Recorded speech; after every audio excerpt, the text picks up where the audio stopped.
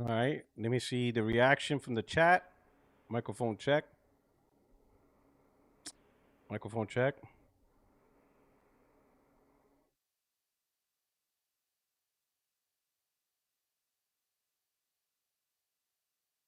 We're live.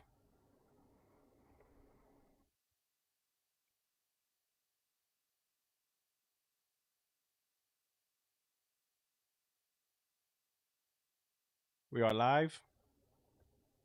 What's going on? Welcome, my friends, my family, my fellow gamers. Your only friend these YouTube streets, Puertorock77. We're here with a Friday night live. With, of course, your only friend these YouTube streets, Puertorock77. I want to say, how is everyone doing on this beautiful Friday? Some of you might be Saturday morning, apparently, potentially, whatever. But whatever day and time frame you're at, welcome. Welcome to this Friday night live. Really appreciate you guys being here. Love you guys. Thank you for taking the time to show up. I hope I'm able to provide an entertaining live show. Uh, while you're here, please hit the like button. And if you don't mind, share this out. I'll be truly appreciative. And thank you. But it's going to be a good show. But I'm a little bit conflicted. I know I have the titles up, but I'm telling you, it's going to be hard to talk about gaming unless you're 100% pure grifter, right? I console war. Absolutely console war. There is no doubt about it. I absolutely fanboy at times. There's no doubt about that. But what I don't do, which I think is being commonly accepted, is straight up lie. Like straight up lie. Like, and what I mean by lie is not. Oh, hold on. Let me fix this camera. Looking, is that a weird angle? Okay. It's not you make a prediction and a prediction doesn't come true, right? It's not a prediction come true. I'll give you an example of a lie and a prediction that'll come true. You all know that I crashed out when Helldivers 2 went to Xbox. And just I had a feeling that Sony's just gonna dig deeper. I had all these opinions, and I just didn't trust Sony at that point because that one was different. You know, Helldivers 2 going to Xbox. I'm like, you got the one breakout live service game that you can actually use to compete against Xbox and even Nintendo, right? I get the whole. I ain't gonna say. I ain't gonna say I get. I understand to a certain point live service games on PC. I understand. I don't want to say I get because if I say I get, then that kind of assumes that I agree. I don't agree with it. So I understand the business aspect of it. But I still think that even with live service, you should differentiate yourself to show that, hey, your first party live service game, this is yours. Kind of like Nintendo with Splatoon, right? I don't know how well Splatoon is. I don't play Splatoon. I don't even talk about Splatoon or anything like that. But the one thing I do know, and we all know, whether we play the game, whether we like the game, or depending, I think it sold well. We've seen the sells well, right? We do know one thing: you need a Nintendo to play it. You need a Switch to play. You see what I'm saying? So even from a live service multiplayer perspective, it helps build the portfolio of the brand. Meanwhile, while Helldivers 2 is not an exclusive, it's a console exclusive. Okay, got it. It is what it is. It is still something that if you're a console gamer and you want to play Helldivers 2, this big phenom, and you don't want to play it on PC because you're not a PC gamer, you want to play it on console, then you need a PlayStation 5 to play it. And by them putting it on Xbox, it opened up a whole Pandora's box. Is it gonna go on Switch next? Well, it opened up a whole Pandora's box, and in my mind at that time, I'm thinking either Sony's incredibly stupid at this point, or they're pushing for multi-platform strategy, right? Now, in hindsight, they're just incredibly stupid. I could say that Sony's incredibly stupid, right? They didn't have a multi-platform strategy. They're just incredibly stupid, and some of the things that's just obvious, and that's the truth. So sometimes Sony can have a brain fart, when you do stupid things, right?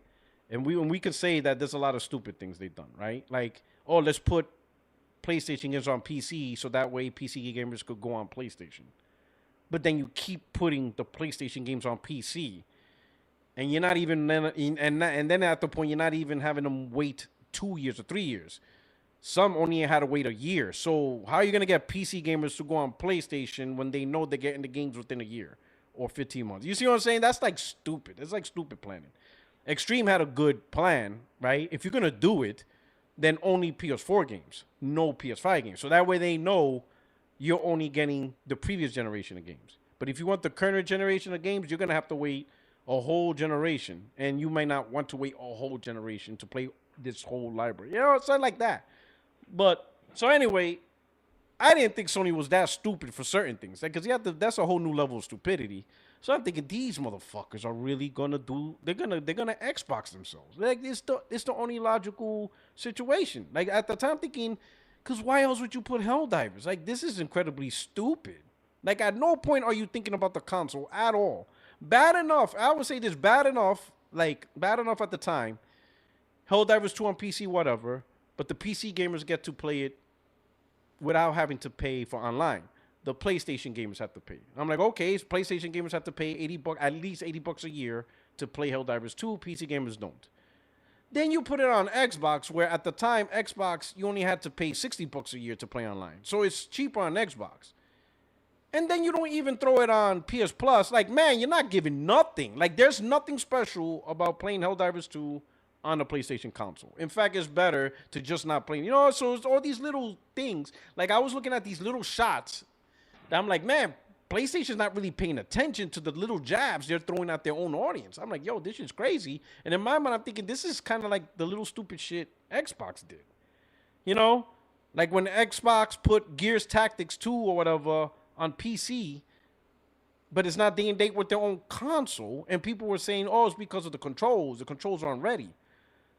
But the PC had the controller support day one, so it was there. So why was it on console? You know, it's those little stupid shit. Or they have PC Game Pass exclusives and not on the console. You know, it's those little things that you start to look and you be like, are you even paying attention to what you're doing to your own console? And how, like, you're making it look kind of dumb? Like, so that, I crashed out on that one. Luckily, Sony, you know, they course corrected, you know, or they never really had that in the plan, which is a great thing. But when I say, oh, they're going to do day and day and all this stuff, it's only because I saw that this was stupid. It wasn't because I was lying. And I didn't say, oh, I have an inside source. They're going day and day. I never say that. You know I don't say inside sources at all, like on this channel. I don't think I ever did. And if I did, it may be like once. But I had people, inside sources, come to my DMs, oh, this is going to happen. Believe it or not, some of the things did happen. But I still never said it. This channel, I never been a inside source type channel. I just didn't. You know, and shout out to the guys who tried to help me. If you're listening still, you know, you came into my DMs. You told me, hey, I want to give you the inside scoop. I like your channel. This is going to happen. And I'd be, oh, I appreciate it. But I never made content on it because I'm like, I'm not doing that. And it came true. Like some things I'm like, shit. Like, shit. I could have blew it up. But that's water under the bridge. I just never did that. But when I crashed out and was saying, oh, Patient's going to do this, it wasn't because I knew they were going to do it or I had an inside source. It was just how they're feeling, and I was also pissed off. That's a prediction. Versus lying, if I would have said, oh, I have an inside source, the source told me it's happening, yeah, day and days company. That's a lie, because an inside source never told me nothing like that. You see what I'm saying? So there's prediction, there's lying, and stuff like that, right? And what's happening now is there's just a lot of liars. Now, there's just lying. My God, it's just blatant lies and stuff like that that's happening, right? And then you got the grifting part where you have to cater to your audience. Like you built your channel. Like this channel, you know, people call it a PlayStation channel, and I can understand why, because I prefer a PlayStation. But the primary thing about this channel is always, at least, I mean, it's in the name, 60 frames, no lag. It's no bullshit. That's why this is probably one of the last few channels that I still can say anybody can show up. I don't care what platform. You could come in and talk your shit. How many channels do that now? Name me a channel that says open invite, talk your shit. We don't have that no more. I think Z does it. Z obviously does it, right? Z loves the entertainment. But like, there is no channel that will now accept an opposing opinion and you know and defend your viewpoint. Crossfire. Shout. You know what? Crossfire. My apologies, Mooch. Yeah, Crossfire. Crossfire is still Crossfire. Now, some people say Crossfire is Ponyfire, right? Crossfire is Ponyfire, but that's only because the people ain't going to Crossfire. The Xbox gamers ain't going to Crossfire. None of them want to show up. So you can't blame Mooch for the lack of participation, right? If you're an Xbox gamer and you're calling Crossfire Ponyfire, don't go to Mooch and complain to him. Go to your favorite Xbox podcast and tell them, hey, you need to show up to Crossfire and put the points you're making on your channel and bring it up there and battle it out. And see what they say. See what they say. That'll let you know. That will let you know who they are. Right? That will let you know. Mooch cannot force Xbox content creators to go on Crossfire and defend their stance against people that have a different viewpoint, a different fact, different opinion, and can back it up. He can't control that. He can't force nobody, you know. I mean, if Mooch was in a mafia, you know, and threatened them, then maybe so, right? But he can only get viewers who are willing to go in and ready to battle on Crossfire, and they're not showing up. They stick to their what you can argue is their echo chamber. They stick to their audience, and sadly, that is successful. We have to be real. It is what it is. Echo chamber content is successful. There are people who want echo chamber content, and it's not just limited to games. It's sports. I seen echo chamber content to sports. I seen sports channels. Listen, you know, shout out to my Knicks, right? I seen sports channels still saying that the Knicks had it easy and that this team didn't deserve the championship. And I'm like, despite all the metrics that the Knicks have performed, I mean, the Knicks, if you look at it from a statistical metric stuff, they dominated the playoffs in ways that majority of the teams who were previous champions never did. The statistics and the data is insane that favored the Knicks. It's absolutely insane what they pulled off, right? But people don't want to hear. There's some people that don't want to hear that, and they don't want to hear a content creator be unbiased. You know, look at it from two lenses. No, they want people to stay in their box, in their echo chamber, and they just want, you know, in that politics. Oh, politics is heavy on that. Politics is heavy on that. In politics.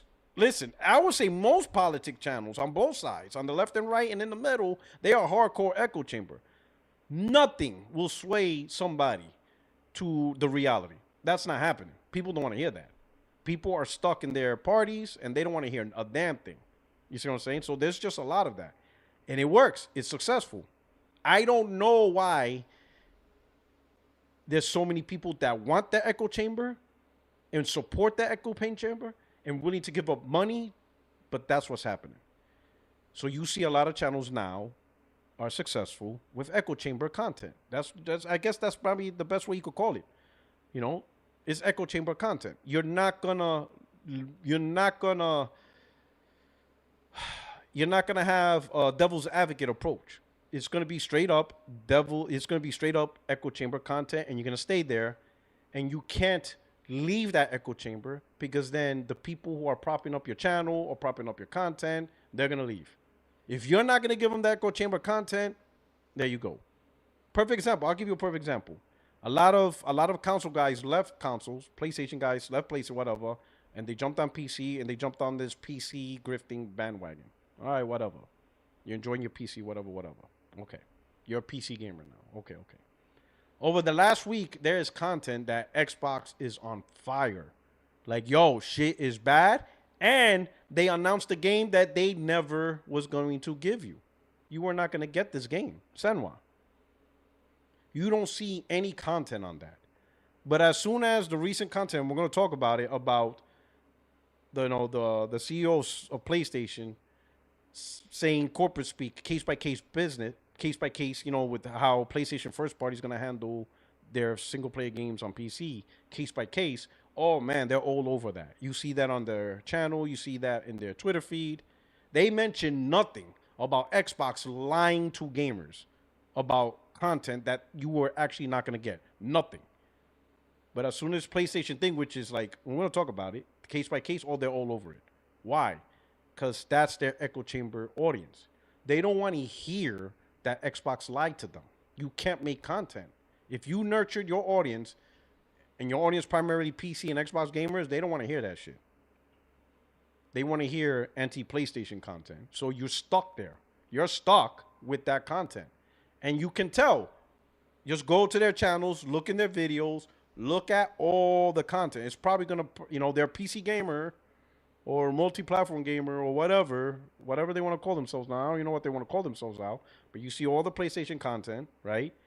They ignore all the bad content on PC, all the bad content on Xbox, mention none of it, even if it's disastrous. Like, come on, man. Like, right now, the biggest thing this should be is Microsoft announce a game to gamers and Game Pass gamers, and you're not getting it.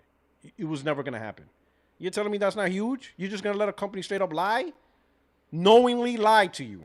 Knowingly, you're not going to get Senwa. You're going to let that go? Of course they're going to let that go. It's just how it is, and that's what makes it successful. And that's why I say, like, man, so gaming conversation is going to be really trash, right? This is why I titled this the state of gaming is one of my titles, because I really want to give a overview. And then, of course, the PC fanboy still shilling, poor begging for PlayStation games. So I'm going to start with that topic first. I'm going to start with, PC gamers poor begging, right? This is also part of the whole grifting and echo chamber.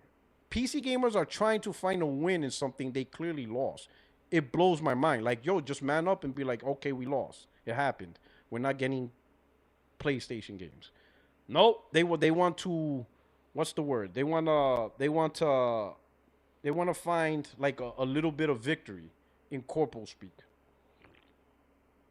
despite the fact that you completely lost. Right?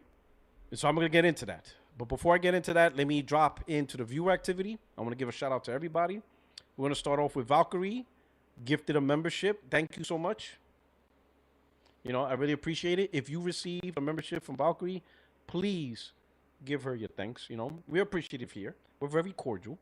Also, follow her on Twitter under the same name. And she has a YouTube channel, quirky, stuff like that. But you know what? It's good content. Because it's unique, it's a visual, and it's real, right? She's not trying to chase the algorithm. So, if you enjoy good, wholesome content, and once in a while you see her wipe out while she's surfing, that's the channel for you, right? And Valkyrie, you know what? I'm not gonna hold you to it because this is really M, but USA. I'm telling you, listen, Australia, just be the 51st state. Be the 51st state. Just be the 51st state. All right? Eventually, we're going to figure out soccer. We're going to figure it out. That is the last, I don't know how long it's going to take, but listen, if the Knicks could win, we could win the World Cup. We will figure it out. And then you're going to see me with a soccer football club hat, even though I don't watch, but I'm going to cap for football club. We get that World Cup, it's on. It will be a bona fide American sport. Every World Cup will be hosted in America from this point on. And if any country tries to take it, we will go to war with them. All right? I'm just playing. All that magpie you can fight. He says, why would USA want Australia as a state? All that magpie you can fight. Oh, man. Oh, okay. Oh, but anyway, shout out to Valkyrie. All right, we got C-Pix. Thank you for the super chat. C-Pix says, we got the Knicks winning championships before GTA 6.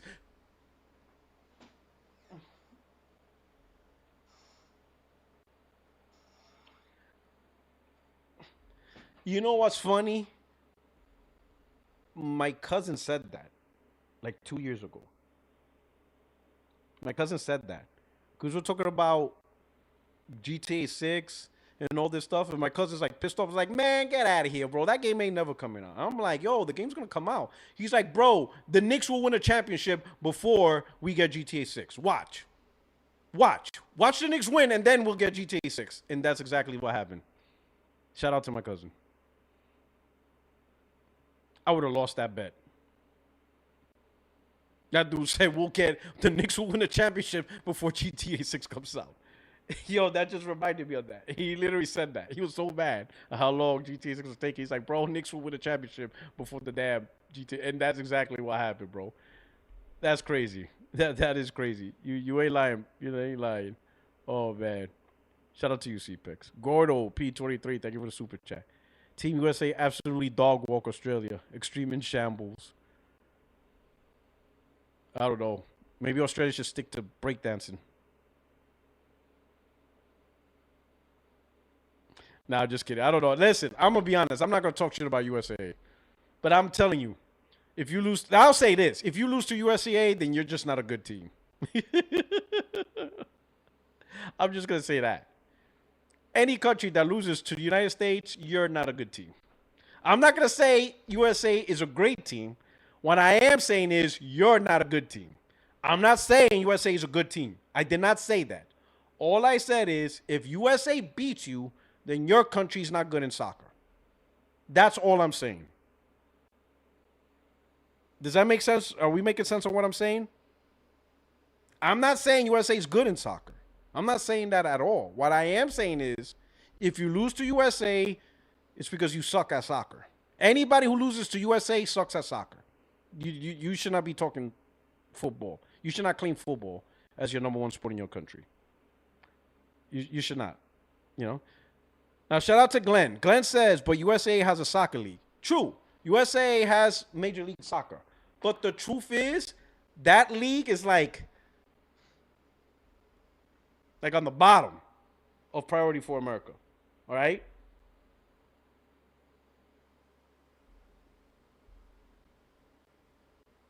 Okay? I'm going to explain. In America, I'm going to tell you, the aspirations most Americans have, when you have children who are athletic, like you can tell they're top tier. Like you could tell some of these kids, you can tell at the age of 12 that they're premier elite. They're going to be elite sports, whatever. Okay? So in America, this is what parents of children who have elite, who you can already tell genetically, they're going to be elite. They're going to go after the major sports of baseball, football, basketball, hockey. You got those. Beyond those, they're going to go after Olympic type events, gymnastics, things like that, or boxing. So you got those guys. You got those, right? Listen to what I'm saying. So you got the major sports, right? For America, you know, football, American football, baseball, hockey, and basketball. Those are the major ones. Okay? No, not soccer. No, not soccer. Those four. Then below that, they're going to go after Olympics. So track, running, track, swimming, gymnastics, all those track and field stuff, Olympic type events. Okay? So you got all that, right? You got all those elites. And after, right? Then you're going to go after boxing, MMA, UFC. You got those guys. And then after all those guys, now we're going to give you soccer. So whoever's left, because you couldn't make it in all these other sports, all right, now you got soccer. That's how America treats it.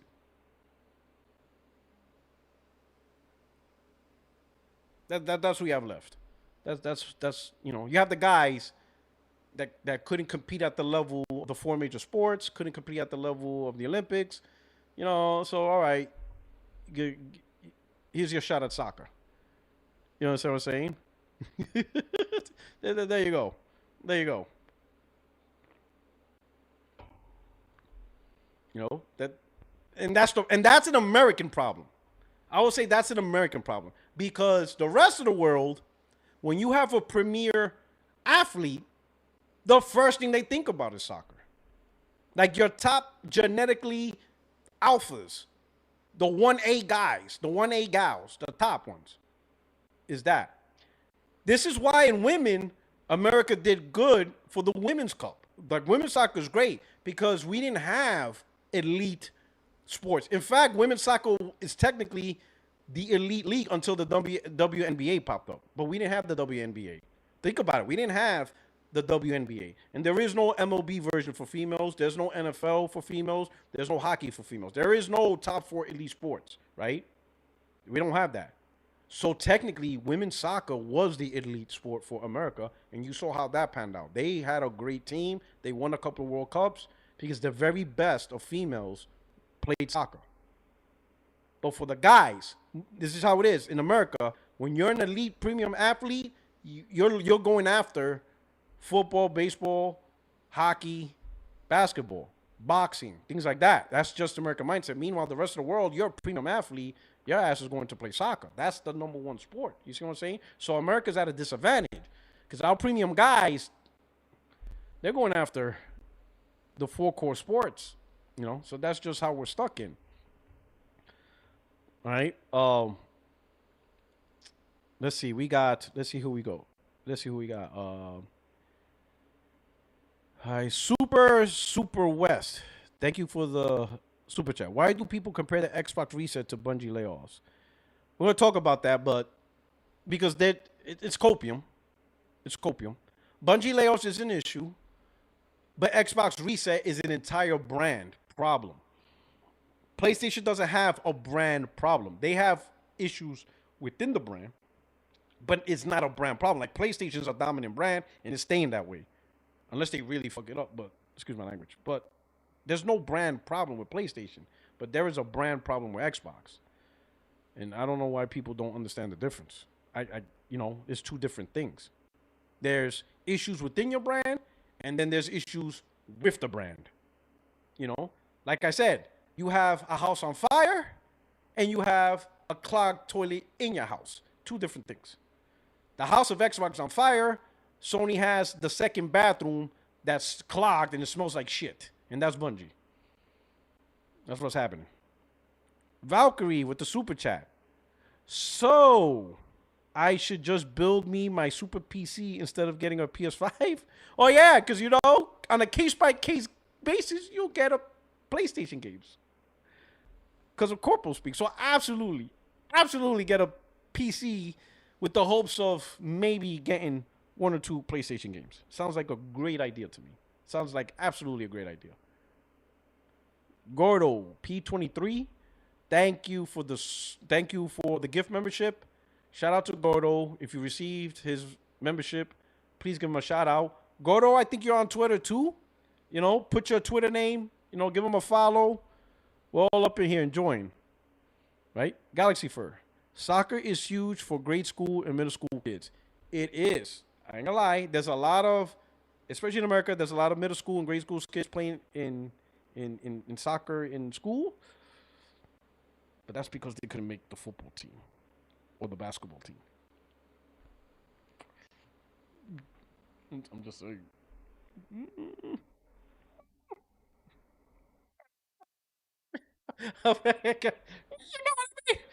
I see the kids who play soccer, and they're good at soccer. They just didn't. They just weren't on the baseball team. They couldn't make the tryouts. Shout out to Galaxy Fur. But it's an American problem. The top genetic athletes that grow up, they're always going to push them into the core sports. That's the problem. And that's an American problem. While meanwhile in Europe, Asia, those premium athletes, those genetic freaks of nature, they push them to soccer. They're not going to push them really even to NBA, even though NBA basketball grew in Europe, it's growing worldwide. But that's kind of like, the rare part, right? The premium talent in school, they go to soccer at 5. They're already playing soccer at 5. Premium 1A genetic talents, they're already in soccer. Already, and that's just how it is. You give the best talents, you're going to get the best result. Super West, thank you for the super chat. Why do Americans call it football when you don't use your feet? That is incorrect. So I want you to watch. You don't even have to watch a full football game. You don't have to watch it. Just watch the start of the football game and how it starts. What is the first thing they do? The kickoff. There you go. You cannot start the game until somebody kicks the ball to you. And they cannot throw it to you. They have to kick it to you. If you don't do the kickoff, there is no football game. So there you go. Now, you're probably thinking that is the most stupidest American mindset I have ever heard in my life. Listen. It may be the stupidest American mindset you have ever heard, but it is a mindset you have heard. Yeah, you like that, right? I pulled the Jack Sparrow on you. I pulled the Jack Sparrow on your ass. Maybe a stupid mindset, but you have heard of that mindset. He said that is so dumb.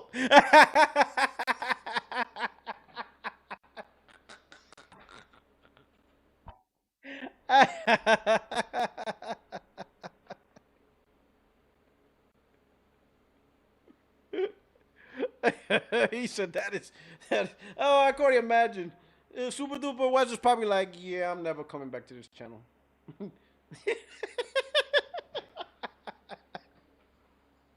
He's like, what's your? He's like, this guy really pulled the Jack Sparrow on me. Yeah, that's gonna be my last super chat. I'm done. He's like, I'm done. He said, it says Super Duper has left the chat. He's like, that is incredibly stupid. Mm. Oh, oh, that's it, right? Soccer way more competitive than American sports for real, for real. I don't. I'll be honest. I never said one sport is more competitive than the other because. Let me tell you a story, and I think I told this story once, right? Um, like I said, soccer has incredible skills, incredible endurance. Probably one of the more endurance-based sports. The only sport I could think that probably has more endurance or even close to endurance is boxing. Like boxing is a motherfucker. Basketball, believe it or not, has a lot of endurance. Believe it or not, because basketball, you're constantly, but it has more breaks. But I think when I look at endurance, is boxing. Boxing. I know some people say, well, you got rounds, but I don't think you guys really know how exhausting 3 minutes is, and you're getting hit. You're getting physically attacked for 3 minutes. I don't think the combination of getting physically attacked, receiving attack, and fighting for 3 minutes, it is absolutely exhausting. It is bad. I took boxing.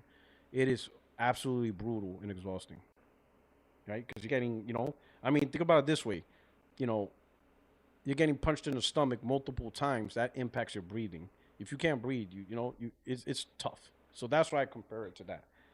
Baseball is not as exhausting, physically exhausting than basketball. It's not. It really is not. Baseball's more mental exhaustion. And people thinking mental, yeah, baseball is a very mental game. It is. I don't think people realize how mental it is, right? For that sport. Um, but as far as competitive, like every sport in its own right is going to have tight competition, and within the confines of the sport, very aggressive in its nature. You know, so I don't think one sport's more competitive than the other. I think it's just, you know. I mean, if there was one American sport that probably I would compare soccer to, that's probably rough, also besides boxing, is hockey. Hockey's similar in nature to soccer and basketball, but you rolling on skates. And that shit is tiring. Running back and forth, power speeding in skates, and then they crash your ass in the board, and you get knocked out. And then they let you fight. They let you throw down. Hockey is tough, boy. I would say even tougher than football. Because now you're talking straight up full speed, right? MMA, too, I'll give it that. That's right, MMA is like 5 rounds and not the full 13. Or I ain't going to say full 13, not like boxing. But hockey, boy, that's a lot of work, man. That's a high endurance sport, too. And you're at a speed. And when you crash, oh, man, that's brutal. So I think a lot of sports is competitive. Lacrosse is better than... I saw a lacrosse game. I'm like, what the hell is happening here? The guys are pretty tough. I mean, I think in the end, all sports is competitive if you're passionate about it and you're going after that. Balancing on skates ain't easy. I know, and them guys is just good. So I think I think all sports is just level competitive. I don't think one sport's more competitive than the other, right? I don't think it just is, right?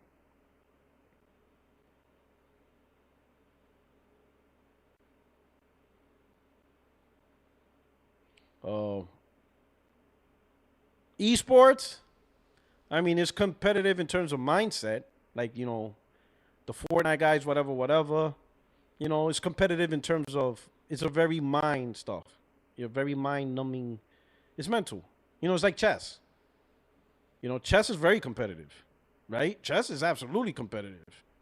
Chess is like super competitive, but it's a very mental thing, right? Galaxy Fur, thank you for the super chat. The United States calls it soccer because the British called it soccer first. Soccer is a British coin term for the sport, so blame the Brits. Oh! So the Queen's English named this soccer. So there you go. Y'all going after America, blame the Brits. We're just using the Queen's English. We're using the Queen's English. Call it. Right?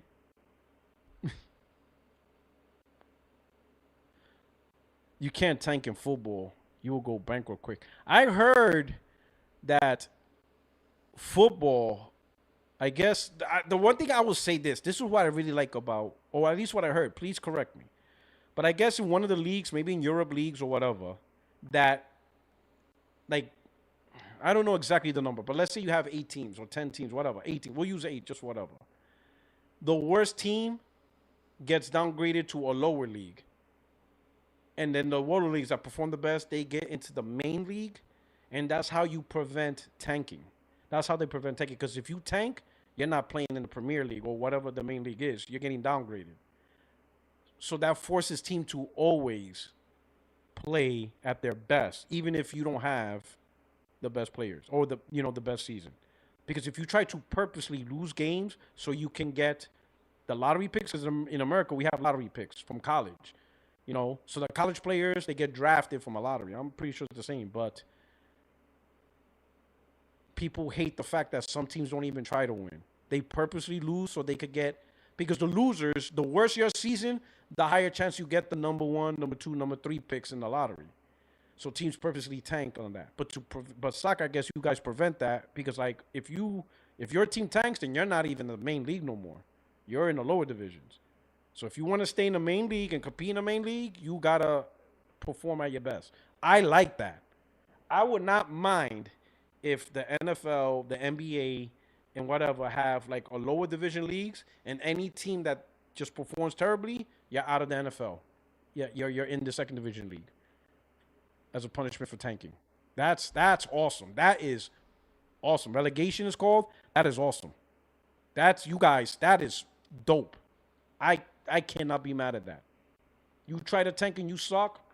You ain't. You're trying to exploit the draft lottery system. Nah, you're not even gonna play in the NFL. You're down in the lower leagues. Rebuild there. Then, if you want to rebuild there. But don't waste premium tickets. Because think about it. Especially now where a lot of these sports are attached to some type of subscription service that you have to pay and your team sucks ass, then what you're paying for? It's not like it's primarily from free TV anymore. We all have to pay something, and you're paying for what? You're paying for teams not doing their best? Nah. Get your ass in the sub leagues then. So I do like that. Shout out to 18 Anime. Says in America, the worst teams get rewarded with draft picks. Exactly. In football, the worst teams get relegated, not rewarded. So it's overall more competitive. Outstanding. I love that. Exactly that. The worst teams, you get number 1, number 2, number 3 draft picks. So you actually get rewarded for tanking. That I do like. I wish U.S. can implement some type of system where only the best teams stay in the top leagues. The worst teams, you're getting dropped. Super West, thank you for the super chat. He didn't leave. I appreciate you. The crowd in a stadium is so different between USA and Europe. You guys are too quiet.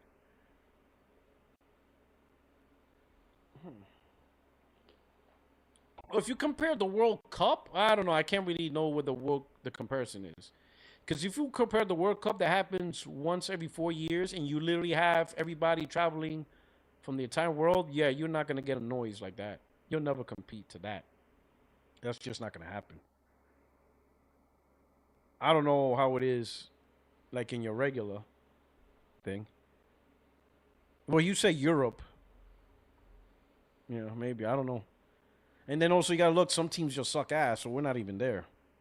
So you're not gonna get noise on a team that's shitty. Because again, like we mentioned, shitty teams get rewarded with draft picks. So think about it. If you have a team and they're purposely tanking, how big of a noise are you gonna get in that stadium? You're gonna have to wait until like the Super Bowl, whatever. And here's the thing. This is the one thing I don't like about the Super Bowl. The Super Bowl, there's no home field advantage. The reason why is the Super Bowl gets determined. They already have the schedule of where the Super Bowl is going to be hosted at a specific stadium, and you have a whole bunch of people that are wealthy or whatever that buy tickets. They're not really the fans of the team, so you don't have like fan base really cheering. You have guys that are like maybe you have some fans, but for the most part, the Super Bowl is a very agnostic event. It's not a crowd and stuff like that. That's the only thing that sucks about the Super Bowl. Craig Harris, World Cup crowd starting singing Country Roads. World Cup crowd started singing Country Roads. Well, I don't even know what that song is, Country Roads. I don't know. And if I look stupid not knowing the song Country Roads, I'm sorry. Maybe if I hear it, maybe I did hear it. I don't know it. Valkyrie, thank you for the super chat. Says, so tanking the sports or throwing a match is like Xbox lying and self imploding. The only thing is, when you tank, you get rewarded with draft picks. I don't know what Xbox is getting rewarded with. I don't know. Did you see World Cup tickets starting at 1K? Oh, that's crazy, man. Knicks courtside tickets were 100K. Yes, yes. It is sad that when somebody mentioned it, I was listening to a podcast, and they're like, "Yo, how crazy is it that you have fans of the Knicks for decades waiting for this moment, and they couldn't afford the tickets to see their team in the biggest stage because they got priced out. Courtside tickets, like the tickets, think of a basketball court. The court side, that's the seats that surround that court, 100K per seat. The seats in the back, the nosebleeds, high up, you could barely see anything. They were like 10K a seat. So the worst seats in the house, 10K to get in that building. That's crazy. Country Roads was the song used for the first Fallout 76 trailer. Okay. I was trying to direct us back to Xbox gaming, but except that she tried. She's like, so people's like, hey, can we start the gaming topics? Can we start the gaming topics? All right. Uh, Country Roads, take me home to the place I belong. I'm gonna have to listen to it. All right. So we're gonna get into gaming. All right. Let's get into gaming, man. But I appreciate the little sports conversations. I appreciate you guys, mentioning some stuff about the world soccer, the world football sport and stuff. Um, so we're gonna get to the first topic. But please hit the like button if you haven't already. And if you're new to the channel, I'm glad you're here. Hope you stick around by subscribing. Um, we have a podcast every Tuesday, 8:30 p.m. Eastern. Great crew. Valkyrie is there. Craig Harris. We got the crew. Great panel. Great chat. So it's just a great time. And I really thank you guys. Right. So, but please hit the like button and share this out if you don't mind on Twitter. I would appreciate that too. But let's just talk about PC port begging. We'll start there. We're going to start with the PC port begging. And this is how we're going to address that real quick. Give me a second. Let me pull this up real quick. Real quickity, lickety, splickety. let's do that. Let's see where I have it.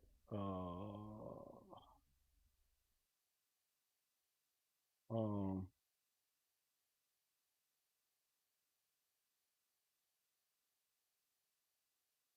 okay, we're gonna start right here. We're gonna start with this. So we're gonna start with this. Let's go here. Let me right here. I'll make this bigger. So I guess PlayStation had their quarterly business or semi, their fiscal year end of whatever. This came out of it. There's other stuff that came out of it, but we're gonna talk on the topic of PC poor beggars. Shout out to Genki. Gave a quick summary that says PlayStation CEO Hideki Yoshino, or as Glassdoor Gamer calls him, Nishino the Machino, on PS5 games releasing on PC. From the start, we have determined platform selection based on the characteristics of each title. If releasing on PC can maximize the gaming experience for that title, we will continue to consider it. At this time, our main policy is for first-party developed single-player games to further refine the value of the gaming experience we can offer on PlayStation. Meanwhile, we believe it's important for live service games to be played by as many people as possible through online multiplayer, so we will continue to release our PS5 and PC platform as a basis. Regards to the platform, we will make decisions based on our desire to deliver the best possible gameplay experiences that maximizes each title's unique features. Okay, so based on this one, PC gamers are trying to get a win. That's what they're trying to do, right? Some are even saying that nothing changed. That's what they're saying, that nothing changed. I'm like, okay. So let me remind, um, hold on, let me hit these likes on these super chats because the window was glitching a bit. But let me show y'all something because apparently people forgot. People forgot. So let me show you this. This is 2 years ago.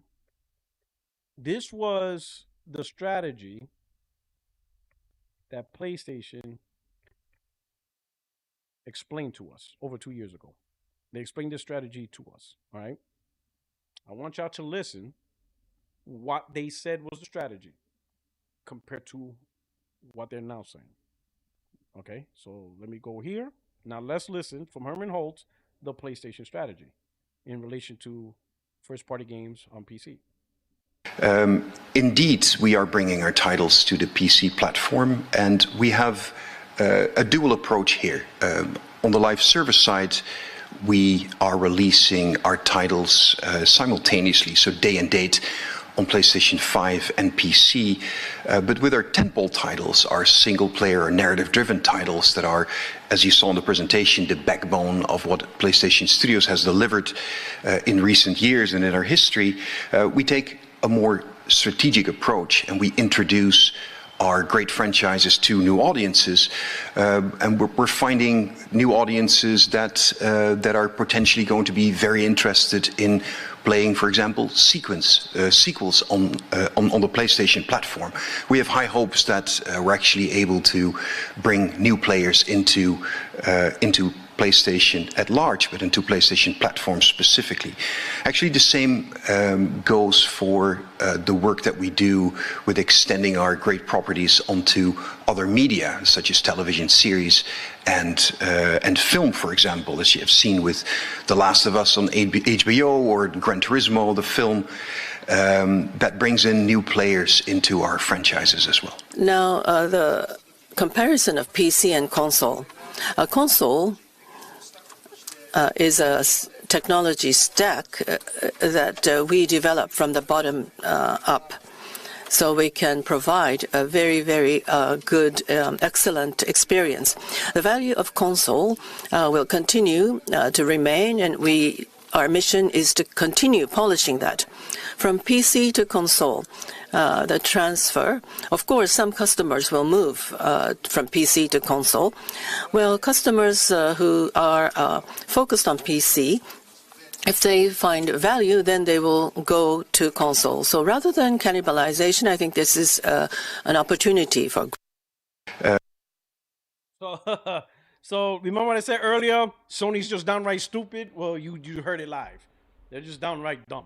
They really believe they're gonna get Indeed, we are bringing our PC title. gamers, right? And then the way they, the way they handled that, you heard them. Like you got the game, but then you want to play the sequel on console. But the problem is they provided the sequel as well. So they gave him God of War 2018, and then they gave him God of War Ragnarok. They gave him Horizon Zero Dawn, then they gave him Forbidden West. You see what I'm saying? So, but you heard from them, the games are going to PC. The titles are going to PC, single player. We're talking we're not talking the live service. Live service didn't change, but the specific port begging is the Temple titles. It's going to PC, and they're hoping they could draw from PC, but they're just gonna port it to PC. It now went from that to case-by-case basis, which is a regression of the strategy that we just heard. That's a regression, right? And these PC gamers, they're trying to find a win in this when those very PC gamers were not talking about regression. They weren't talking about, oh, PC's fine, we're always going to have case-by-case gaming from PlayStation. That's not what they were hyping. They were hyping day and date. Some even said PC, a PlayStation launcher. They hyped PlayStation launcher. So you'll get an actual launcher in the PC ecosystem. Not just day and date, but PlayStation launcher. To get everything, the full gambit.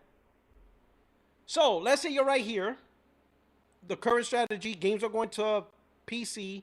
It's timed exclusives on a console. And you heard the terms from all PC gamers. Whole slate. They use that term. Everything's coming to PlayStation. They have no problem waiting. You heard all those buzzwords. So they're here. And then they hyped this. PC day and date. PlayStation launcher. But what they end up getting is they're not even sure what game is coming. Right now, they're relying on corporal speak. Right now, they feel like they won because of corporal speak. What are you getting, PC gamers? Tell me. If PlayStation gamers like myself take an L, what is your W? Because you were here. You were getting the games. You were getting Spider-Man. You were getting Rift Apart. You were getting the games. You were here. And you expected here. But now, you got nothing in sight. All you got is corporal speak. That's what you got. You were here. This is what you were getting. Whole slate. Sure, you had to wait, but you were still getting it. You expected this. This was your expectation for your PC up here. But you're here. There's nothing to be seen. So how is this an L on the PlayStation gamer and not an L on you? You guys didn't even believe Sony was changing the strategy. Let's start there. When Jason Schreier told you they're peeling back, y'all didn't believe it. Some of y'all still thought that Sony's actually going to go day and date on PC. And you guys said, oh, I listened to this channel and their insider said that a PC launcher's in the works. Y'all were doing that, even after the Jason Schreier article. So I want to know how this is an L on PlayStation gamers. Y'all lost.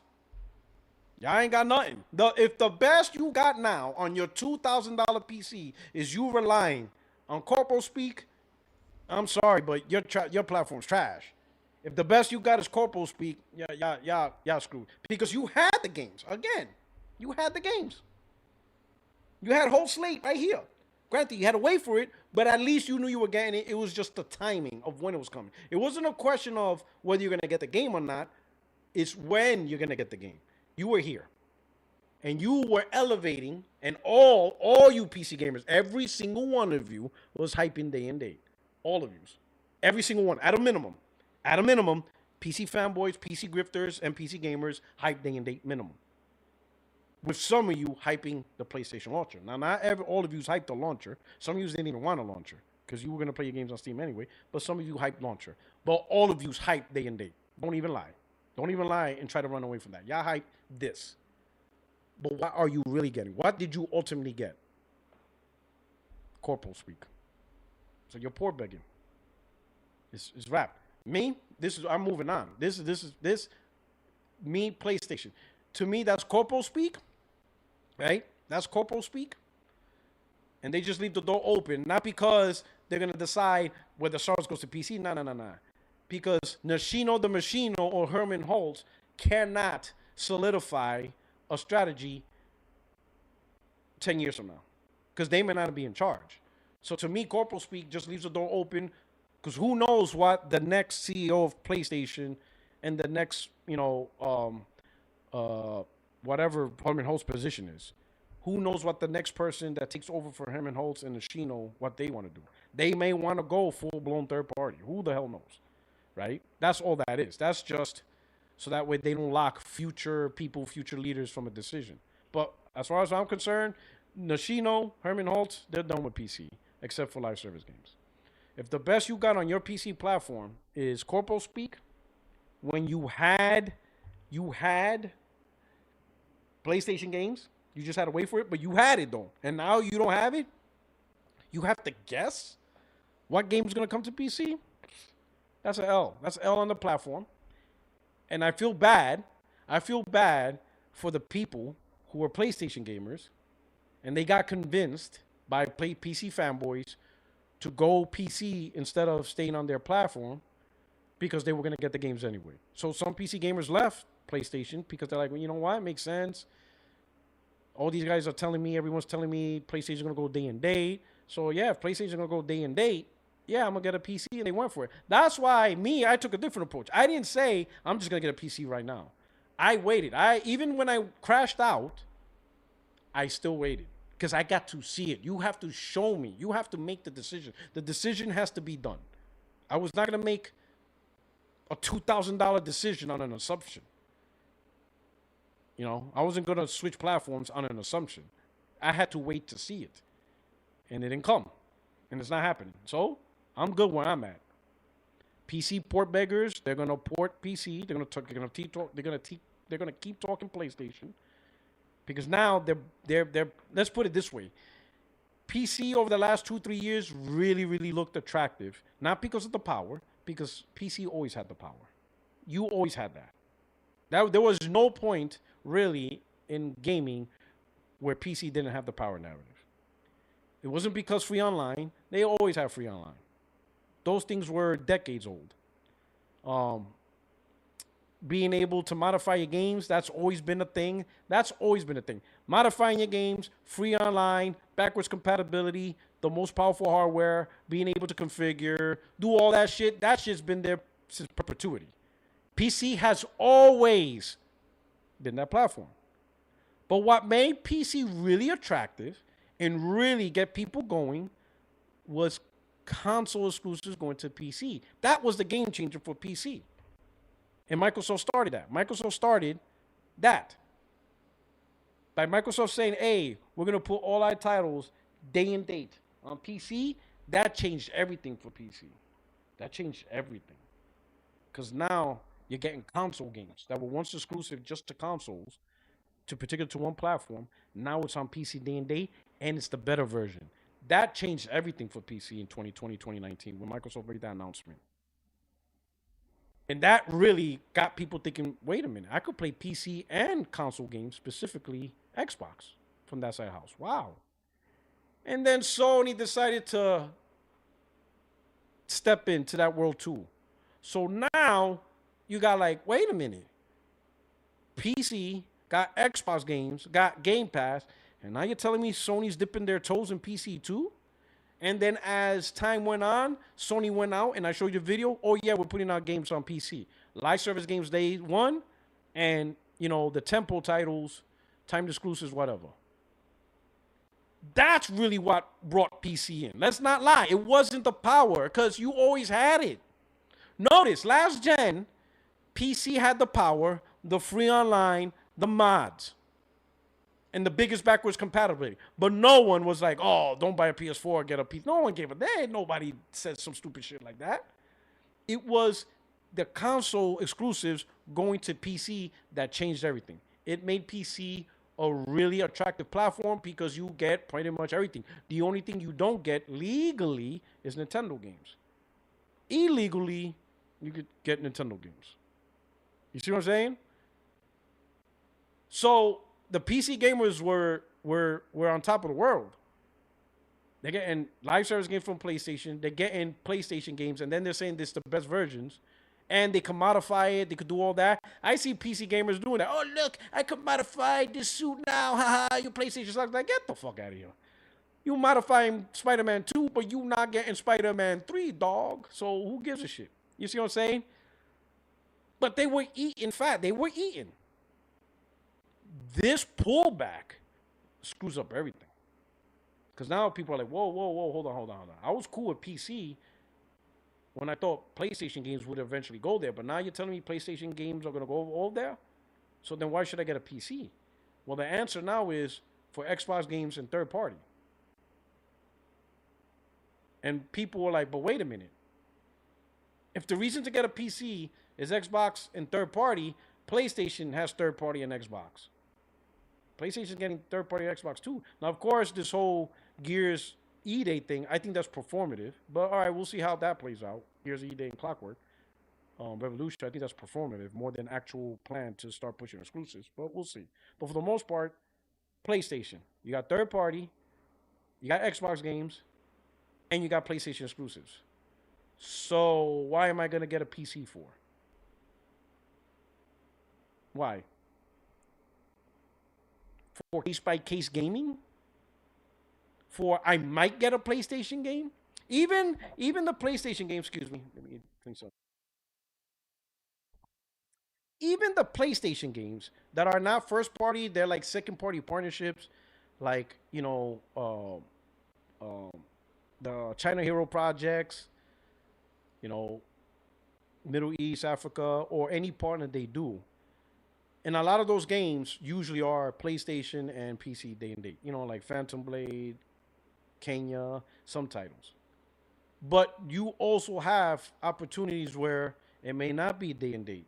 Like PlayStation may support a game and it's only on PlayStation, like Stellar Blade, and that's timed exclusive, right? So you might have titles that you have to wait. I think Silent Hill Towns on PC day and date. I'm not sure. Can somebody? I mean, I could look it up right now, but can somebody in the chat just say yes or no? Is Silent Hill Townfall, I think it's called, is that day and date on PC? Or is it first on console and then goes to PC? It is day and date? Okay, it is. What about Silent Hill 2? Was that day and date on PC? Or was that on PlayStation first and then console? Or like Death Stranding. Death Stranding is another example. I'll use that. That was on PlayStation first. Death Stranding and Death Stranding 2. You see what I'm saying? And then it went to PC. So even those titles, you know, second party or second party relationships or just relationships with another developer, it could be PlayStation first, then PC. It could be PlayStation and PC, but it also could be just PlayStation and then later on PC. You see what I'm saying? So even in that scenario, me owning a PlayStation, I don't have to worry about that. Like if I was a primary PC gamer, case by case basis on PlayStation games, and the relationships PlayStation does, it might be day and date on PC, or I might have to wait on for PC version. I don't gotta deal with that headache with PlayStation. PlayStation just gets the game. GTA 6, we get the game. You see what I'm saying? You see what I'm saying? So why am I gonna get a PC for? For mods? You ain't give a shit about mods. I don't give a shit. Free online, that shit was an old conversation that died decades ago. I'm talking about these games. And right now, to me, PlayStation is the best platform for games. I don't have to worry about third-party support. It's rare that something pops up and it's not on PlayStation. That is rare. More often than not, PlayStation gets it. And there are times PlayStation gets it and not even PC gets it, or PC has to wait. So you see what I'm saying?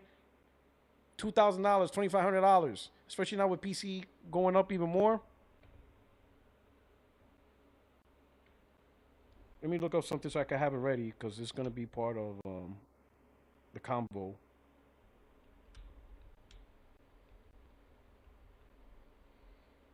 I'm gonna have that ready.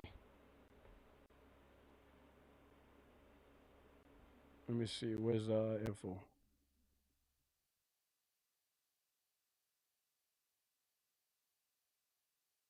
I could have sworn I saw something. Maybe I have it here. Maybe it's here. Let me look it up so I can have it ready.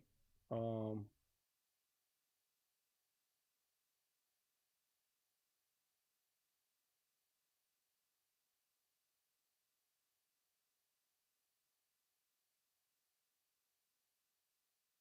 do I see it? No. Let's see if I have it on my likes.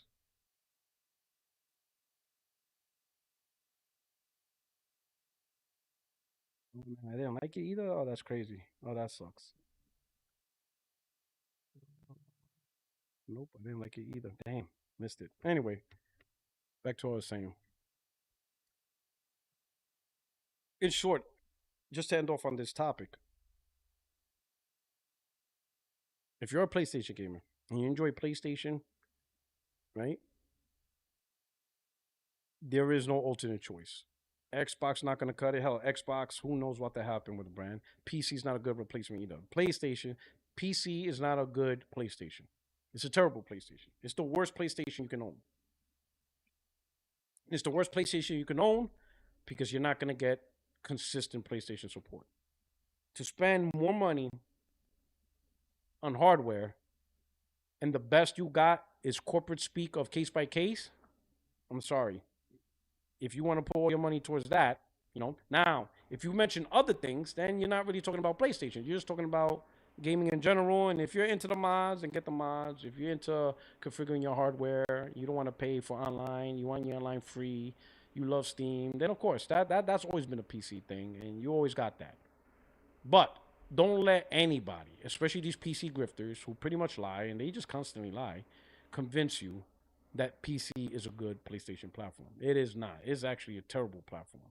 If you enjoy PlayStation and you want to be on the PlayStation platform and enjoy these PlayStation games and enjoy what PlayStation does, you got to get a PlayStation. Everything else is whatever. You know what I'm saying? It is what it is. That's it. So, PC gamers, you can spend your time. Um, you can spend your time port begging. You could try to feel like you got a W because of case by case business. You could do all that weird shit. At the end of the day, I got my PS5 Pro, and I know I'm getting all these PlayStation games and all the ideas and concepts that PlayStation comes out with partnerships and all that. I know I'm getting that on my Pro. I'm good. I don't know what you PC gamers plan to do or what to do. If you enjoy corporal speak, then that's the best you got. Uh, PC gamers using Capcom to weaponize now. Yeah, they could use that too. I see that. That's Macy. They could use that too. Listen, I got Capcom games on my thing too, so I ain't worried about it. I don't need a PC to play Capcom games. So there's just no need for PC. Right now, PlayStation absolutely fulfills everything I need, right? So let me go on to the next viewer activity. We're gonna kick it off with Glassdoor Gamer. Nishino the Machino is the man. He's a hardware guy who talks about the best experiences. He started in Ken Kuragi's era, and I think PS has been saved. I think so, do. I think so as well. I'm glad. I think Sony making a move of not having co-CEOs and just like, you know what, we're gonna go back to the one CEO and it's gonna be Nishino the Machino, as you call him. That's fine. And it worked out, right? Good stuff. So I think now is the next topic, the state of gaming, right? And what I mean by state of gaming, it's each platform and the dynamic of each platform and where they're at now, right? And where they sit at now. And some is dire, others like, oh, you got some issues, things like that. The first platform I'm going to start off with is PC. Because, in my opinion, from the supposed PC content creators, right?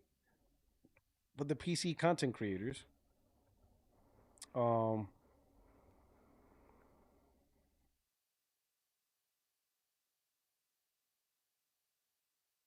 I I'm gonna be honest, they're not really PC content creators.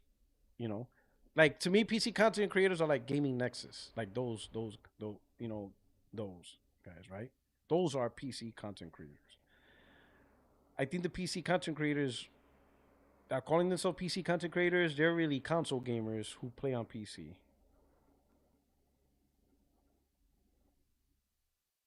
You know what I mean? Um, and they're just talking from a perspective. They're talking from a perspective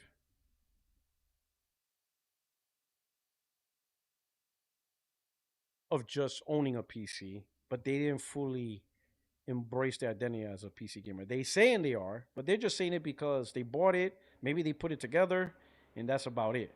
But they're not actually looking into the industry of PC gaming unless it's like a quick note to dunk on console gamers, like the Capcom thing. You know what I'm saying? But they're not really paying attention to the platform they are saying. And this came into fruition for me, really came big to me during the Summer Game Fest week. You know, the week of games. We had a whole week of games, and everybody got representation in that games. Like you even had Latin American games, Asia had their own show. Like you literally had, like there was a game, there was a showcase event for you, right? They had a showcase event for you. Absolutely. Everybody across the board. Kicked off with the state of play. PlayStation gamers talking about it. And of course, it has some multi-plus third parties, so people chimed in that where the games, aligned with their platform. But that's a PlayStation thing. Had it. Xbox had their game showcase, right? Of course, Xbox games are everywhere, but the Gears E Day exclusive, Clockwork exclusive, Game Pass, those are things for the Xbox gamers and some PC gamers, whatever. But it's an Xbox thing. Okay, cool. Nintendo had their own direct. Very Nintendo. Listen, the one thing, the Ocarina of Time remake announcement, that did it for me. I'm getting a Switch 2. It is what it is. That did it for me. I needed a system seller, and so far Nintendo has disappointed me in giving me a disappointment. But it's just a personal disappointment. I'm not saying that the brand is trash, is dying because they didn't give me the game I want. They clearly giving games for a lot of fan base and it's selling great. It's just for me. But now they finally did. An OT remake. And the funny part is, right? Most people bash remakes, right? PlayStation was getting bashed for remakes. It just shows you how just fanboyism is, right? So a remake on Switch is fine. In fact, a system seller, but apparently it's a bad idea on PlayStation. But whatever. OT remake. Yep, I'm there. It is what it is. It is what it is. Awesome, happening. Okay. So Nintendo, PlayStation, Xbox. Then you have Summer Game Fest, which is a celebration for everybody. You have future games. Okay. Latin American games, Latino cool. Asian representation, cool. Then you had the PC game show. And this is for them. It's their show. PlayStation had a show, Xbox gamers had a show, Nintendo gamers had a show, Latinos had a show, Asians had a show, PC gamers had a show. And none of them talked about it. I even asked, like, I'm not seeing nothing on the timeline. I just asked a simple question, like, hey, I'm not seeing much about the PC gaming show on the algorithm. What happened to it? And all I had people was either talking shit to me or trying to say the state of play is the PC gaming. Like they didn't address what I was asked. Just like let me know how the PC gaming show went because I didn't watch it. And if your first reaction is to talk shit or to deflect, that tells me like, yo, your PC centric gaming show is dog shit, which is a reflection of your platform. So these PC gamers ain't talking PC because that's their show. This is your time. You are a PC gamer. Talk your PC gaming show. It's literally there. And they didn't. So right there, I'm like, wait a minute. These guys aren't like PC gamers in the traditional sense, right? Because we have PC gamers in a traditional sense back then. But those guys are long gone. You got console gamers that went to PC, but they're still console gamers in their mind. They're not fully embracing PC, bringing up PC, talking about PC, the PC industry, because you don't see none of that. You would have to go to the hardcore PC gamers like Gamer Nexus and whatever to actually find out what's going on PC. Because if you go to what these guys who are now PC gamers or whatever, they're gonna talk PlayStation or Xbox or Nintendo. They don't bring up anything on what's happening in the PC realm and the issues, right? Take for example this, right? Shout out to Glassdoor Gamer, right? Because he actually pays attention on what's going on the PC side, right? This is one example, right? And this is all leading into, again, this topic is the state of gaming, and I'm kicking it off with PC, right? But like, listen to this. Now listen to this right here.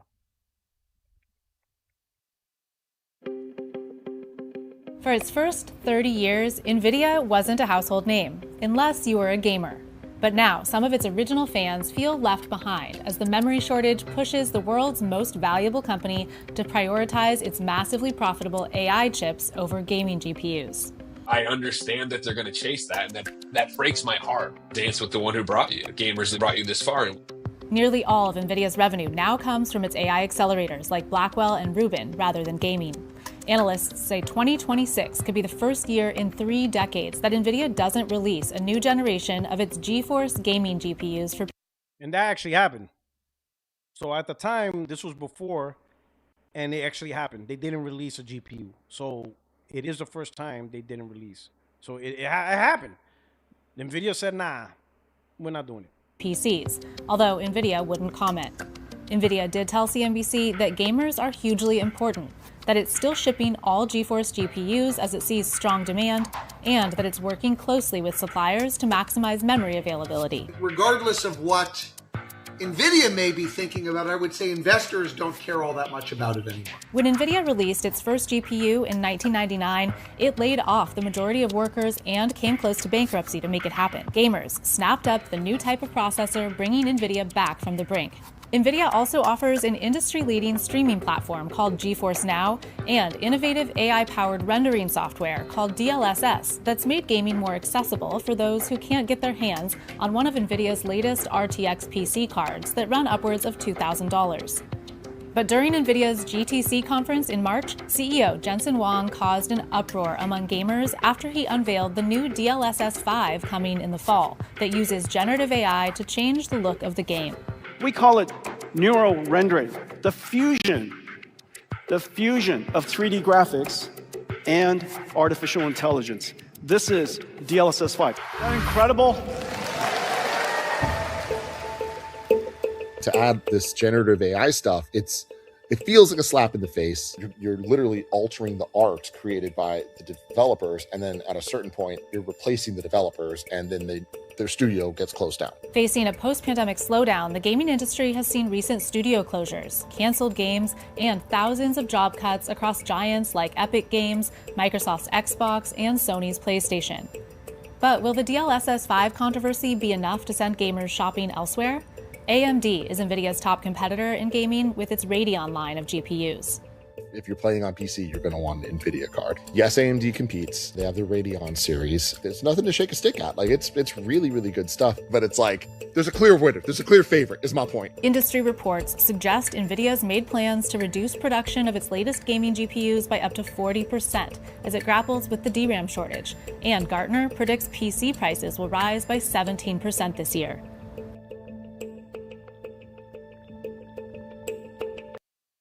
So that's one, right? But there's more. Let me go. There's absolutely more. Here's another one.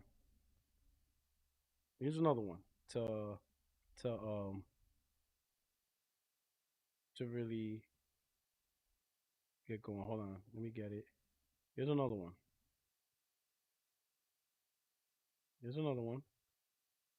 That. Let me set this up. In promoting gaming, and So here's another one. Ready? Here's another one right here. Listen to this. Nvidia is definitely not interested in promoting gaming as a standalone business anymore. We think it is trying to obfuscate the decline in gaming, which of course it's causing by its other focuses. And GeForce GPUs are simply part of NVIDIA's edge computing line now, which really relegates them to increasingly a dustbin of history, I guess. We think NVIDIA sees gaming as a legacy business at this point, and when describing the company's history in financial forms, NVIDIA itself says, quote, fueled by the sustained demand for exceptional 3D graphics and the scale of the gaming market, NVIDIA has leveraged its GPU architecture to create platforms for scientific computing, AI, data science, autonomous vehicles, robotics, and digital twin applications. NVIDIA is now a data center scale AI infrastructure company reshaping all industries, end quote. Gaming as a revenue indicator for a company like NVIDIA is also an indicator of home computing. It's a marker for it. And if gaming is in decline, then so too is home computing. And that's what we've been saying. But now NVIDIA is saying it.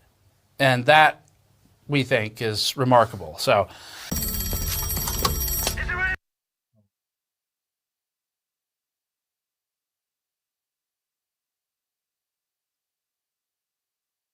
So here's the thing, right? Let's chat on this. PC gamers, or I ain't gonna say, I don't know what to call you guys really, because you're not PC gamers.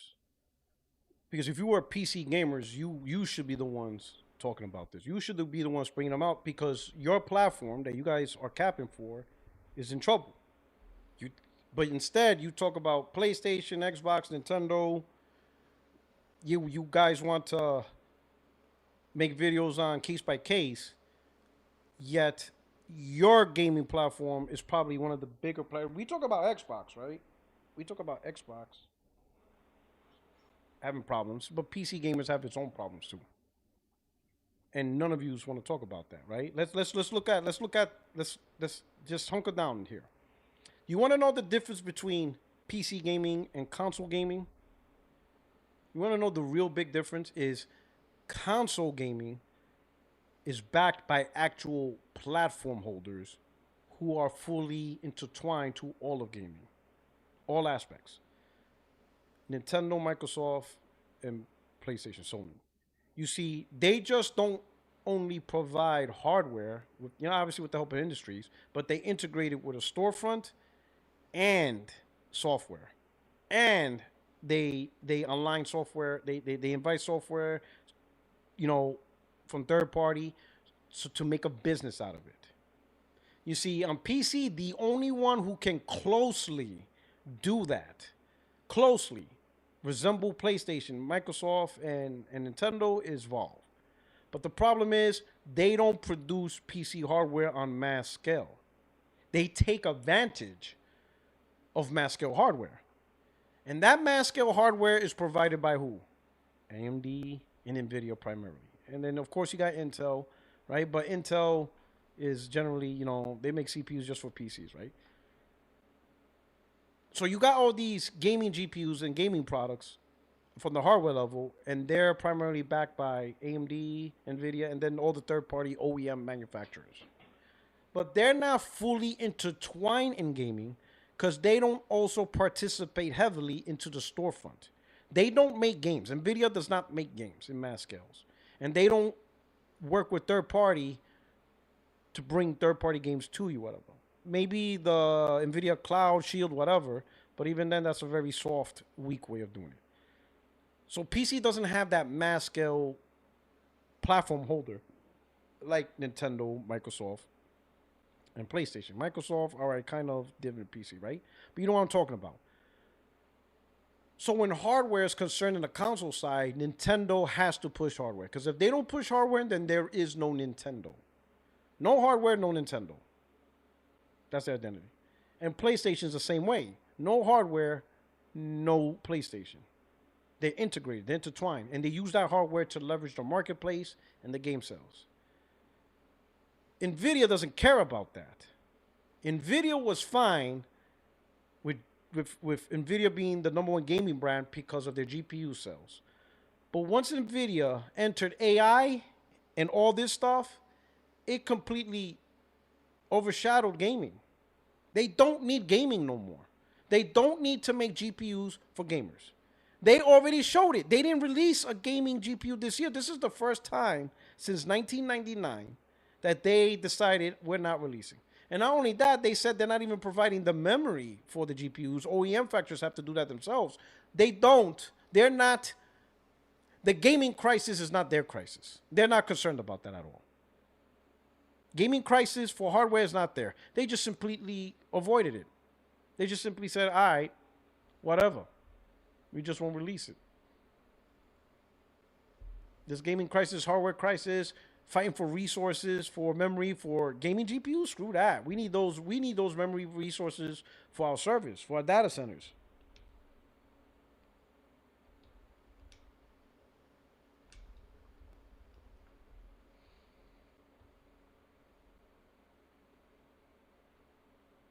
It is what it is. They easily cut you PC gamers off. Nvidia said, this is not a hard problem. We're just not going to release it. End of story. And if 2027 is the same, memory still costs high, and it's still limited resource, Nvidia's not going to release a new GPU in 2027 either. They're going to be like, we don't have to. You're not the bread and butter for them anymore. You're actually down to the 5%, and it's dropping. Because the 1 to 3%, they're gaining. They're going to take over. PC gaming, GPU gaming, is going to be the 1% of the company. And at a certain point, when do you get dropped? When do they say, we just don't care anymore? Extreme, shout out to Extreme on the podcast. He had a great analogy in this scenario. It was a different conversation, but the analogy fits perfectly. It's a perfect analogy. You see, Extreme said that you can have a coffee shop, and it's a successful coffee shop, and then all of a sudden, you know, your state, he said, he used America, let's say your state legalized weed, and now you can open up a dispensary. And then as a coffee shop, you're successful, you're making lots of money, you decide to be like, you know what, we have a great idea, let's open up a dispensary so we can sell marijuana, we can sell weed. So you open up a little shop in the back. Obviously, you follow the rules and regulations, but now you have a coffee shop, and you could take a little toke. All right, cool.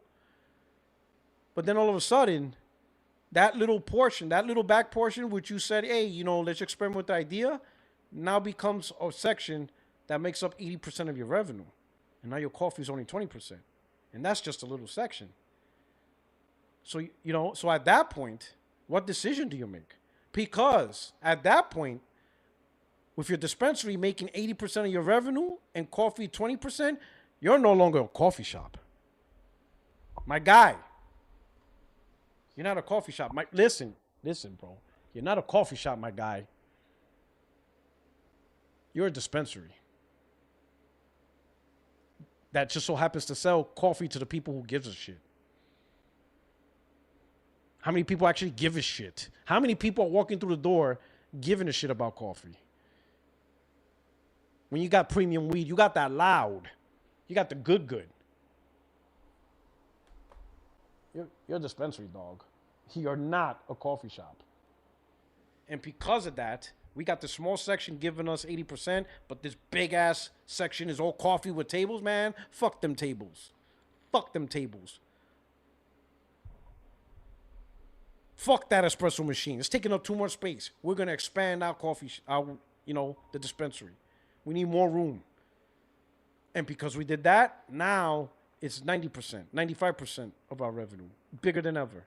Coffee's 5%. At a certain point, you're going to be like, why even have coffee? Why are we dealing with the logistics of getting coffee grounds, talking to Juan Valdez, having these stupid-ass espresso machines, dealing with that one customer that's annoying as hell? Order, I would like a mocha chai latte with organic oat milk with a splash of cinnamon. Fuck you. We ain't got time for this bullshit. We ain't got time to deal with your ass anymore. Get out of here. Get your ass out of here. We're done. Coffee shop's closed. We ain't serving organic milk anymore. We ain't got time for that. The hell got time for organic milk? Chai mocha latte with a splash of cinnamon. Get out of here. We got flavored cinnamon weed, dog. That's what we got. And it's organic. You're out your mind. Got that one customer and don't put almond milk because I'm allergic to almond. Bitch, no one's allergic to weed. When was the last time a person came in and had an allergic reaction to weed? Get your ass out of here. We ain't got time for this. We're not a coffee shop no more. We started as a coffee shop, but it's over, dog. We're not dealing with this. We're not dealing with all that. We're not dealing with that. We're no longer writing names on cups. Nah. That shit's gone. You understand what I'm saying? Yo, my man said went from Starbucks to Starbuds. Yo. Hey, yo. Yo. He said we went from Starbucks to Starbuds. Yo, let me get into the viewer activity. Glassdoor Gamer. And yo, those two videos was a courtesy of Glassdoor Gamer. Glassdoor Gamer, listen.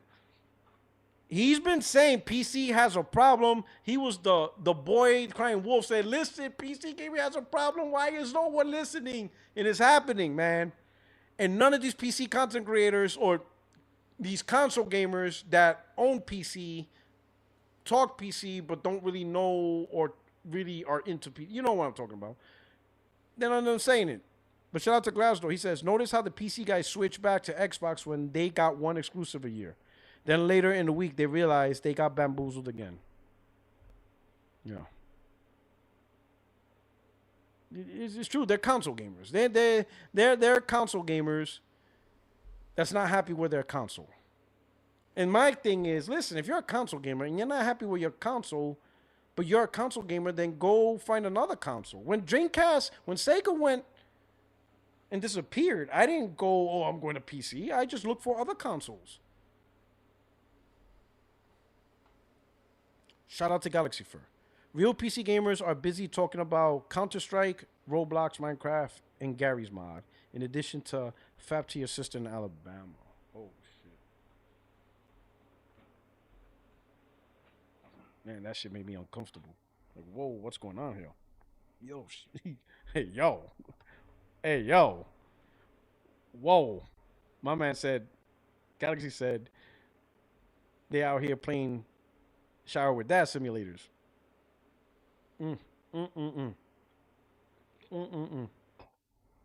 Woof, I need a drink. And I'm not talking Pepsi sugar free. Where my Henny at? This is going to be one of those days. Next time I got to come equipped with my Hennessy privilege. Because, woof!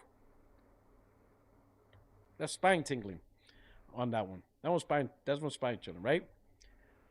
All right. But here's the thing, right? You have the main providers of hardware is AMD, right? And Nvidia. And Nvidia already demonstrated that they will drop PC gamers like nothing. It's nothing to them. It's zero impact. They have zero impact. Zero impact. Sure, they have the corporate speak of, oh, you're important to us. The dollars speak. The revenue they get from PC gaming is little. It is potatoes. It's pennies. It is nothing compared to the rest of the company. They don't even consider themselves a gaming company anymore. All right, so let's not lie to ourselves. You see the dollars. You saw the information. They will drop you guys. They will drop you PC gamers real quick, and it won't impact them. Not one investor would care. You won't see, oh my God, Nvidia stopped making games, drop the stock. If anything, the stock will probably rise. There's probably investors that probably want Nvidia to just move on. They probably want it to move on. That way you can focus more on the AI and put all the resources and everything into that direction. There's probably investors that are done with PC gaming. And they will be happy to have an official announcement that Nvidia's no longer will be producing GPUs. Now, I'm not saying I'm happy for that. I'm just saying you fake-ass PC gamers need to start looking into that. But you're not. You're going to talk PlayStation because you're port begging. All right? But it's not stopping. It's just not there because when Nvidia walks, AMD runs. Can we agree with that? Because AMD's RDNA 5 gaming GPUs might not launch until 2028. The AMD Radeon 9070 series based on the RDNA 4 architecture was launched over a year ago, but there is still no sign of RDNA 5 or new Raytheon laptop GPUs. At Computex, board partners have now commented on when AMD's next-gen graphics cards can be expected. So now even AMD is like, hold up. PC gamers, you know, we try to beat the competition, but see, what makes it easier, what made this easier for AMD, here's the thing. Competition is a motherfucker, right? It is a good thing. With Nvidia, it's like, whatever. PC gamers, fuck off. We got bigger shit to fry. That opened the door for AMD to be like, oh shit, Nvidia's chilling off? Well, if y'all not releasing new shit, then we have no pressure to release new shit. We can chill too, because this industry shit is impacting us, and we're trying to figure out how can we release, especially AMD, they're known as the more affordable competitive thing, right? Nvidia's the high-priced, you know, GPUs, and AMD's like, yo, we can't be this affordable. It's just not going to happen. The memories impacted them too. But now with, you know, and if AMD is saying that they may not launch RDNA 5 until 2028, you know what that means? If AMD is out there saying we might not release RDNA 5 till 2028, it's because they, on the low, know Nvidia's not going to release new shit in 2027. That's what that means. I mean, think about it. If Nvidia is releasing new GPUs in 2027, you best believe AMD will be there. They're not going to let Nvidia have a whole year to themselves with the new stuff. They're just not. So inadvertently, AMD pretty much gave us a clue on why Nvidia, because the competitors keep tabs on each other. You know that. They keep tabs. They know that stuff. Don't you find it almost a coincidental that when new hardware comes out, they have some of the same similar technologies at the same time? It's because they know. It's really hard to create new technology and nobody in the competitive industry doesn't know about it. So without realizing it, if AMD is willing to wait to 2028, it's probably because they're getting word that Nvidia is not going to show up in 2027 either. They're like, nah. So imagine Nvidia also, once again, not releasing new hardware in 2027. And AMD is not releasing new hardware in 2027. You see, what happens is now PC potentially could be just like consoles, where you only get new hardware every 3 to 4 years or whatever, or until at least this crisis, this resource crisis for hardware, you know, settles. But PC gaming is not a console. It can't work that way. PC gaming needs new hardware every year because that's how prices go down. And PC gaming has selections of different hardware, more affordable choices. That's how the ecosystem. When PC hardware becomes rare and hardly available, and older technology stays relevant longer because newer technology does not replace it.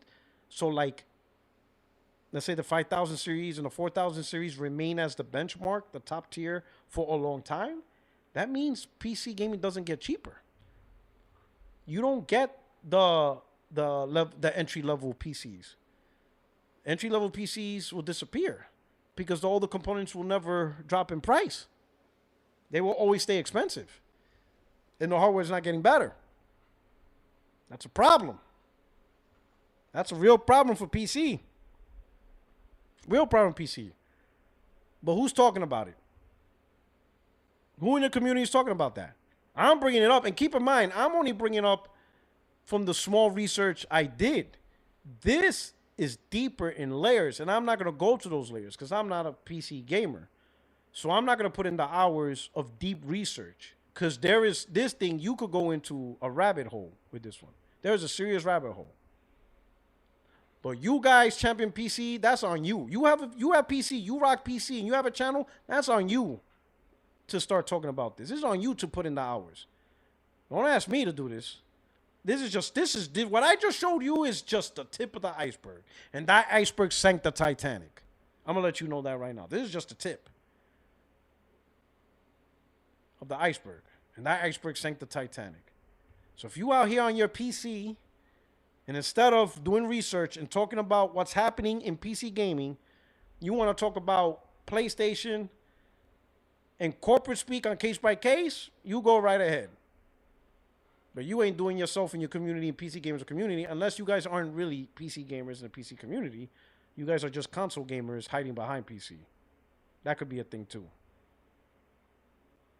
But this shit runs deep. There is a lot of content. A lot of content. And it's not just from fanboys. We're not talking IGN and all the other bullshit. CNBC, MSNBC, Bloomberg, Fortune, right? And actual, PC-centric magazines and stuff like that.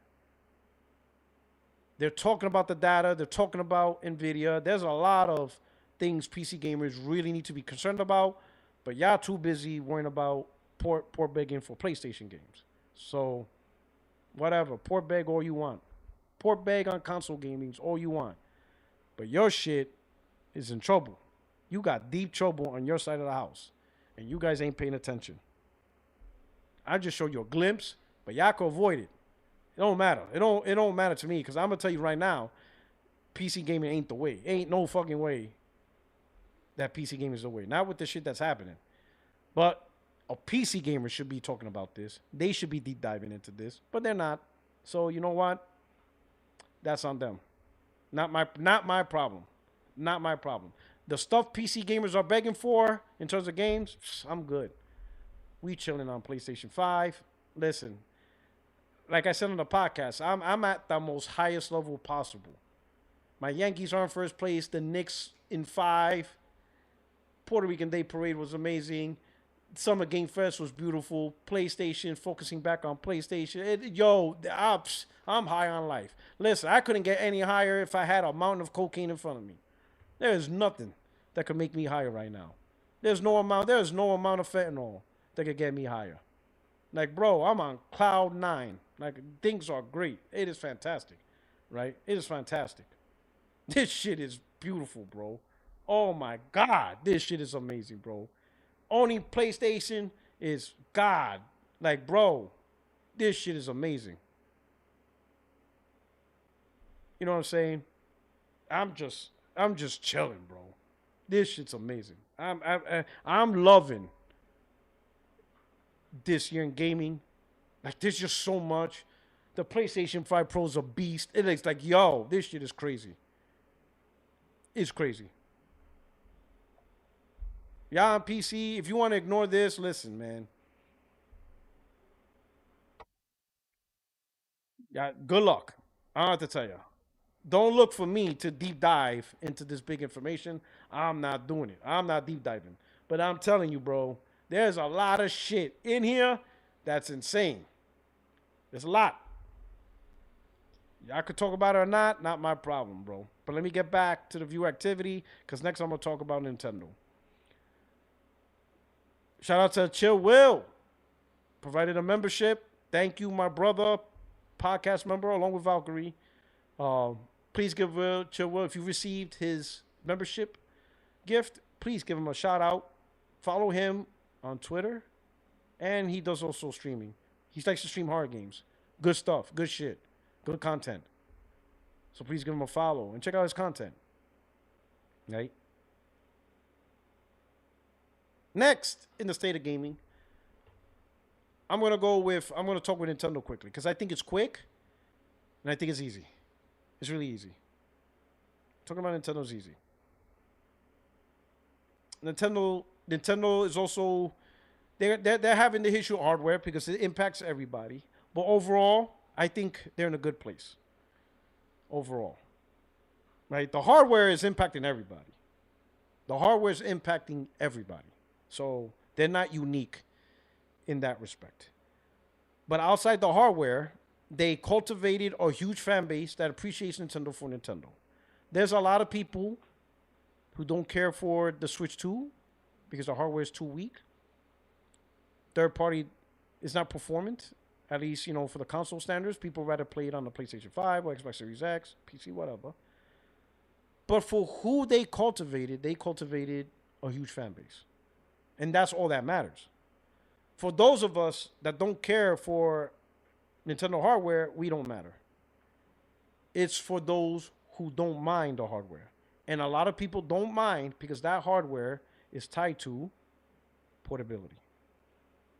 So it's a trade-off. You don't got the most powerful hardware, but it is portable. And Nintendo does portable well. They're the kings of portability. There is no brand that does portable gaming better than them. They have always dominated portable gaming. And Nintendo exploited that. They realized that was the one area they always conquered, and they merged the console with the portable and created the hybrid. Really, it's just a portable device you can play on your TV. That's why I don't really I use it loosely for the sake of conversation, but I don't consider Nintendo as a console. I see them as a handheld. No different than the ROG, MSI Claw, Legion. They're all handhelds. It doesn't matter if you could connect it to a monitor or to a TV. They're not a console. They're not a desktop, gaming platform. They're just portable gaming, but they're powerful enough to run on a TV. I see the Switch 2 as the same way. It's a handheld device that you can play on a TV, and I'm fine with that, right? But because of that portability, you're not going to get the power of a traditional at-home console. It's just not going to happen. It would cost a lot of money to get that level of power to match the PS5. And people accepted that. And it's a lot of people that are fine with that. A lot of people are fine with the way Switch is, Switch 1, how it was, and they're fine with the Switch 2 because it is a portable device. So they don't expect a PS5 because it can't be a PS5 because the PS5 is not portable. Right? For what it is, for the portable item it is, they're fine. They get games. They're getting more third-party support than ever before over the last previous, right? Not as much as Super NES and Nintendo, but those Nintendo consoles are so far gone that most of the people who are playing on the Switch 2 today probably never even played in that era. So there's no point in really comparison. I use it because I remember how Nintendo was, but the truth is I'm just an old dinosaur when it comes to that. But compared to the Switch 1, compared to the Wii U, Switch 2's third-party support is extremely better. Not on par to the PS5, obviously. Nowhere near to the level of PS5 third-party support. But you got to start somewhere. The Nintendo fanboys, really the worst part of Nintendo, and you can't even blame Nintendo on this because they're not responsible, but the worst part of this gen is just really the Nintendo fanboys because they try to force the competition with PlayStation 5, but you really can't. Nintendo Switch 2 is not ready for that battle because then you have to include the performance. Sure, you could say the advantage on Nintendo is portable, but then the advantage on the PlayStation is power and performance. And then when you talk third party, that's not even a debate. The Nintendo Switch 2 has better third party support as compared to its previous devices, but that shit is dog shit compared to PlayStation 5. It's not even nowhere near. Like, it's not even on the level of Xbox Series consoles. Like, you're not even there. And the Series X console's third-party support is piss poor compared to PlayStation 5. So you can't even compete with Series consoles with third-party support. You're going to try to compete with PS5? Let's like, stop. Like, that's just dog shit. Right? So that whole battle between the two, don't go there. You're gonna lose bad, right? Keep Nintendo its own lane where Nintendo curated its own lane, and they curated its own lane where they made a good portable device with their premier first party titles, and they do a great job of supporting the platform with their first party exclusives. You may not like their exclusives, right? Which is fine. But they produce a lot of it, and if you do like it, you're enjoying it. So if you absolutely love Nintendo first party and the exclusives they make, oh man, you're getting a lot of it. So there's no argument about that. So you got your device, you got your first party and improved third party. That platform's fine. It's gonna have its challenges because I would imagine price hikes is coming, but PlayStation had price hikes, Xbox price hikes, PC's having price hikes. Nintendo's not immune to what all the issues going through.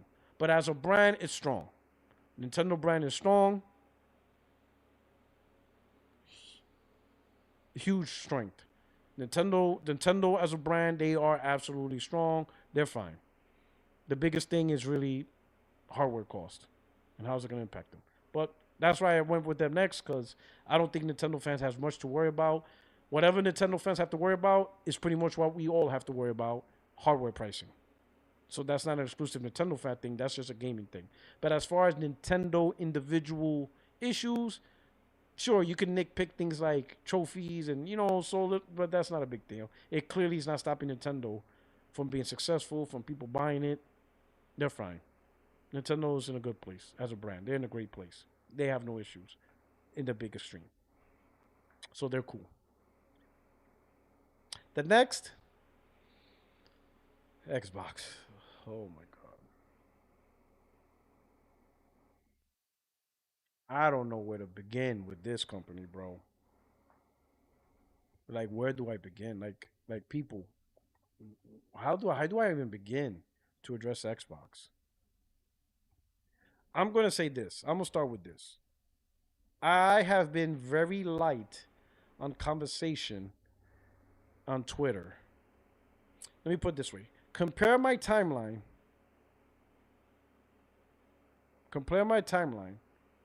in 2026 compared to my timeline in 2023 and 2024. I was flooding my timeline with Xbox talk because of third party, especially in 2023. When I was like, Xbox going third party, Xbox going third. And I'm arguing with Tim Dog. Like, I was arguing with Tim Dog this whole gen a lot. I had a lot of tweets back and forth with him. Shout out to Tim Dog. He's my boy, though. Tim Dog's my boy. Listen, don't disrespect Tim Dog thinking like me and him are cool. Me and him are cool. We know, when I pay a visit to New York, I'm gonna see if I can hit up and we could chill. But Tim Dog's my boy. Good dude. Behind the Twitter, he is a good dude. I just make that clear. But me and him, we go back and forth. We enjoy the console war.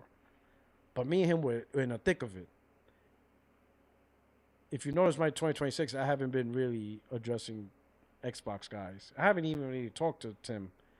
He's in it. He's in the fight now. If you notice his timeline recently, oh man, he's talking shit to Sony. He's talking shit to PlayStation. I mean, he's back in his groove. I haven't really responded or nothing.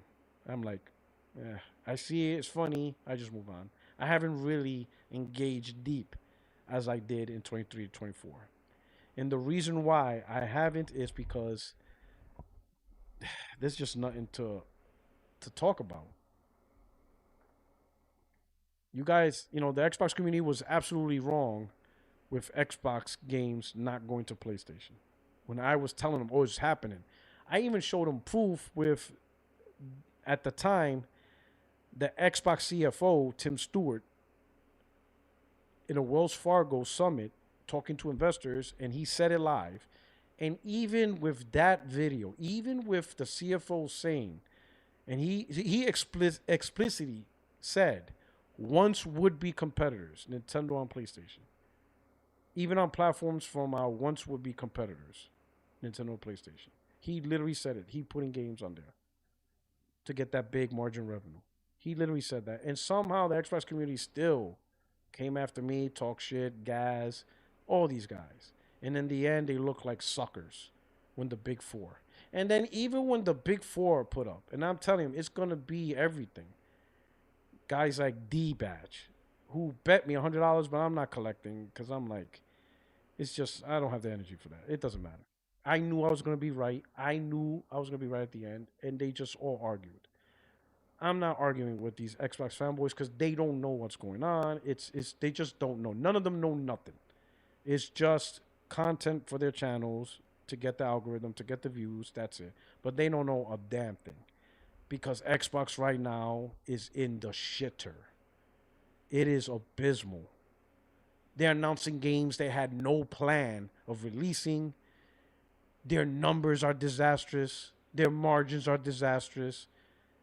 They want to push console exclusives, but what console are they trying to sell? Xbox is not going to sell. Series X is not going to sell. And now they're talking, they have to re-strategize Helix, so they may not even have a console to sell for next gen. So then what's the exclusive is for?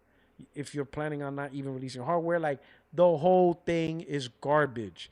Xbox is garbage. They are in the shitter. And who the hell knows how they're going to get out of it? It is not simple. The simple solution of just provide exclusives and it's going to be successful. Successful for what? Your hardware is trash. No one really wants it now. And you might not even get new hardware. It might not even release. So then exclusive to get what? A Series X? That shit already is in the shitter. Series X was being sold for $350 and people didn't buy it. Series S was being sold for $200 and people didn't buy it. You think they're going to get it for $650? Bruh. Bruh. This shit is abysmal, bro. I don't know what's going to happen to Xbox. I honestly don't know. But this Xbox community that didn't even know, even when they were told by Xbox leadership to their face, PlayStation games were, Xbox going to make games for PlayStation. They weren't even smart enough to figure that out with Microsoft telling them. They didn't have the brain cells to just listen and understand plain English. You think I'm going to listen to these guys about the future of Xbox? You are out of your mind. God help you in 2026 if you get suckered into buying an Xbox Series X. You are supreme dumbass if you get suckered by these Xbox fanboys. Supreme dumbass. You are dumbass supreme of the highest kind. You have to be you either are the dumbest of the dumb or you are the super casual who absolutely haven't not been paying attention.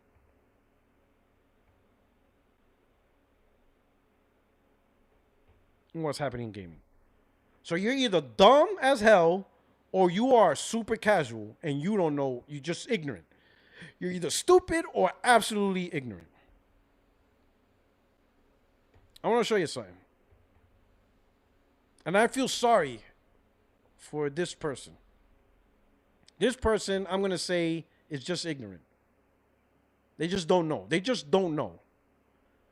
I'm going to assume female. Zanya, but you never know, right? Oh, you're assuming my gender? I don't know. He, she, they, them. This person, we'll just say this person, I guess. I don't want nobody to come after me and cancel me for assuming gender. You know what I mean? It's just the world we live in, right? It's just the world we live in. We live in that world. Am I wrong? We live in that world. Shout out to the battle side. Thank you for the super chat.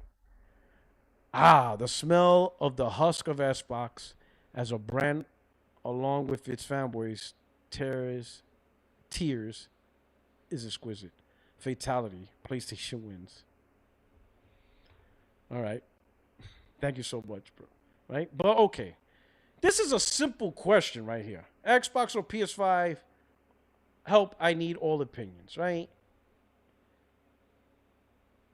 And for more context, I really only want a console because of GTA 6. I have lots of old consoles to play on, 360, PS1, PSP, Switch, DS. The fact that you didn't mention PS4 or Xbox One, or even, I'm like, you're probably not really into the current consoles. I also have a gaming laptop. Okay, so I think so. To me, this person's a very casual gamer. They didn't even mention PS2. I don't know. Very casual. Just looking for some opinions before I spend the bread. The argument isn't necessary, gang. So clearly, this person's not console warring. Very ultra casual gamer. And just want to know what to get. Xbox or PS5 for GTA 6. I answered and said, since you're only concerned about GTA 6, I recommend get a PlayStation 5, wait for it, because you'll probably get the GTA 6 bundle. Since PlayStation has the marketing, they'll probably release a GTA 6 PS5 with the game inside of it. Maybe some shark cards, whatever called. It just makes sense. That's all you care about. You're not really care about all this stuff. It makes sense. Am I wrong? Is that a bad opinion? Is that a fanboy opinion? If all you care about is GTA 6, I didn't even say the Pro. I didn't even try to do that. All I say is, if all you care about is GTA 6, GTA 6 bundle. You probably get some shark cards, get some goodies. There you go. It's real simple. Right? That's how I see it. You know, and I made that opinion because I read her, him, they, them, whatever, it. I read context. I didn't just go out and be like, Xbox, PS5, I held by the opinion, and then I gave my opinion. I said, all right, does this person say any more?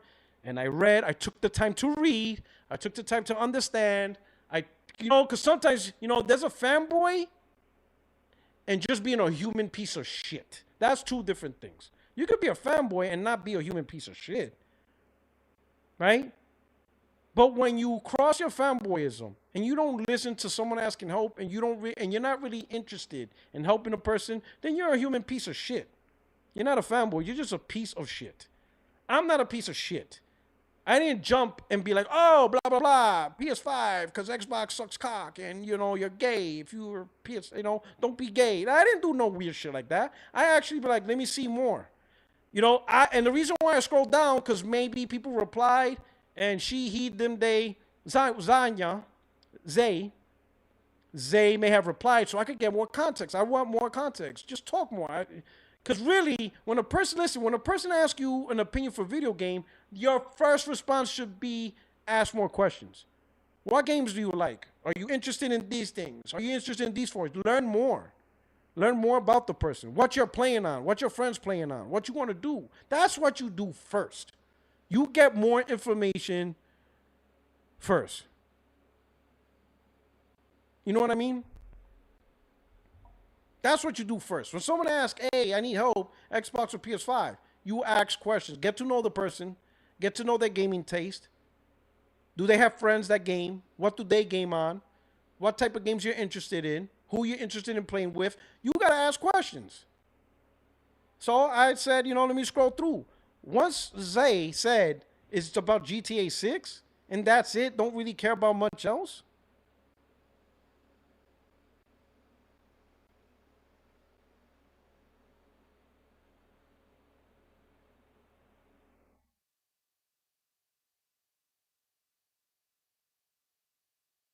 I'm sorry, I was just reading something. Anyway, once Zay said, it's just really GTA 6 is not that serious. I just want to play GTA 6. Then the logical answer is wait for the PlayStation, wait till the console's release because you'll most likely get the GTA 6 bundle. It's packed into the system. So there you go. And enjoy. That's it. No big heartache. And that's the simple answer for Zay. If Zay only cares about GTA 6, the game, and it'll probably be cheaper because it's a pack-in game. And when you have pack-in games, the company that has the pack-in game, they still get their $70. It's the console that gets subsidized. So if they sell, let's say GTA 6 comes out in, November, and Sony has a sale for PlayStation 5 for $500 or $550 with GTA 6 packed in, it's going to be cheaper than getting an Xbox for $600 and then pay $70 for the GTA 6. You understand what I'm saying? And that's it. It's not that deep. The person just wants GTA 6. There you go. Right? That's what you get, right? And it's fine. But then remember when I told you there's a fine line between a fanboy and being a human piece of shit? Like you're just a plain old human piece of shit, and you're just doing stupid shit. You don't actually try to get to know the person or ask questions the person so you can actually get the best advice. No. When you cross the line from fanboy to human piece of shit, you do this. This is what you do. You do this. It all depends. Do you want the best ecosystem? Xbox. But how do you know the person cares about an ecosystem? Do you want the best games? Xbox. But the problem is those best games are on PlayStation. This was just weird. Do you want to be a unique individual? What the fuck does that mean? What do you want to be a unique individual mean? Does unique individual means you want to corporate cuck Matt Booty? Like, what does that mean? Like, how is that? That's just, you see what I'm saying? The fine line between fanboy, and human piece of shit. Someone explain to me unique individual. What does that mean? Like, how are you a unique individual by getting a console? What does that mean? Like, someone's asking, yo, help me out, and you pull this shit. Do you see what I'm saying about human piece of shit? And it's just crazy. Do you want to save lots of money? Xbox. But the person just wants GTA 6. So technically, if all you want is GTA 6, you'll probably save money getting a PS5 because it'll be bundled. That's, but you just have to wait and see. And then the last part, do you want to be a sheep? PS5. Meanwhile, he's the one said, do you want to be a unique individual? You see what I'm saying? A person's being serious, and listen, Zay, your mistake was going on Twitter asking for this shit. Twitter's the worst place. Because Xbox fanboys all over Twitter. And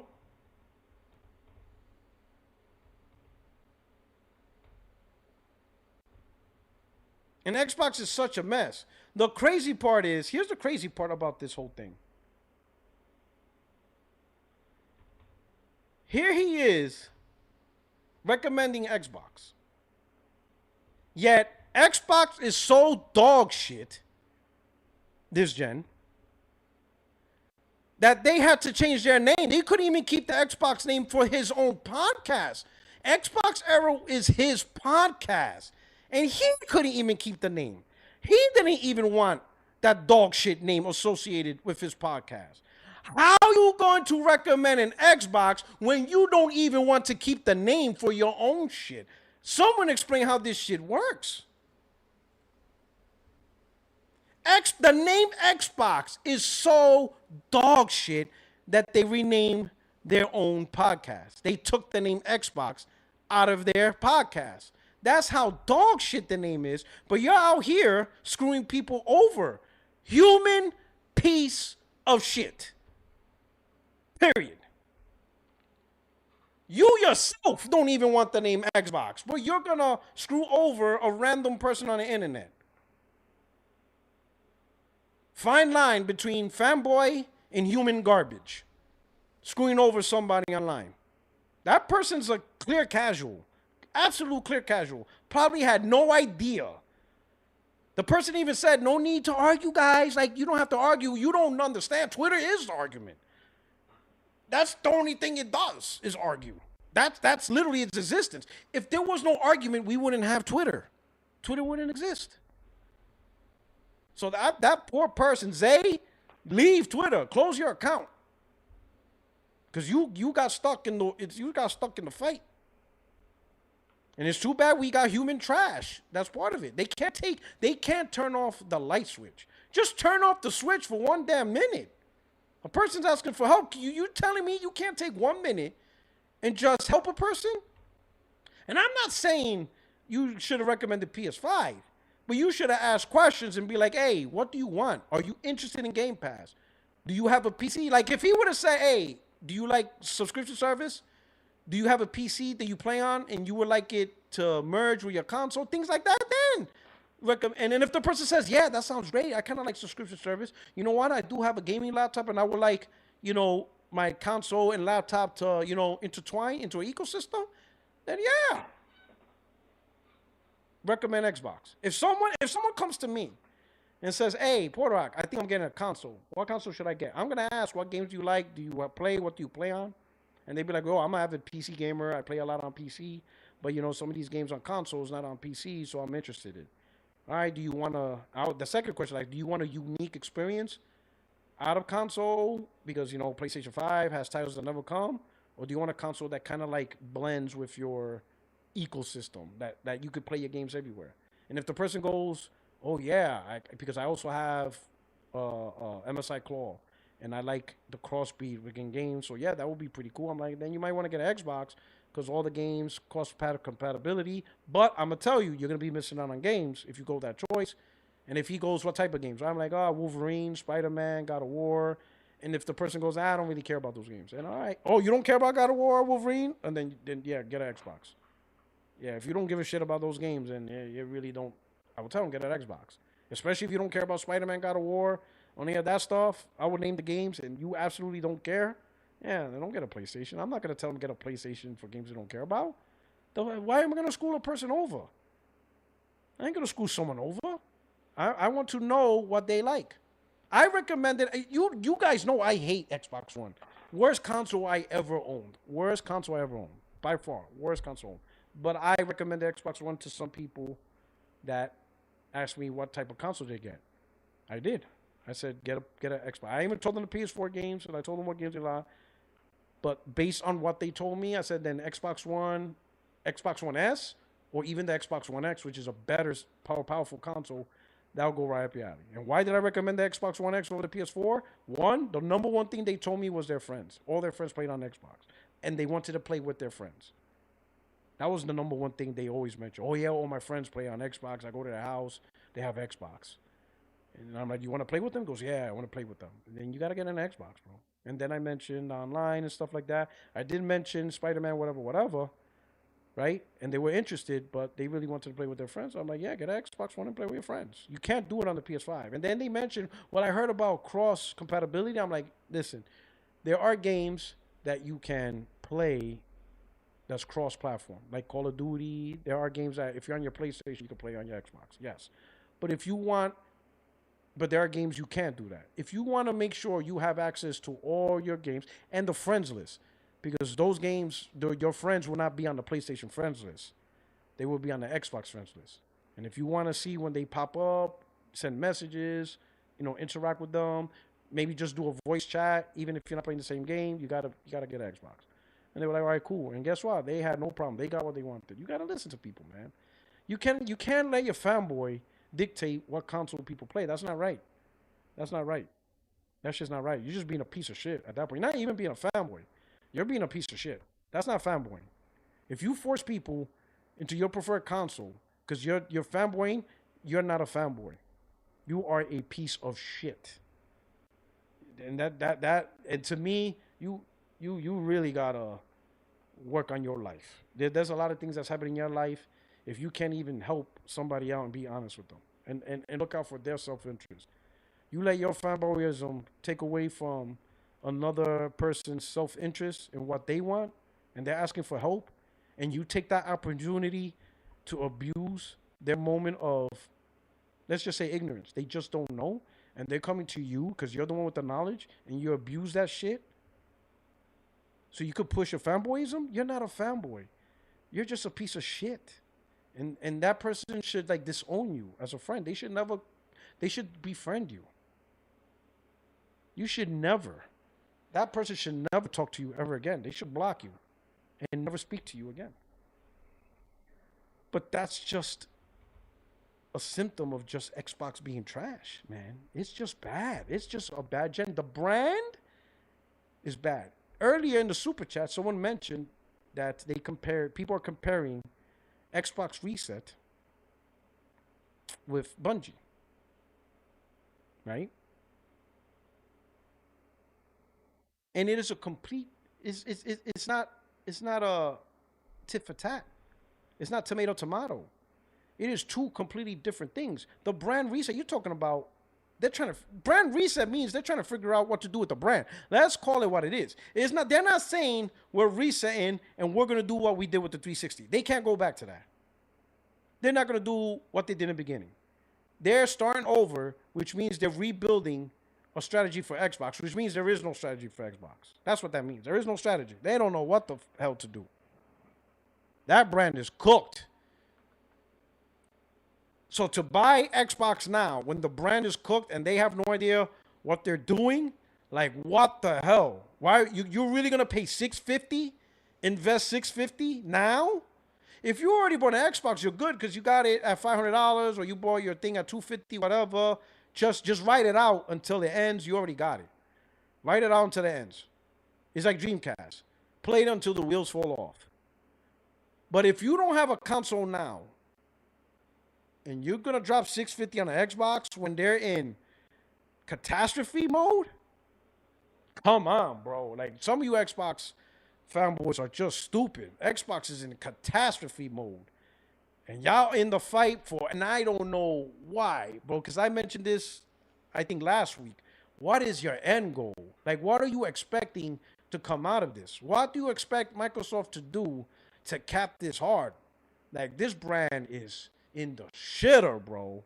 Like, deep down rotten, putrid shit. I never seen a brand so bad. Like, it's stewing in shit. At least Sega, they didn't stew. Their flesh wasn't rotten. They quickly cut the problem before it spread to rotten stew. They didn't prolong the putrid agony. They quickly cut it off. So that way they can quickly establish a new brand in a new way, and it worked. But man, Xbox is letting this corp stew. It's on like it's on a life support system, but the blood's not flowing. So it's like rigor mortis. Like your body like put some formaldehyde in this motherfucker. It's like this corpse is like disgusting. Like, what are you trying to save? You're like Norman Bates, and you still have your mom in the wheelchair, pretending she's alive. Like, what is this, psycho? Like, there's a bunch of psychos in Microsoft. Like, bury it. Like, put it in the grave. Like, you got Ma in the wheelchair, pretending she's still talking to you. Norman? Who's at the door? Just a nice young girl at the door, Mom. Like, what is wrong with you? The shit's a corpse. Put that shit out as a memory. Like, fuck. Alfred Hitchcock can't create a better horror story than what the hell is this? Is a straight horror story. Like, this shit is crazy. Like, man, you guys are ventriloquist.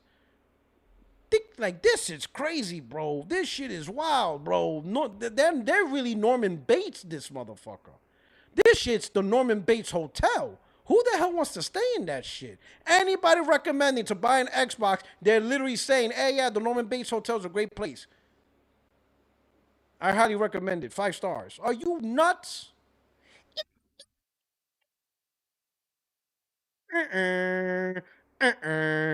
You getting stabbed in the shower, dog. That shit is crazy, bro. Like, yo, this shit, that's why I'm not arguing with these Xbox dudes. Y'all trying to make me stay in the name of Norman Bates Hotel? Nah, I'm good, dog. I'm staying at the Hilton. I'm good. Y'all could do all that shit on Twitter. I'm good. This shit, I don't know what's going to happen with Xbox. Because of that, I'm not going to argue. It's like, whatever. Y'all could, if y'all want to be pieces of shit and sucker people into Xbox, that's on you. That's on your conscience if you even have one. It's not on me. I'm cool. PlayStation 5 Pro, absolute the bomb. PlayStation's the bomb. Nintendo, you guys are good. PC, I don't know about that. I mean, you're fine for now, I guess. But listen, Xbox, state of Xbox is trash, Troy. It's bad. It is really bad. And it's shameful that these guys ain't. I don't know. Y'all do what y'all want to do. But my work is done. So I'm going to read some viewer activity, and I want to talk about the last topic. I'm going to start with, let's see who you got here. Galaxy Fur, thank you for the super chat. Satya needs to run over the Xbox Series X with its SUV in a parking lot, look into the camera, and say it's done. Then watch the Xbox Fanboys reaction. Oh, man. That would be brutal. That would be funny as hell, though. That shit would be hilarious. I would imagine he's so sick of that division. Oh, my God. Satya's probably so sick of that division, man. He's probably so damn sick of that division. If he could easily just shut that whole thing down, he would. The Brain, member for 48 months. Shout out to you, my brother. Also panel member. Yo, Rock, I think a game crash or reset is coming. Something, I don't know, I know everybody talk about the game crash of like 83, but that's because shit was wild. Like, people were selling games with no game in the cartridge. Like, that was wild. Like, you're actually selling a husk, a cartridge, and there was no data in it. Like, it was Wild Wild West. I think reset is a good one, but what I think by reset is prolonging the generation. I think that's ultimately what's going to happen in console gaming. I think they don't have a choice. The platform holders don't have a choice to just hold on with what they got. Nintendo's lucky because they just made the cut. They just released their hardware, but that price is going up. They're not immune to whatever. They already admitted it. The current price of the Switch 2 is still not profitable. That with the price increase, it still doesn't meet the mark. So they're eventually going to raise the price. That thing's going to be $550 up to $600. In America, it's still $500 up until $450 for the thing, $500 with a game pack thing up until September. So I will have my Switch before September. After that, it's going to be it's $450 now. It's going to be $500 default price, right? Which means a packing game might be $550, whatever, right? But anyway, price is going up September. September is the deadline. So whatever we guys already got, so I will definitely buy it before then, right? But here we go. I can't see Xbox or PlayStation releasing hardware. How? You're not going to release $500, $600, $700 hardware. The hardware we have now is $650. PlayStation 5 is $650 with the disc. And I think $600 without the disc. Xbox Series X is the same scenario. It's been $650. And the Pro's $900. There's no way. You're going to release new hardware for who? It's not the majority. It's not for the mass market. Right? This generation is getting delayed. We're not getting new console 2027. That I could tell you. There is no new console 2027. So you can scratch that off the list. 2027 is out. Just scratch 2027. Because if they release a console in 2027, $900 console, $1,000 console, $1,100 console, really? Really? It ain't, I promise you, it ain't no $600 PS6. You might as well just. The only new hardware that might come out is maybe the handheld. And that might be $900. That's about it. That's about it. A new handheld from PlayStation, which would make sense for portability, play all the PS5 games. Maybe that is what would attract Japan. If Japan says, oh, wait, PlayStation release a handheld and it plays all PS5 games. Okay, Japan, but then the price might hurt it. But that might attract Japan. But I am telling you, 2027, unless you're ready for a $1,000 console, they're not releasing a $1,000 console. They're going to ride out this memory thing. So, and I'm fine with that. Because really, who's really upset at having more time with your PS5? Is that really a bad thing? More games. And some people, the people that are like, oh man, PS5 gen sucks, not enough games. Okay. So then extend the gen so you can get more games. Win. It's a win for everybody. It's a win for everybody. And the funny part is, every gen, there's always people that says the gen sucks. How many people said the PS3 sucks? It's garbage. And now look at them. Oh man, PS3 is amazing. How many people said the PS4 sucked? Indie Station. Remember that? What was the phrase they were using? Sparse. Y'all remember that? Oh, PlayStation 4 sparse. Not enough first party. Indie Station. I'm not buying a console to play indies. Indie Station. Sparse Station. And now look. Oh man, PS4 is a juggernaut. The PlayStation 4 console is always its best after the gen is over. That's when people give it its props. It's the best after the gen's over. But while the gen, everybody's complaining about something. During the gen, they're always going to complain about something. But after the gen is over, that's when they reflect and be like, oh man, that thing was dope. Man, what a great console. It's always been that way. I have no problem having more time with my PS5 Pro. I mean, I bought it in 2024. So you're telling me I get to enjoy my PS5 Pro until 2028, 2029? Ooh, don't put a gun to my head. Ooh, scary. Oh my God, what am I going to do? I get to enjoy my Pro with more amazing games? Gee.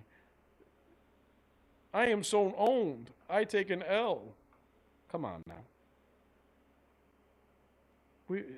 More time with my PlayStation 5, I'm cool with it. Just focus on the games. Put more effort, get more relationships with games. We'll enjoy it. We're here enjoying games. We're at that. This PS5, PlayStation 5 is amazing, right? Let me get to the next one. Shout out to Age. It's Chili Willy. Chili Willy. Thank you for Super Chat. Says, crazy thing. Xbox influencers will play GTA on the Pro. Oh, yeah. They most definitely will. They're not going to play on their Series X. And they can't play it on their PC. Who knows when it's going to come on PC? Glenzer. Thank you for the Super Chat.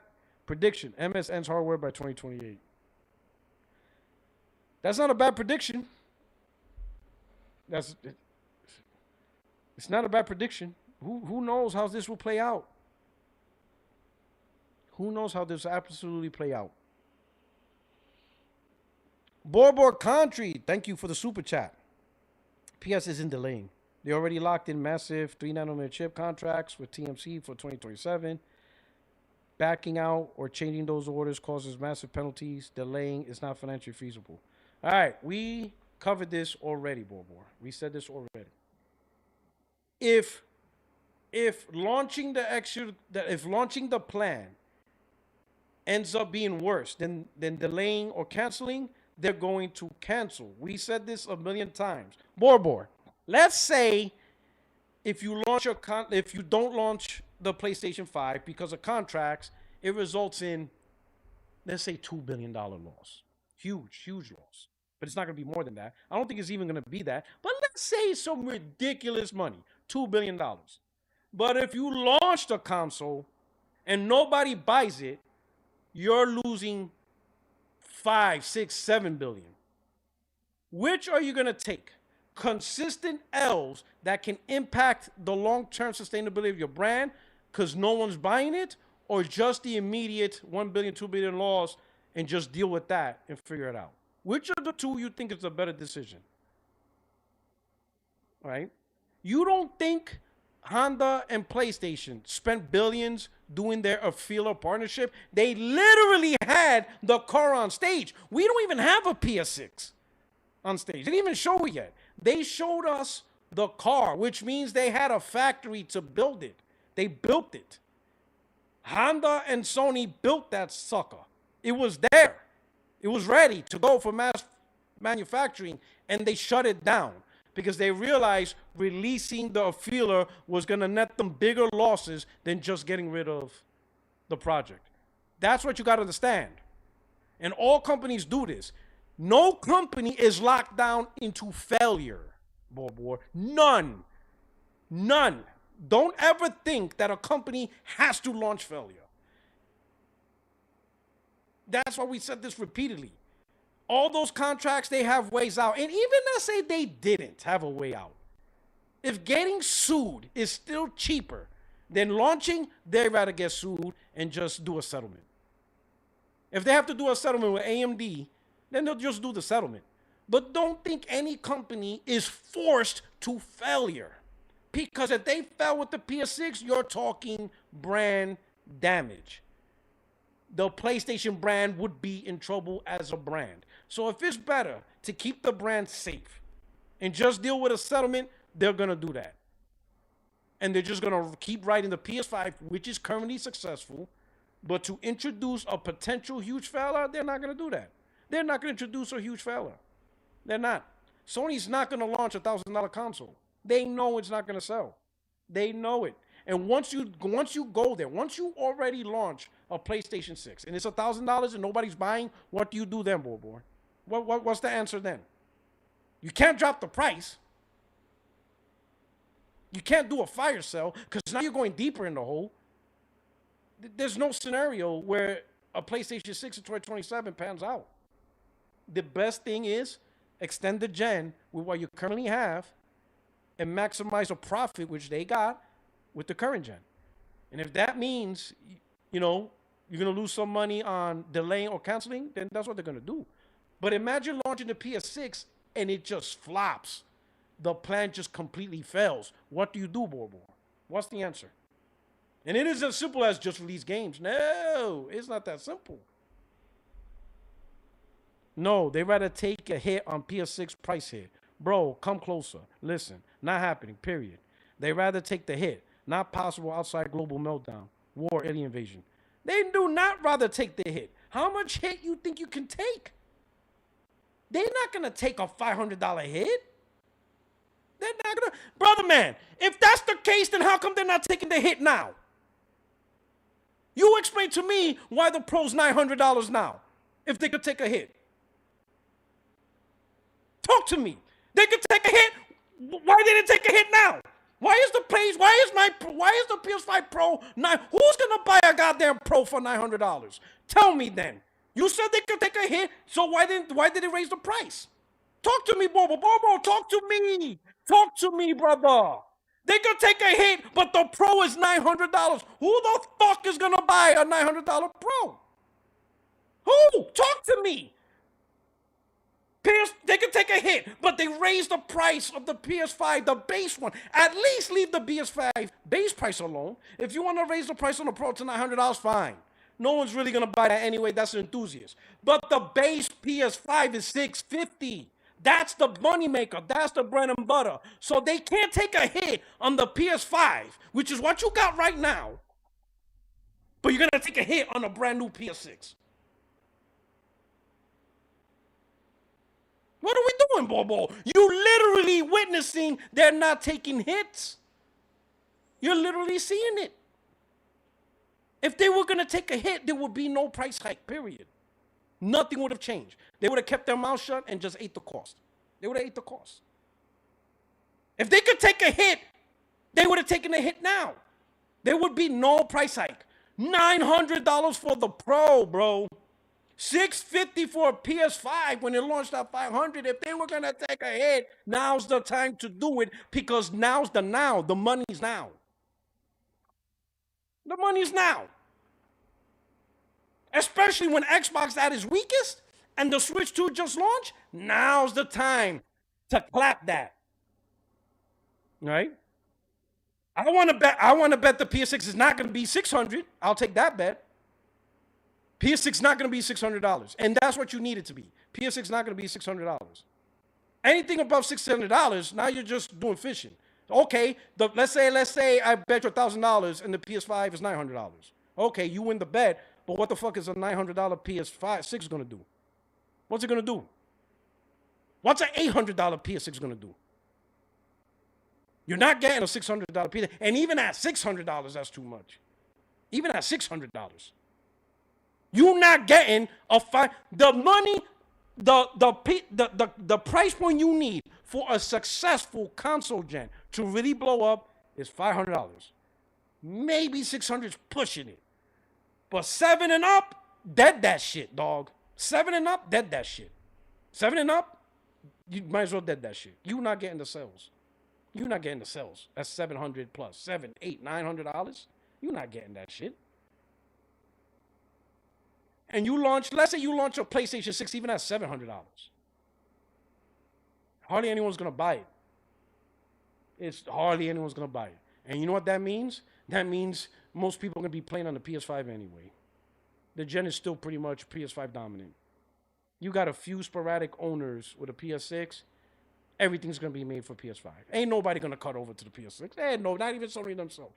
No one's cutting over to PS6 for nothing.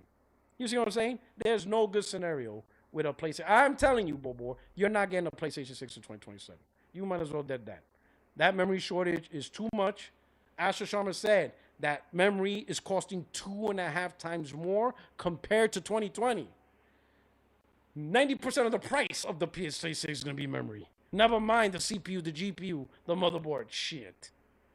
That shit, I'm telling you. If you really believe Sony can eat up the cost, they would have done it right now. They would have done it with the PS5 because they haven't reached 100 million yet. I can understand if PlayStation was 120 million. No, it's still in 90 millions. They got plenty more sales to go. They got at least 30 more million console sales to go. So they could be in the 120 million range. And they raised the price to 900. They raised the price to 650. So if they were able to eat up the cost, they will do it now. Now's the time to do it. Now's the time to do it. Especially right before GTA 6. right before GTA 6. Now, I imagine you're going to have a temporary sale in the holidays. But right now, you see on the internet people saying Xbox or PS5 right now. Because right now, people want to buy the console right now in preparation for GTA 6. If PlayStation 5 was still $550 and the Pro was $700, you wouldn't be having these conversations. Because the Xbox is $650. People would have been like, wait a minute, Xbox is $650, Pro is $700? Oh, I'm getting a Pro. The people wouldn't even be deciding which console. PS5 would be automatic. With no price hike, people would just be going to PS5 for GTA 6. It wouldn't even be a conversation. The reason why it's a conversation now, because they're both the same price now. Because Sony did not eat the cost. They didn't eat the cost, Bobo. They didn't eat the cost. This shit is bad from the hardware perspective across everybody. The Nintendo Switch is $500, and even Nintendo's saying they're losing money. Like, come on. You just look at the Nintendo Switch. Switch 2 is $500. They raised the price on the Switch too, and Nintendo's still not profitable. What do you expect the PS6 to do? You know what I'm saying? I love you, Bobo. Thank you so much for supporting the channel, but come on, man. We gotta look at the reality. This hardware memory shit is bad. This shit is bad. PlayStation's delaying 2026. If you hype for a PS6 in 2027, okay. Okay, brother. Because that shit's next year. You realize it's June 2026. And Sony's hurting right now in terms of the hardware strategy. It's hurting right now. And I don't think they're launching an expensive PS6.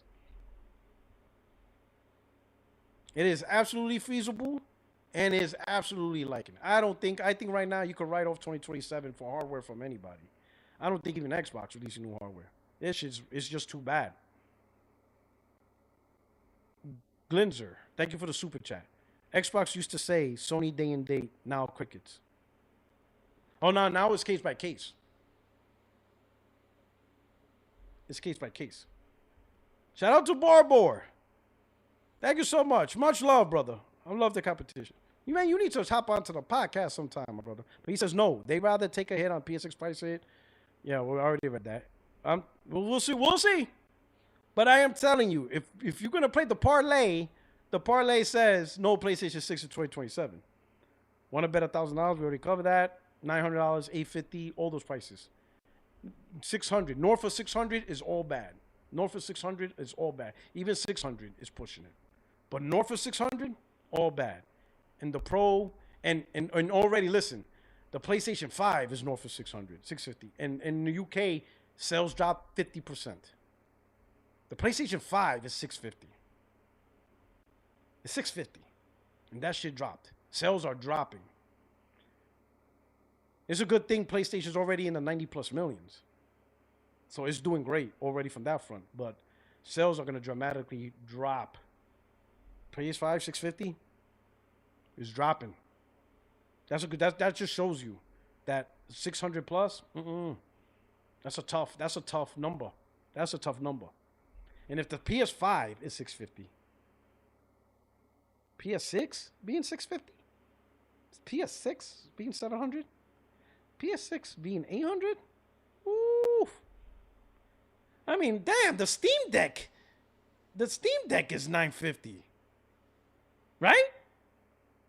Bro, the Steam Deck is 950.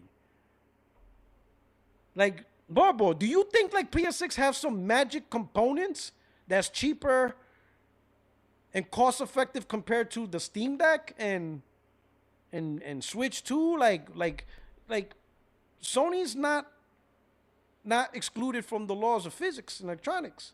Steam Deck is 950, bro. Steam Deck is 950. Look at all the hardware devices. PS5 650, Nintendo Switch 2 500, PS5 Pro 900, Steam Deck 950. Bruh. The hardware is crazy. The hardware is hardwaring. But somehow the PlayStation 6 is going to be the $500 product. Come on now. We got Raven, $5 super chat. PS1 sold great, PS2 sold phenomenal, PS3 horrible launch. Still outsold 360 at the end of PS4. The PS4 sold amazing. In the end, PS5 just as great. Sony still winning. Overall, yeah.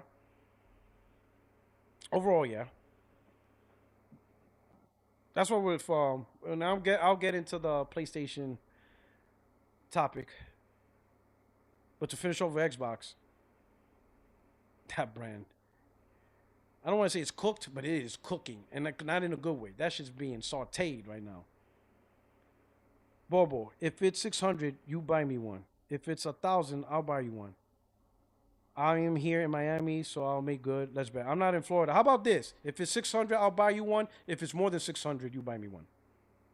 Because if it's 950, my point still holds true. So 600. 600 or less, I'll send you the money. 600 or more, you send me the money.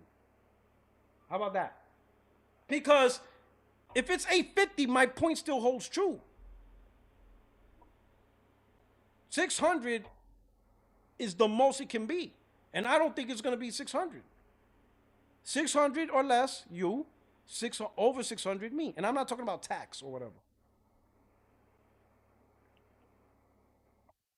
And we'll use the base console with the disk drive. That's the default one. Fair? So default. PlayStation 6 with disk drive, 600, I'll send you the money. I have no problem. But if it's more than 600, you get that for me. And that's assuming it launches in 2027. Fair? Because if it doesn't launch in 2027, then we're not going to wait 3-4 years for a bet. So 2027, if the console launches, 600, I got you. You give me your Cash App, $600 yours. If it's more than 600, whatever the cost of that PS6 is, that's what you got to send me. And we're going to choose the model. I will buy you the disc-based version. That's the bet we're going to go with, the disc-based version. I don't want the all-digital console, the disc-based version. Do you agree to that? In this whole chat, we'll agree to that. PlayStation 6, disc-based console, 600, you win. Over 600, I win. 600 is the mark. I don't think it's going to be that number. Let me know if you're cool with that. 2027.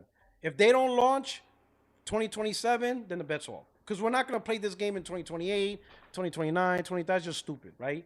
Clearly, if they don't launch the console in 2027, then it's because they can't get it down to $600.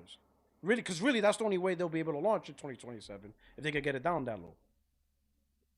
If they don't get it down that low, then the bet's off. Don't worry about it. 2027. So 2027, he said fine, agreed. So everybody got it. I'm a man of my word. Obviously, I keep my bets. Hell, so it's fair. It's agreed upon. $600 base console with the disc. That's the default one. If it's 600, boy, I got you. You just give me your Cash App. I'll send you the money Cash App.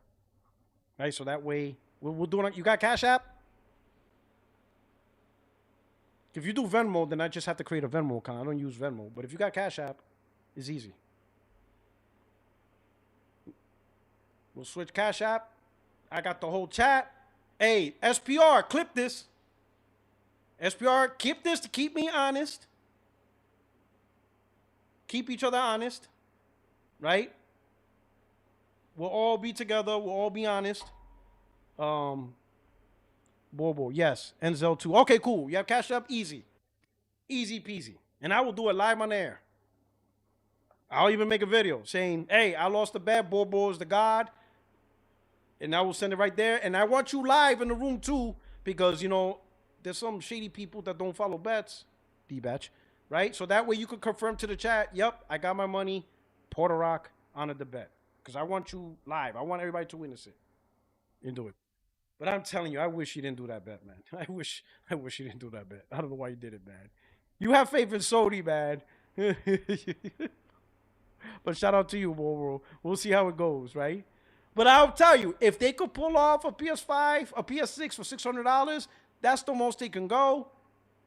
You got yourself a console, and you best believe I'm getting me one, too. You best believe I'm getting me one. That's $1,000, G, as Jay Barry said. Right? And then we got Glinzer. Rumor GTA 6 base gonna be $80, not $70. Thoughts? My thoughts is I have to give I have to give Blaze $80 in because we had a bet 2 years ago. Celtics versus Denver. I bet Denver was gonna win. Was it Denver? It was Denver, I think. But Celtics won. So I owe him. I owe him GTA 6 base game. So whatever the cost of that game, that's what I have to pay, so he could get the game. So that's my thought. So I'm gonna pay $80 twice, one for him, and then one for me. Yeah, Ricky Brown. That motherfucker owes me $100. That I'm collecting because he talks shit. So yeah, Ricky Brown owes me $100. That he said GTA 6 was gonna be day and date on Game Pass. So I'm gonna collect that $100 because that's gonna go towards Blaze's 4K. Now Blaze, don't worry about it. I'm not gonna wait. You're gonna get your game. I'm just waiting. Like pre-order starts. When is pre-order starting for GTA? Dizzle said one for me. I got you, bro. But hey, I got you. You know what, Dizzle? I like you. That'll be my Christmas gift for you. When is pre-order? Of this month? June 25th? Yes, he said that. I swear to yo, it's SPR. Even gave me the proof. Shout out to SPR. He found that, yo, because it was on our podcast like in 2020, like 5-6 years ago. And I'm thinking, man, we're never going to find this video. And I just went, I'm like, yo, if anybody could find this video, please, this was the bet. SPR found it like in 5 minutes. I'm like, what the fuck? I'm like, yo, how the like SPR found it. I'm like, yo, this dude works for you're in Norway, right? SPR? You saying you're in Norway? You saying you're in Norway, right? Netherlands. He's with Netherlands intelligence. This motherfucker's a spy for that government, boy. Cause there ain't no fucking way he found it that fast. Like I thought it was gonna take like a week. This dude did it like in 15 minutes. The fuck? Like how? I know it was on Z's channel, but yo, that dude has so much videos. Like, I don't even know where you to begin. And then it's not like the videos are structured. It's not like the video says, Ricky Brown bet Puertorock $100. Like, there's no way for you to know what video to look at because it doesn't give you a clue. And he did it like in 15 minutes. I'm like, how? I didn't even know SPR was listening to us back then. That was like 6 years ago. Yo, that shit was crazy. And he found it. And SPR told, yo, Ridge came and said, yo, why you snitching? That shit was funny. He went to SPR and said he called him a snitch. Yo, that shit was funny. But that dude owes me $100. I'm going to get that 100. That dude honestly said GTA 6 was going to be day and date on Game Pass. Yo, everybody looked at that dude. Yo, even, what's his name? Kingsblood. Even Kingsblood, like, yo, stop acting like a damn weirdo. That's some weird shit you're doing. You got money. You don't need to do stupid shit like that. Yo, that shit what made me laugh. They're like, you're doing weird shit. He said, stop being a weirdo. That's some weirdo shit. Yo. SPR is crazy, bro. My man, listen, I don't know. Don't get on SPR's bad side. I'm going to just chill. That's my boy. Great member of the community. Yo, but don't fuck with him. Don't get on his bad side. That dude will go Liam Nielsen on your ass. I don't know how he did that shit so fast, boy. But he will go Liam Nielsen on your punk ass so fast. Don't play with him, bro. Don't play with SPR. Don't do it.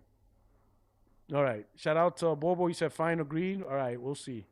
Good luck. Man, it seems like 2027 is so far away, right? But in the meantime, we're going to enjoy our PlayStation. Glinzer. Oh, yeah, we already said Glinzer. And then finally, we got Mock Ninja. They go to Super Chat. I bet best game will be $70. I think it should, right? But this is GTA 6. Who knows what they'll do? But either way, Blaze, Sony baby. Shout out to you. It's on me. I wish I could buy the game digitally directly and give it to him like gifting, but PlayStation hasn't added gifting. So I have to buy a code and just send them the codes. You know what? I'm just gonna cash app the cash. I ain't doing all that shit. I'm not, yo, Blaze, I'm not doing all that shit. Just give me a cash app. I'm not doing all that shit. I'm gonna be honest. I'm not gonna buy a store code, type the 12 digits, then copy and paste it, and then put it in the DM. Man, fuck that. I'm just gonna hit them up and be like, yo, what's your cash app? Here you go. Now, whatever you do from that point, if you don't actually buy GTA and you decide to buy some weed, that's on you, dog. I'm not gonna supervise you on what you do with that money. I'm gonna send it to you, and PlayStation Network accepts Cash App, so you can't say, no, well, it was on my Cash App and my credit card. Nah, dog, you can link Cash App to your PSN account. Just link that shit. And there you go. So, shout out to Blaze if he's listening. Shout out to Blaze. Shout out to Blaze. Here we go. Sony designs PS5 chips, but waits in line at TSMC. Fabs cost $20 billion and slots booked 2 years out. Cell phones always outbid consoles, so 2029 if they skip. I think that's why some of the rumors said 2029, so you do have a point. 2029. 2029 might be the logical year. It's really the memory, man. That's why memory costing 2.5 times. And then you want new memory. You're not gonna use the same memory that the PS5 used. So how many people are gonna? It's bad, man. But you know what? I'm gonna say this though. Well, let me finish off with Xbox. It's dog shit. They're in trouble. Who the hell knows what they're gonna do? Now let's talk PlayStation. Let's talk PlayStation. And PlayStation's last because you saved the best for last. They're in a great place. Don't let these goddamn, I don't know, man. Don't let these damn grifters confuse you. Let's look at PlayStation holistically. As a brand, it's as strongest as ever. Does it have issues? Yes. PlayStation absolutely have issues. I talked about it, I addressed it. There's some strategies I don't like at all. You guys know the number one strategy I hate the most, the live service. You guys know the number two strategy I hate the most, putting games on PC. You guys know all about that. But overall, the brand is strong because it is profitable. To hype on that, let me talk about some things. Let's bring this up. Where's it at? Here we go. Shout out to, let me see here. Let me see.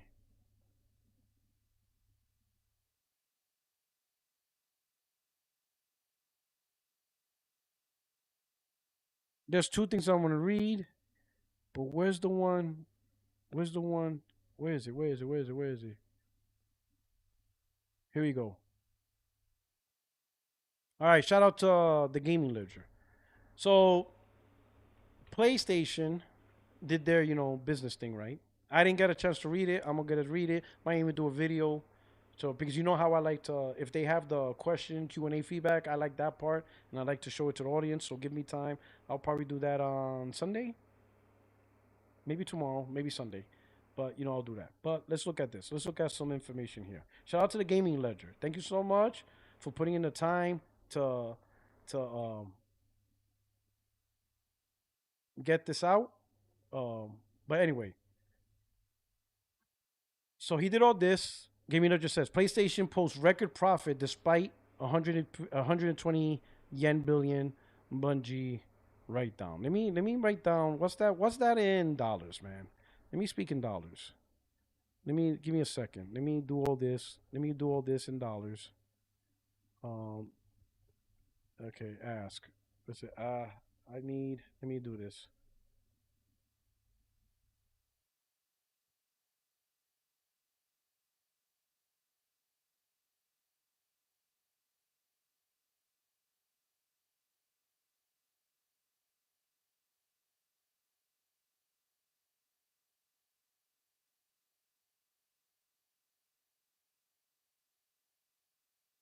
All right, hold on.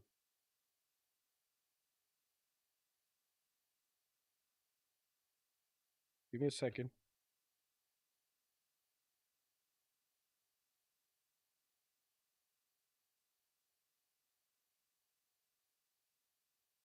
Let me set this up. No, listen, AI has its uses. Okay, I'm not using generative AI. Let's see. Is there anything else? Damn, I wish he would have done this, but he copy and pasted.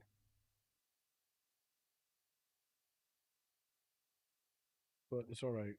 Let me do this work. Let me do all this.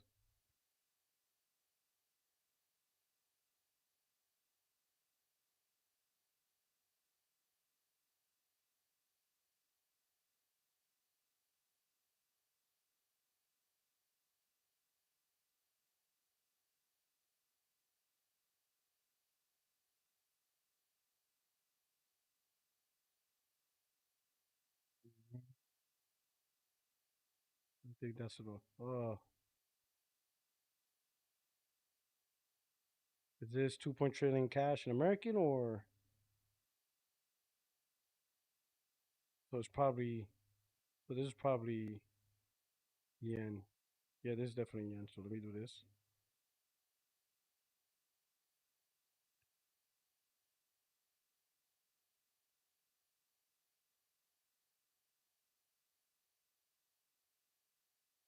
Give me a second.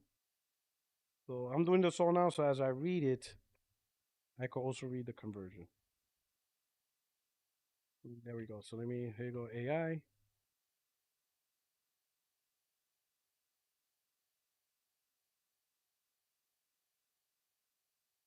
All right, got it. Got all the numbers. All right, got all the numbers. Right? Don't you ever say, don't you ever say, I don't do anything for you guys. I love you guys. All right. But anyway, let's see what the chat's saying. Chat's probably laughing like this motherfucker.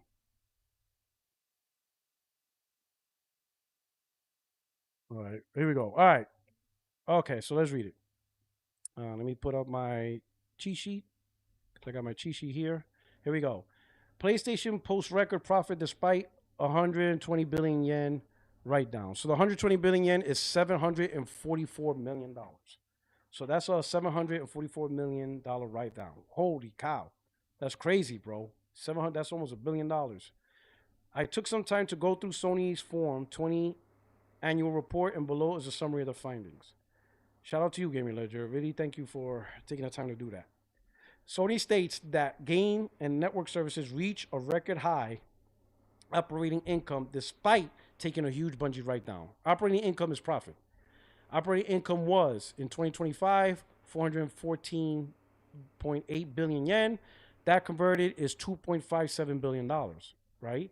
And in 2026, 463.3 billion yen. That converted is 2.87 billion. All right. So that's the operating income. That's an increase of 48.4 billion. So that's an increase of 300 million, 12%. Due to macroeconomics, conditions, price hikes, and the late stage in the console, they have seen their hardware revenue fall, and unit sales was down year over year from its peak. Absolutely. Price. That's the main thing. Right. PS Plus and digital store revenue was strong with software and DLC add-on at 2.42 yen trillion. So that's it says 15 billion. Shit. 15 billion. Up from 2.29. Well, I didn't write that down, so okay. All right. Network services 763 billion. That's 4.73 billion. So network services got 4.73 billion American dollars. Hardware other was 1.39 trillion. So 1. Is 8.62 billion, down from 1.58. Okay. So they still made $8 billion on that. Okay. Monthly active users hit 125 million with the highest quarter 4 levels ever recorded. So monthly active users at its healthiest. Bungie got hammered. A total of 120 million, which we already said 744 million impairment charges over quarter 2 and quarter 4. PlayStation is doubling down on first-party games. Sony says it wants consistent annual releases of single-player games. That's a good thing, and I'm going to talk about that. Also mentioning the continuation of live service assets. Oh my god. Oh. Oh.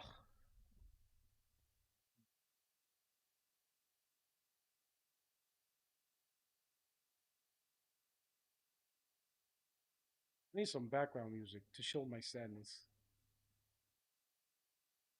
Oh my god. I mean, if they're talking about like Gran Turismo and MLB the Show and maintaining what they have, like Helldivers, okay. But if they're gonna keep pushing for new stuff, uh,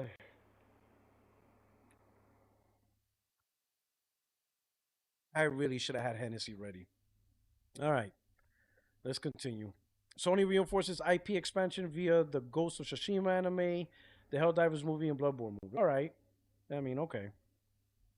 Sony is leveraging AI as part of their strategy. This is dangerous territory, but if there's any company I have confidence in doing it right, it's going to be Sony because they are creative in nature. In fact, majority of their business is creative. Movies, music, PlayStation, they already announced it. They're very creative stories, so they're going to respect the artists. As compared to, let's say, Microsoft, which is an IT company, they respect the IT technology over the artist. Let's be honest. Specifically in the areas of studio, productivity, dev tools, PlayStation Store recommendations, transactions, optimizations, and PSR upscales for better visual fidelity. As long as they don't pull DLSS 5 generative AI, I think that's the main thing. We don't want to see generative AI. We don't want to see AI taking over from the art and the vision. Slight improvements, fidelity to a certain point. You got just be careful you don't pull the Giga Chad, or you make the females look exactly like what you see on Twitter. You know, there's a line to be crossed. Oh yeah, I love this part.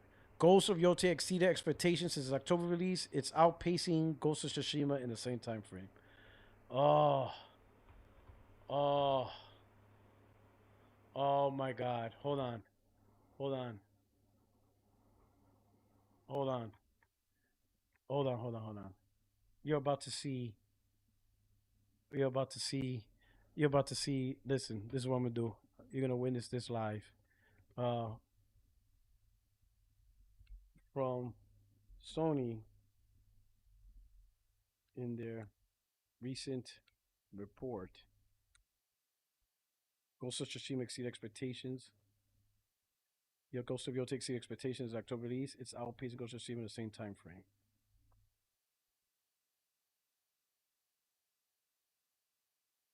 I'll, you know, glorious. Let me put this grip. Glorious.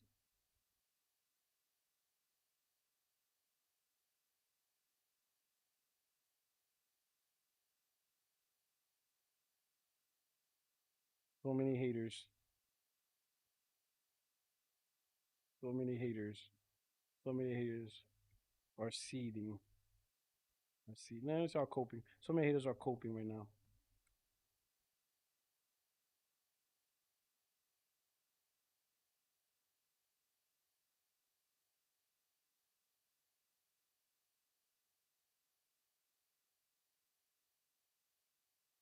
It's beautiful.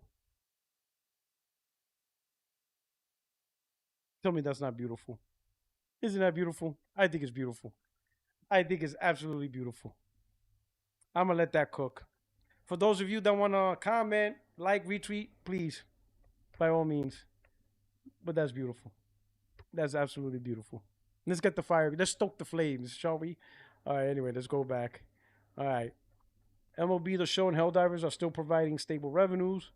PlayStation plans to manage profitability through adjustments to hardware sale plans and promotions.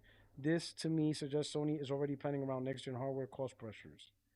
Sony ended FY25 with 2.0 trillion in cash. All right, so that 2.0 trillion converted is 13.64 billion in cash equivalents. And the company is looking at 1.8 trillion of strategic investment. So that's 11 billion of strategic investments. But that's as a company.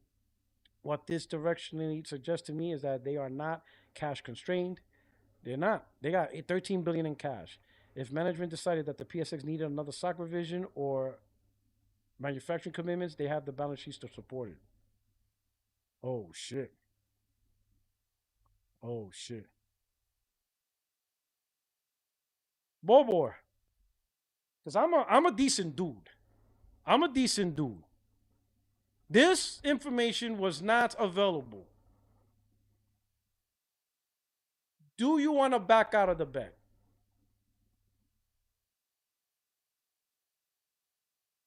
I'm a fair dude. I don't listen. Remember what I told you early in the podcast? There's a fine line between a fanboy and a human piece of shit. I am not a human piece of shit. Given this information, granted, this is the dude's opinion, but with Sony having cash flow, do you want to cancel the bet? Listen, no one's going to make fun of you. This information is new. It hasn't been presented. I will be cool if you be like, wait, hold on. You know what? Yeah, you might be right. This shit looking shaky. I don't want you to get screwed in. Is he here? Is Bobo still here?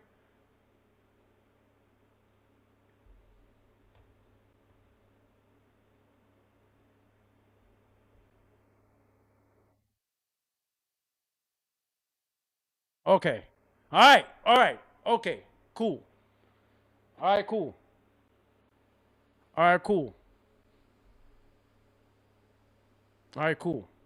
All right. But you know, like I said earlier, there's a fine line between, fanboy, whatever, and just being human garbage. You know what I'm saying? I just want to be like, oh, okay, wait a minute. You know what I'm saying? I'm like, I'm like Tony Montana. I never fucked over anybody that didn't just had it coming. I believe in that. My man never fucked somebody over unless they had it coming. You know what I'm saying? Listen, man. I never fucked somebody over unless they had it coming. You're a good dude, Bobo. You're a good dude. Oh, my man's trying to get the Soros plat. All right, good for you. I'm just saying. I'm not going to fuck somebody over unless you had it coming. All right?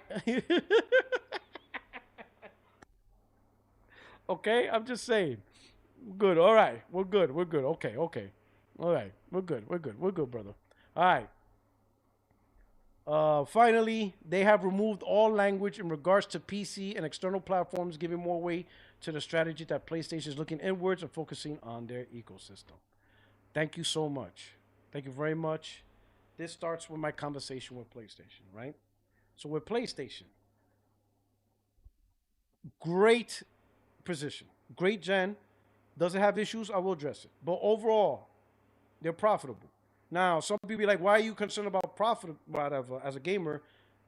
Well, we're all talking about the platform we enjoy. And when it's profitable, the company doesn't have to make drastic decisions. Because it's profitable, they can pull away from PC. They're not stuck and desperate. They can make those decisions. They can see where the profit's coming from us, from the PlayStation customers on the console. Most of their profits, like 99% of it, is from us. So they know, hey, PC's not really providing the money, it's not providing the profit. We can just dump it. It's kind of like Nvidia. You could just, that's literally PC gamers.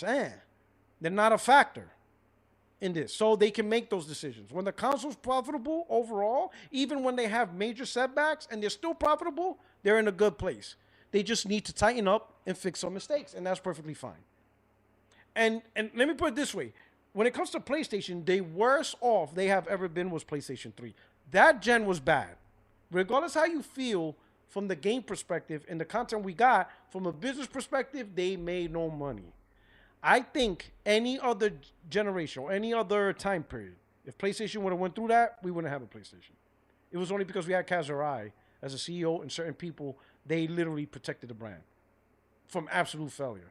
And PlayStation 3 from a business perspective is an absolute failure because they lost all the profit they generated from PlayStation 2 and they went into the red. PlayStation 4 had to pull them out. So when you are completely not profitable, you're a failed business. But luckily we had the people in Sony at the time that believed in the brand and they said, boom, let's do it. Let's make this happen. So I'm cool with that. All right. PlayStation 5, absolute most profitable gen. The platform is great. Got great games, best third-party support. The hardware is awesome for both base and pro. From that perspective, you got foundations that's great. Overall, the best controller, the best third-party support, the best console hardware. Great online. Does it have some issues? Of course. It's just overall great brand. Sony strategizing with the hero projects that netted some great games. The brand is great. It has some great stuff. It's so great that PlayStation gamers don't mind to keep playing on PlayStation all the way out to 2030. Even some of us are 2030. That's how great the brand is. Now let's talk about what's not so great. These are the things that are not so great with PlayStation, but you can fix it because it's not destroying the brand identity. Number one, the live service. That was a bad plan. We can all agree to that. Helldivers was the lightning in a bottle. But if Sony wants to continue their live service, they have to be strategic and smart. More strategic, more smarter. Do not give big. Your first party budget, the majority cannot go to live service games. The majority has to go to your single player game. I will touch on that. Give a portion of your budget, smaller portion, to live service games. You got rock solid live service game foundations. That won't fail. Or most likely will never fail. Most likely. Your Gran Turismo, solid. Keep your live service strategy on that. Improve it. Do your things. But don't mess up the core foundation of your game. I'm not a fan of your game. What I mean by that is I don't care about racing games. But I am not going to deny the fact that it's one of the top franchises on PlayStation. Like I said, I'm not stupid about Gran Turismo. Sure, I make jokes about it, but I know Gran Turismo is one of PlayStation's biggest IPs. And the live service strategy, the online, is huge. Continue what you're doing there. MLB The Show, I'm not an idiot. I'm that either. I understand San Diego Studios, in order to maintain the license, you don't have a choice but to be multiplat. It's either be multiplat or you're not going to have the license. It's a surefire win. Let's admit it. Because we're living in an age where we don't have competition between sports games. Once you got the license, that's it. You're the only one that has the license. 2K has the license for NBA. Madden has the license. EA has the license for Madden and college. Right? PlayStation has the license for MLB The Show. I don't know who has the license for NHL, but somebody does. But it's not multiple studios. It's just one studio. That's it. So guess what? If Sony doesn't have that MLB license, then San Diego Studios is cooked. They're cooked because they'll shut them down. Now, of course, people will say, well, you can convert them to a single player studio, but the problem is to go from a studio that makes a game that sells a lot every single year and makes even more money from the microtransactions. The Diamond Dynasty is heavily monetized, live service heavily monetized. I think the game makes more money from the money transactions than the actual game itself. To go from a studio that provides that consistent revenue every single year to now, even if your game sells 15 million every 5 years, but it's still only every 5 years, I don't think Sony's going to accept that. So San Diego Studios will only survive if they have the MLB license. No MLB license, that studio is gone. So, okay, I get that. Bungie, I personally would like Sony to sell them off, but I don't think they are. So that's where their continued live service strategy is going to happen. Me personally, I would like to see Bungie get reduced to just making PlayStation exclusive, but that's not possible. Because I think if Sony focused on making live service games for PlayStation, curate to the PlayStation mindset, and I think PlayStation gamers want PvE live service games and not hero whatever. I think they could find a live service game successful within PlayStation. I also think PlayStation gamers want homage to PlayStation titles. Number one is SOCOM. Might be successful, might be not, but at least you're catering to your PlayStation audience. But that's not going to happen because live service includes PC. And because live service includes PC, you have this blend of data and communities that the game has to cater to both. The sad part is the live service strategy is not being made to cater to PlayStation gamers. It's being made to cater to PlayStation and PC gamers. But to me, the two communities are so far apart in many ways that it is really hard to come up with that game where both enjoy it. Helldivers is the exception. That's the lightning in a bottle where you found both enjoying the game. how many times is Sony gonna find their Helldivers? I think if you just focus on PlayStation and just do live service for your PlayStation audience and have your PlayStation audience enjoy live service because you're catering to what they want, I think that's will be a more successful road path than trying to create a live service game across multiple platforms because you're already saying you need access to this huge community fan base to make it successful. That live service is a problem. And the live service strategy is like the portion of PlayStation where they're still technically, at least from that aspect, third party. From that aspect. You know, I call it half-assed third party. The live service makes PlayStation half-assed third party, but I'll take that. I'll take a half-assed third party than full-blown third party. They're half-assed. They really got to readjust live service, and they really have to look at, can you... And he just said that you need the big audience, but I'm like, I don't think you do, because look at the times when we had multiplayer and they were exclusive to your ecosystem and they were successful. Halo 3 was only on Xbox and it was successful. It was absolutely successful. SOCOM 2 was only on your PlayStation 2 console and it was successful. So we had an era where multiplayer games were successful and it was only on your console. Your console audience loved it because that was part of their identity. So how did we have decades of successful multiplayer that was exclusive, but now all of a sudden it's impossible to make a successful multiplayer? How is it possible? You know, I think you can have a successful multiplayer exclusive to your console, but what's getting in your way is corporate greed. You want mass amount of money. But what you're ending up happening is you're getting mass amount of losses. You're getting more losses than money from this live service strategy. I think if you tone it down and you say, you know what? Instead of trying to cater to multiple platforms, we're just going to keep in our ecosystem and cater to our audience and pull as much as the PlayStation gamers we can and just live off them. I think you'll be fine. I don't think you need a whole bunch of platforms to survive. We had decades where that wasn't the case. And now all of a sudden everybody's like, oh man, if you make a multiplayer game, you need everybody. It's just not gonna work. No. I think if you're greedy on the metrics, you know, and I think there's a potential that the metrics change, but like if you change the metric that forced you to include everybody, then yeah, you're gonna strategize everybody.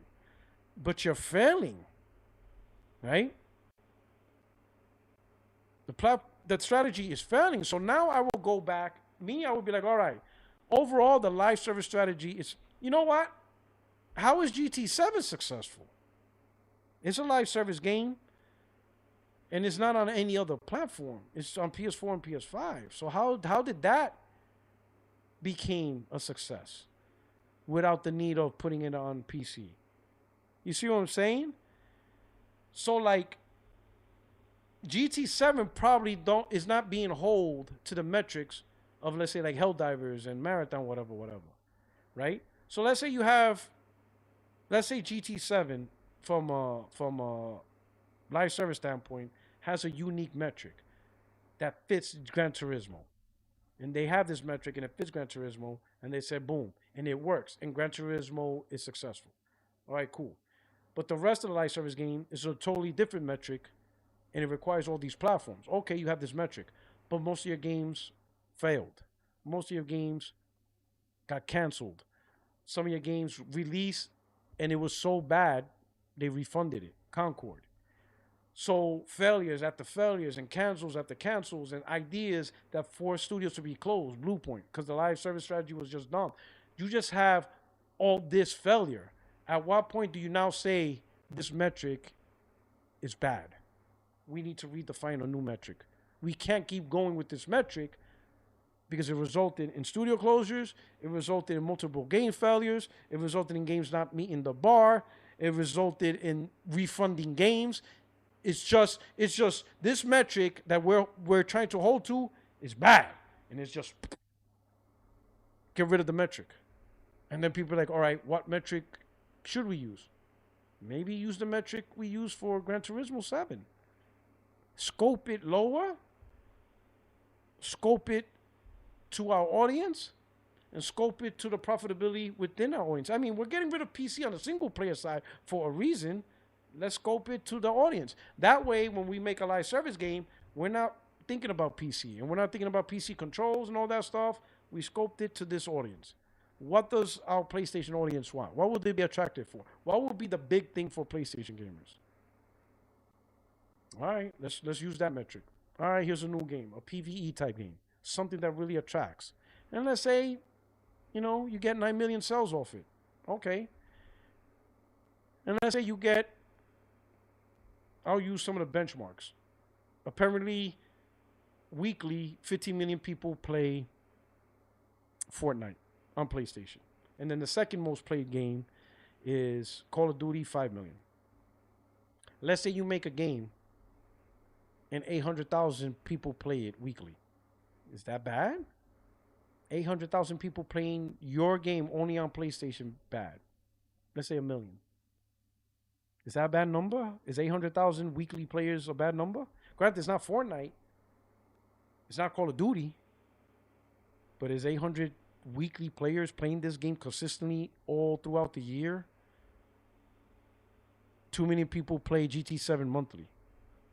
All right, 2 million people play GT7 monthly. So let's say that we'll use GT7. Let's say they make another game and it's 2 million monthly. So you divide it by 4, that's like what, 250 a week?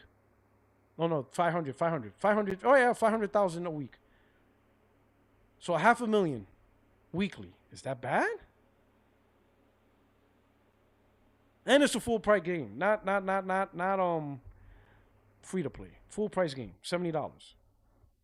And 500,000 people play weekly. That wouldn't be good as an exclusive? I don't know, maybe. Maybe not. Maybe they have big aspirations. But I think if you have this metric, and the metric overall is failing you across the board, you got to change the metric. Like, you can't keep dunking billions into this metric of live service. You got to change the metric.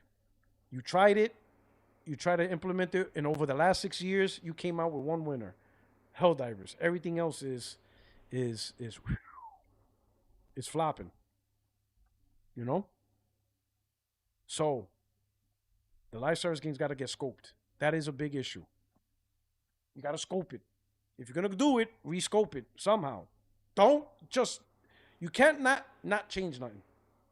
I said it right? You can't just keep going. You got to rescope your live service strategy. You got to rescope it. You got to completely rescope it. It can't just be, try again. Stop. Take a pause. Look at the metrics. Rescope it. Don't just continue. But the live service strategy, for us PlayStation gamers, that's a negative part. And it could continue to hurt PlayStation if they don't get it right.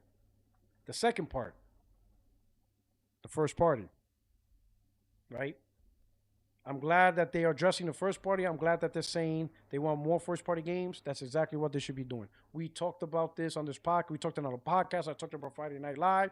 I said this. I'm a broken record. Sony did not plan for the slowdown of first party games because they didn't anticipate, or they didn't think, or they didn't strategize. What do we do with games now taking longer to make? What do we do in a world where now you have to wait 5 to 6 years to make a game? How do we avoid that risk? Or mitigate that risk? How do we mitigate that? Well, you do that by investing in your studios. Bump them up. Increase them.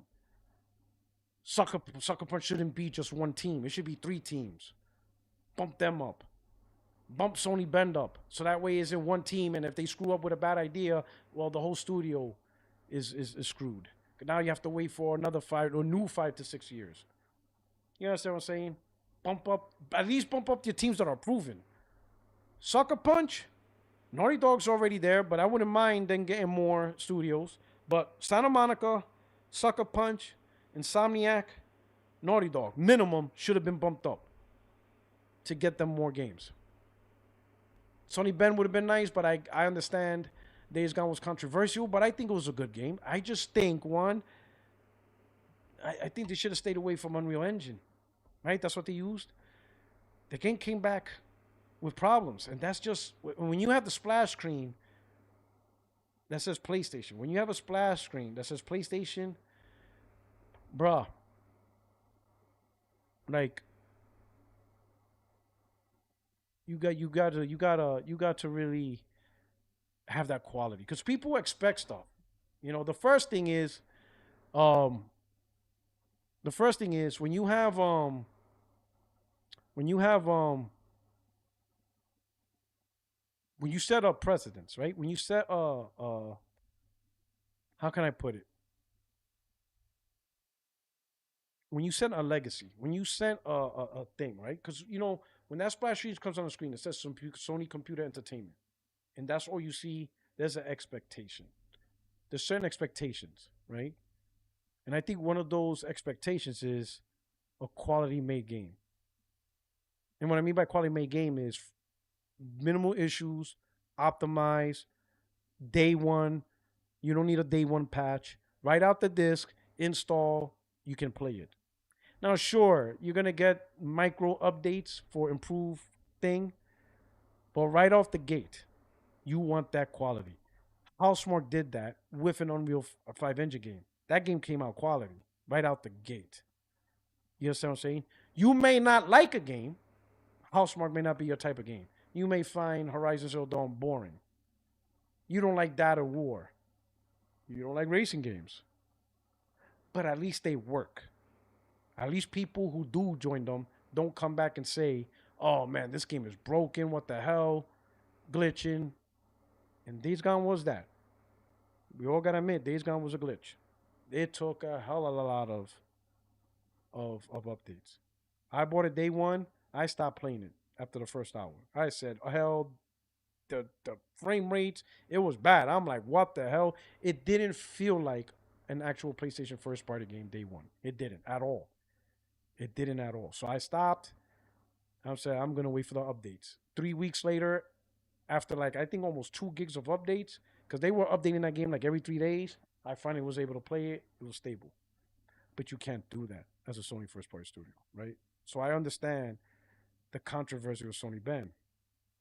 I don't know why they went to Unreal Engine. I don't know why any studio will go Unreal Engine, but I kind of get it. Somebody explained some people don't have access to the proprietary engines of Sony when they join, but they all know Unreal, so they go with the easiest thing. All right. But at a minimum, Insomniac, Naughty Dog, Santa Monica, Sucker Punch. Definitely Sucker Punch. Sucker Punch should have never been stuck with one team coming into this gen.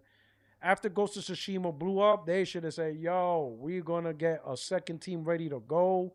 You guys are the shit. Let's get this going. But Sony didn't do that.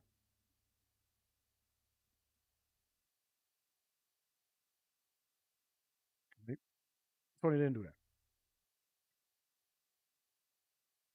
So I'm glad Sony's talking about pushing more first party. You need to push more first party. Insomniac's goated. Whatever they got going on, goated.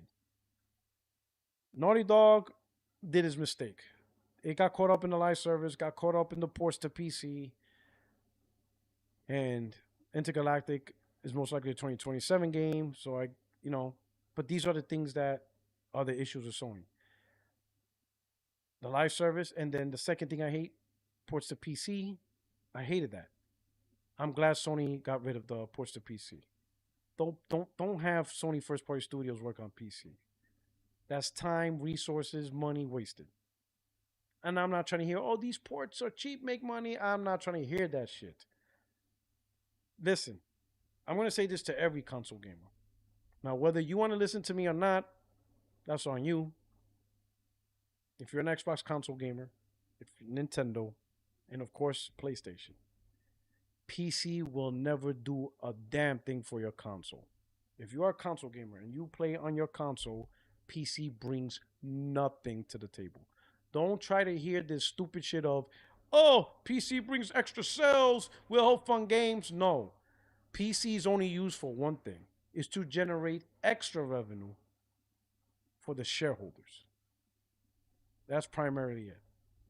Your console is the bread and butter of those game sales. And if your console flops, if the sales of the game flops on your console, then it's a flop. PC is just whatever extra they could get out of it. The game has to be successful on your console. Period. PC is just extra. It is not the savior. PC doesn't save anything on console gaming. It doesn't. So don't believe that nonsense for PC gamers. Trust me, from console gamer to console gamer, if the game flops on our console, it's just a flop. There is no saving it. There's no saving it. The port to PC is just minimizing the flop. That's all it's ever going to be. But you're not going to get the savior. Look at Xbox. Did PC save Xbox? Absolutely not. It's just how it is. So you got to accept that. Okay? So I don't believe no PC bullshit. All these PCs talking to me, in the immortal words of Chill Will, fuck off. Just fuck off. Stop talking to me. I'm not listening to you. I am not listening to you about how you PC gamers are going to save my PlayStation. No. Only PlayStation can save PlayStation. So fuck off. I am not listening to no damn PC. And no disrespect to the PC gamers in the chat. If you're about PlayStation. If you guys know and can admit that, yeah, you being a PC gamer is not going to save PlayStation, then you understand. But I'm not trying to hear a damn thing about you are the savior. You're not Jesus. Simply fuck off. I'm not listening to any of y'all. Right? PlayStation Nation, PlayStation, the brand is in the hands of PlayStation gamers that play on PlayStation. No one else. No one else is going to help this brand. That's it. And I'm not saying support the devs. I'm not saying that. So you guys know I don't say that shit. But what I am saying is, right? As long as PlayStation makes great content, as long as PlayStation cater to us, it's a symbiotic relationship. You make great content, we buy great content. You make great services, we play great services. You do great things with the console, we buy the console. You do great things with the hardware, we'll buy the hardware. You do great things, we purchase. That's it. It's a business transaction. You make good products, we buy good products. There is no support the devs just because we feel sorry for you. There is no, oh, I'm going to invite, Herman Holtz to my daughter's wedding. I'm not doing none of that shit. I'm not telling Nishino the Machine, oh, happy Father's Day. Get the fuck out of here. I'm not doing that weird shit. None of yous are getting a happy Father's Day from me. The hell? What's her name? Lin Tao? CFO? That's her name from Sony? Sony CFO Lin Tao? Is that her name?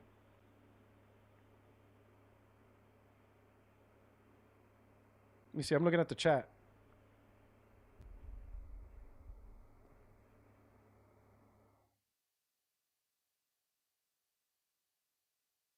Is that her name?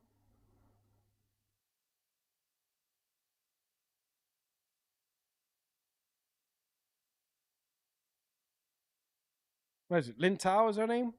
If you guys think I'm going to talk to her like the way Xbox dudes talk to Lulu Chang, you bugging. Motherfuckers act like they were going to get an invite to her wedding.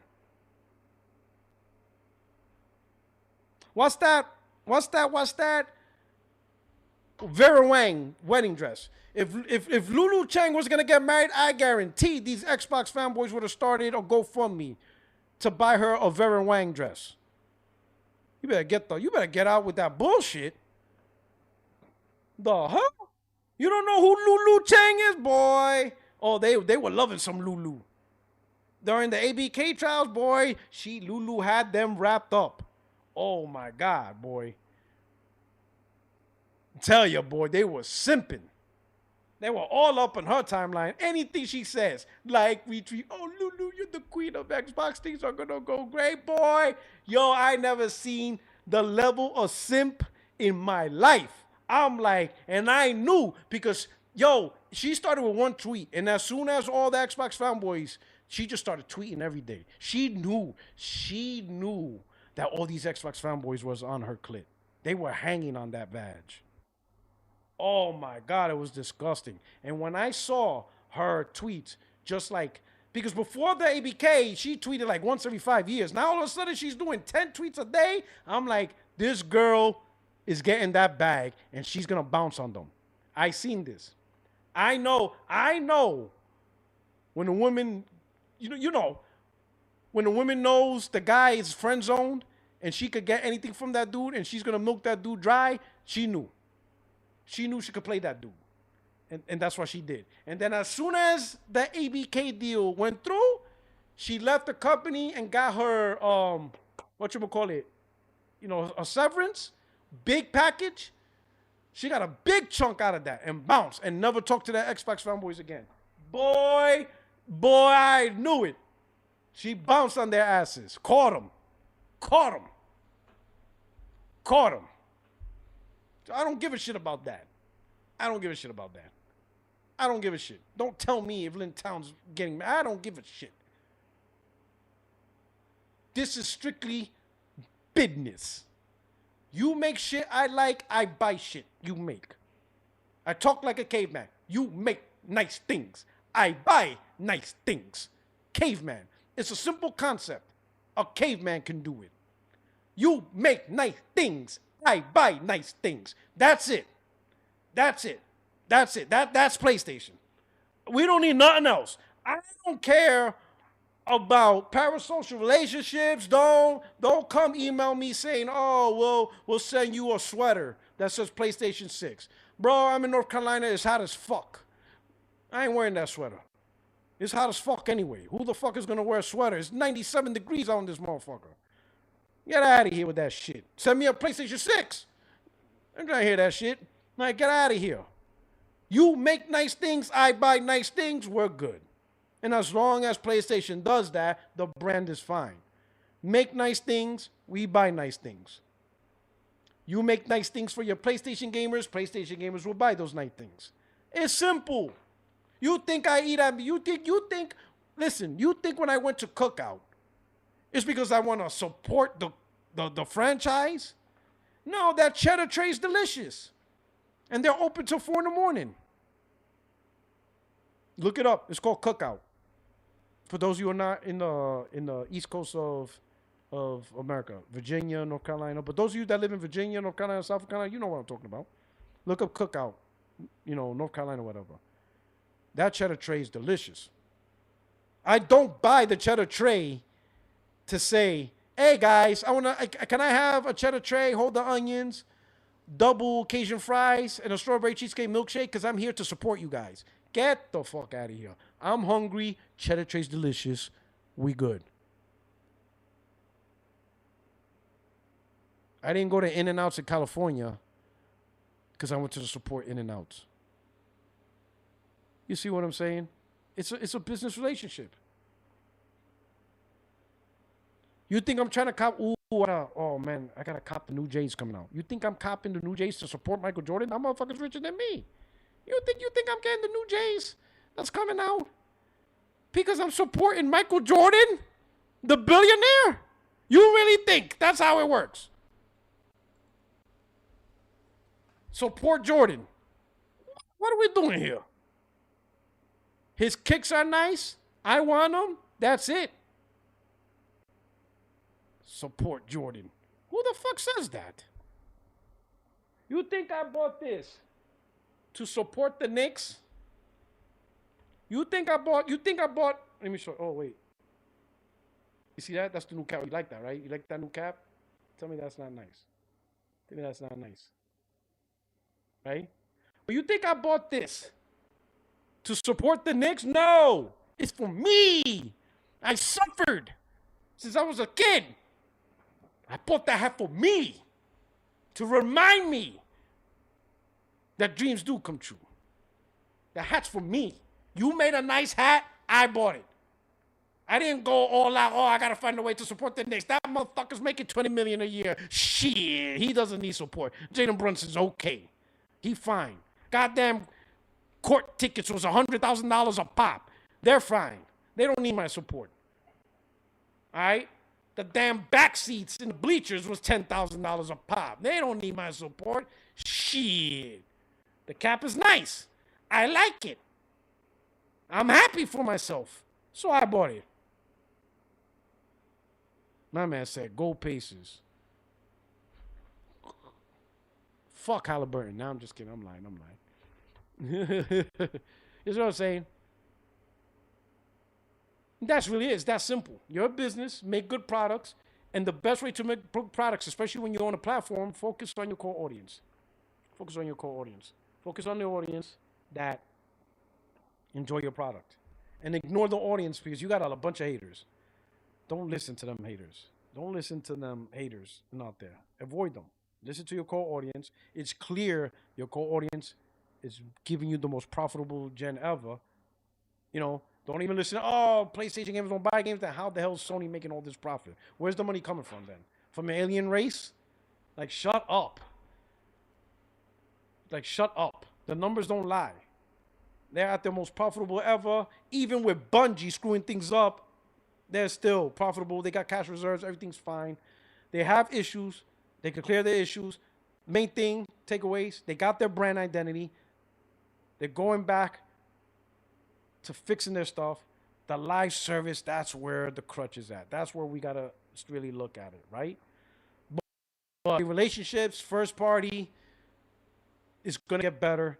It's great. It's good now. It's going to get better. I think it's even going to eventually surpass what we were doing in PS4, right?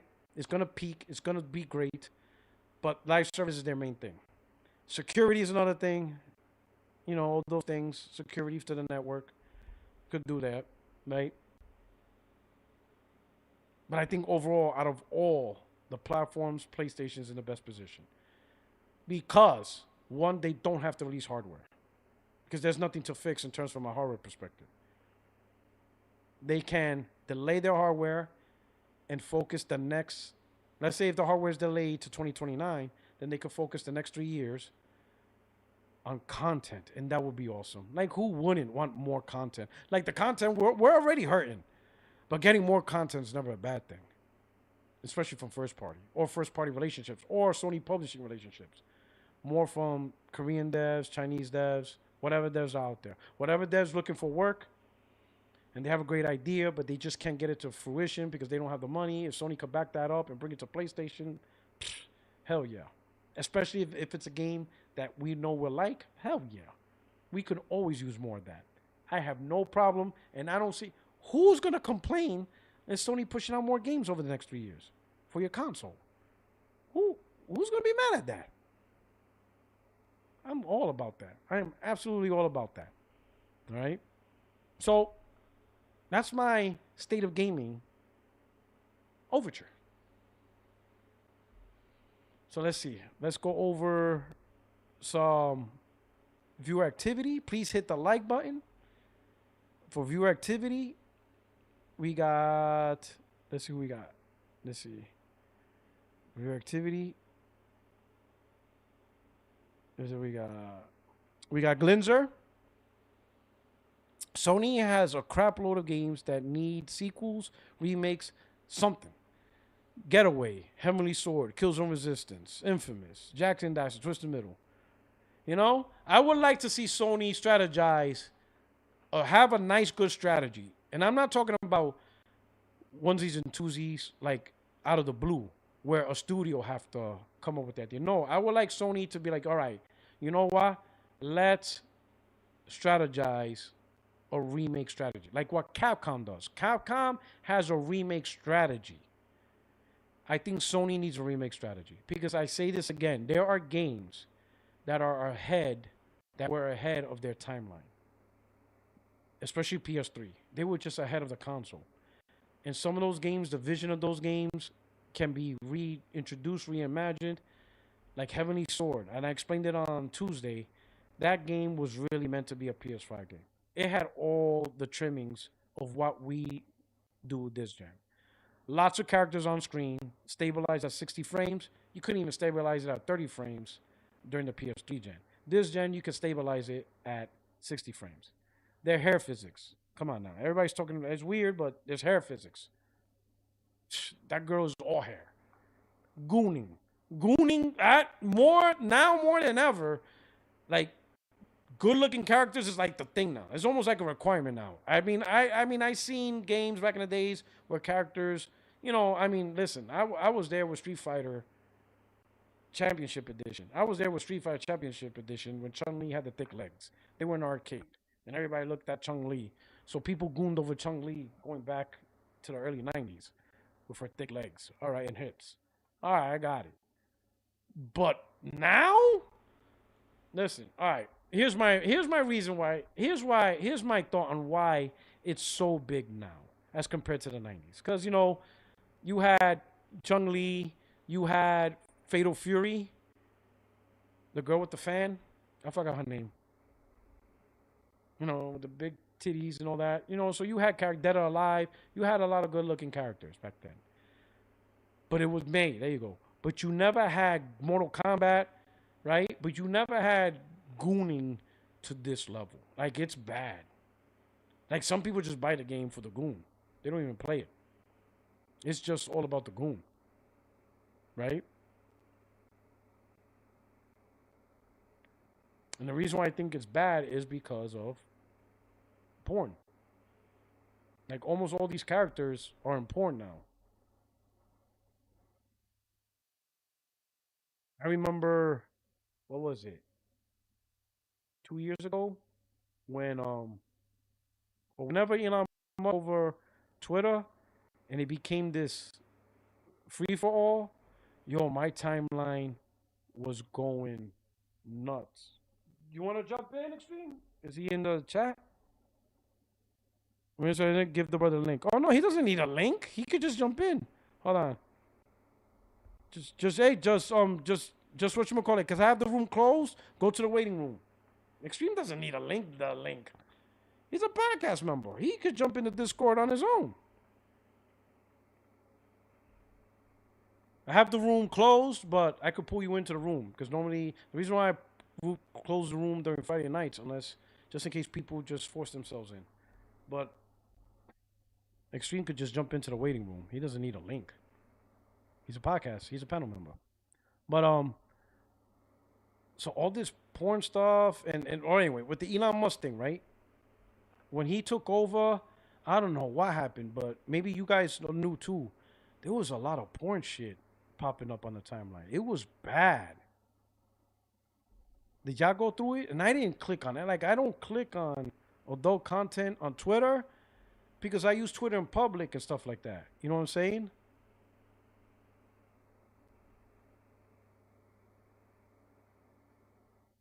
And the timeline was disgusting. Like, I had to keep blocking and blocking and blocking and blocking, right? And I'm like, yo, what the hell is going on here? And half of it was cartoon, video game stuff. Like, apparently, I guess when Elon took over, he probably thought all video gamers were into video game adult content. I'm like, I don't want to see this. I was like, it was just getting bad. I had to keep blocking and blocking and blocking and blocking and blocking. It was just ridiculous, right? But I didn't realize how much, especially Nintendo ones. The furry Nintendo ones. Like, yo, there was one video that popped up. It was like Pikachu, like, fucking the planet. I'm like, what the fuck is going on here? Like, what is happening here? Like, yo, this shit is crazy. This shit is wild. Let me not get started on Final Fantasy and Tifa. Let's not go there.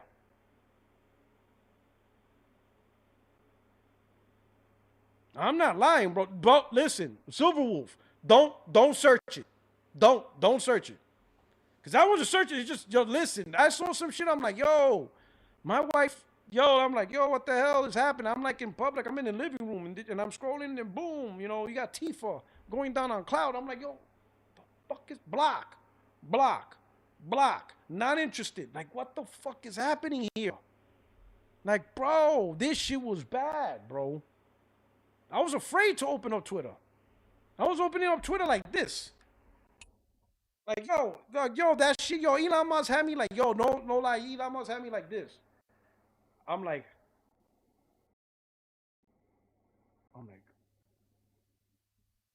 uh-oh, what happened? Am I in it? What happened? Did my internet go out? Where'd the camera go? Are we still live? What happened to my internet? We're connected?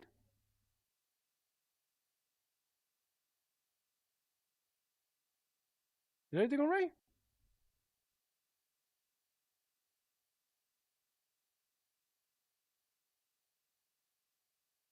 Everything all what? What happened?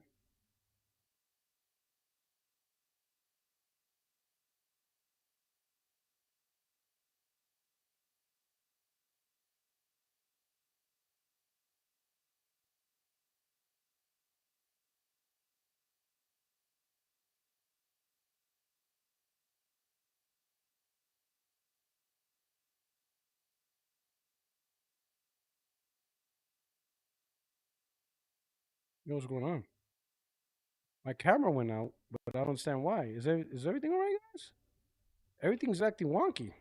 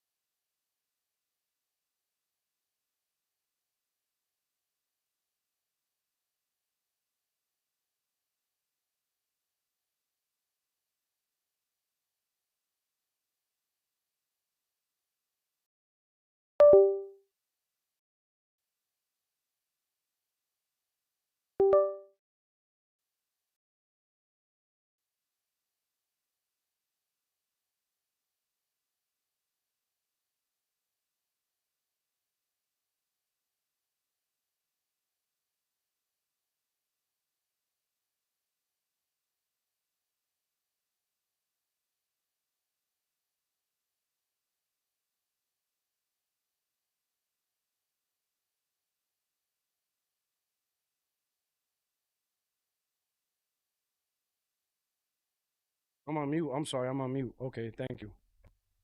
What the hell happened? Let's see. We'll go back here.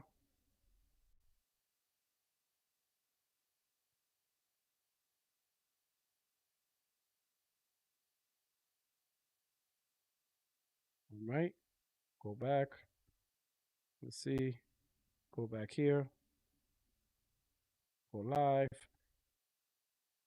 Going back. Go activity. All right. There we go. So we're good now. All right.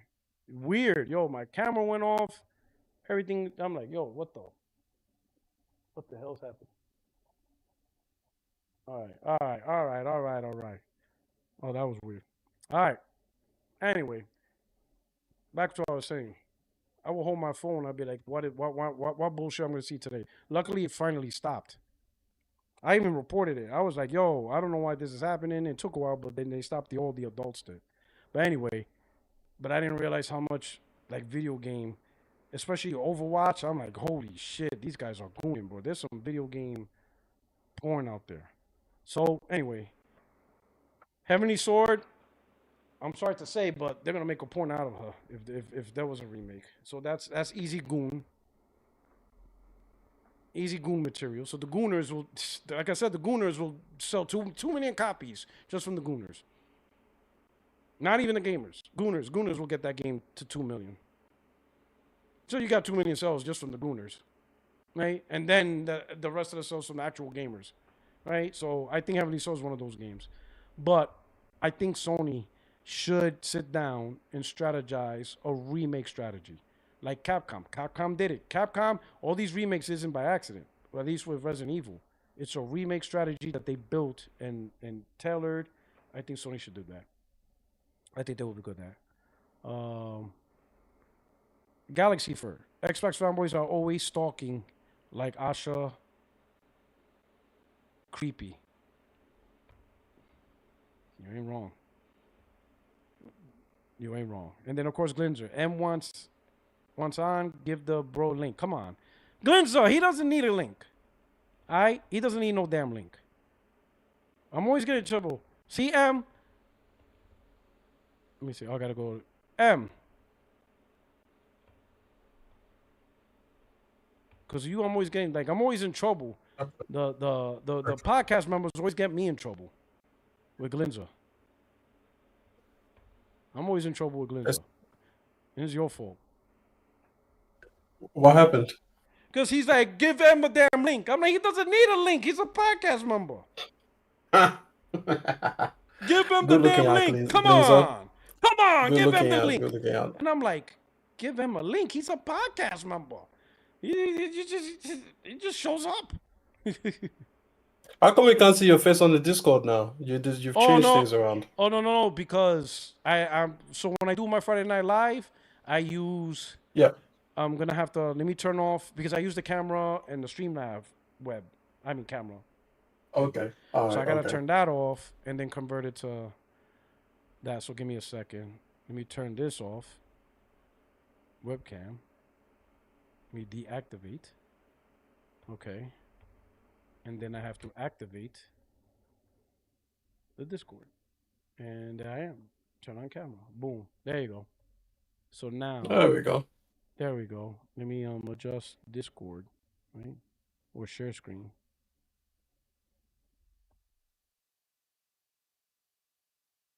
Oh, wait. I just have to do this. All right, good. We good. What's going on, brother? Hey, man, it's good. Good to see you. I missed out on the podcast, so I thought this could be like a catch-up round for me. Sure. You know? Yeah. You're talking about your infatuation with what is it? Heavenly Sword again? Oh yeah, absolutely. You know, it's the perfect game. It hits all the metrics.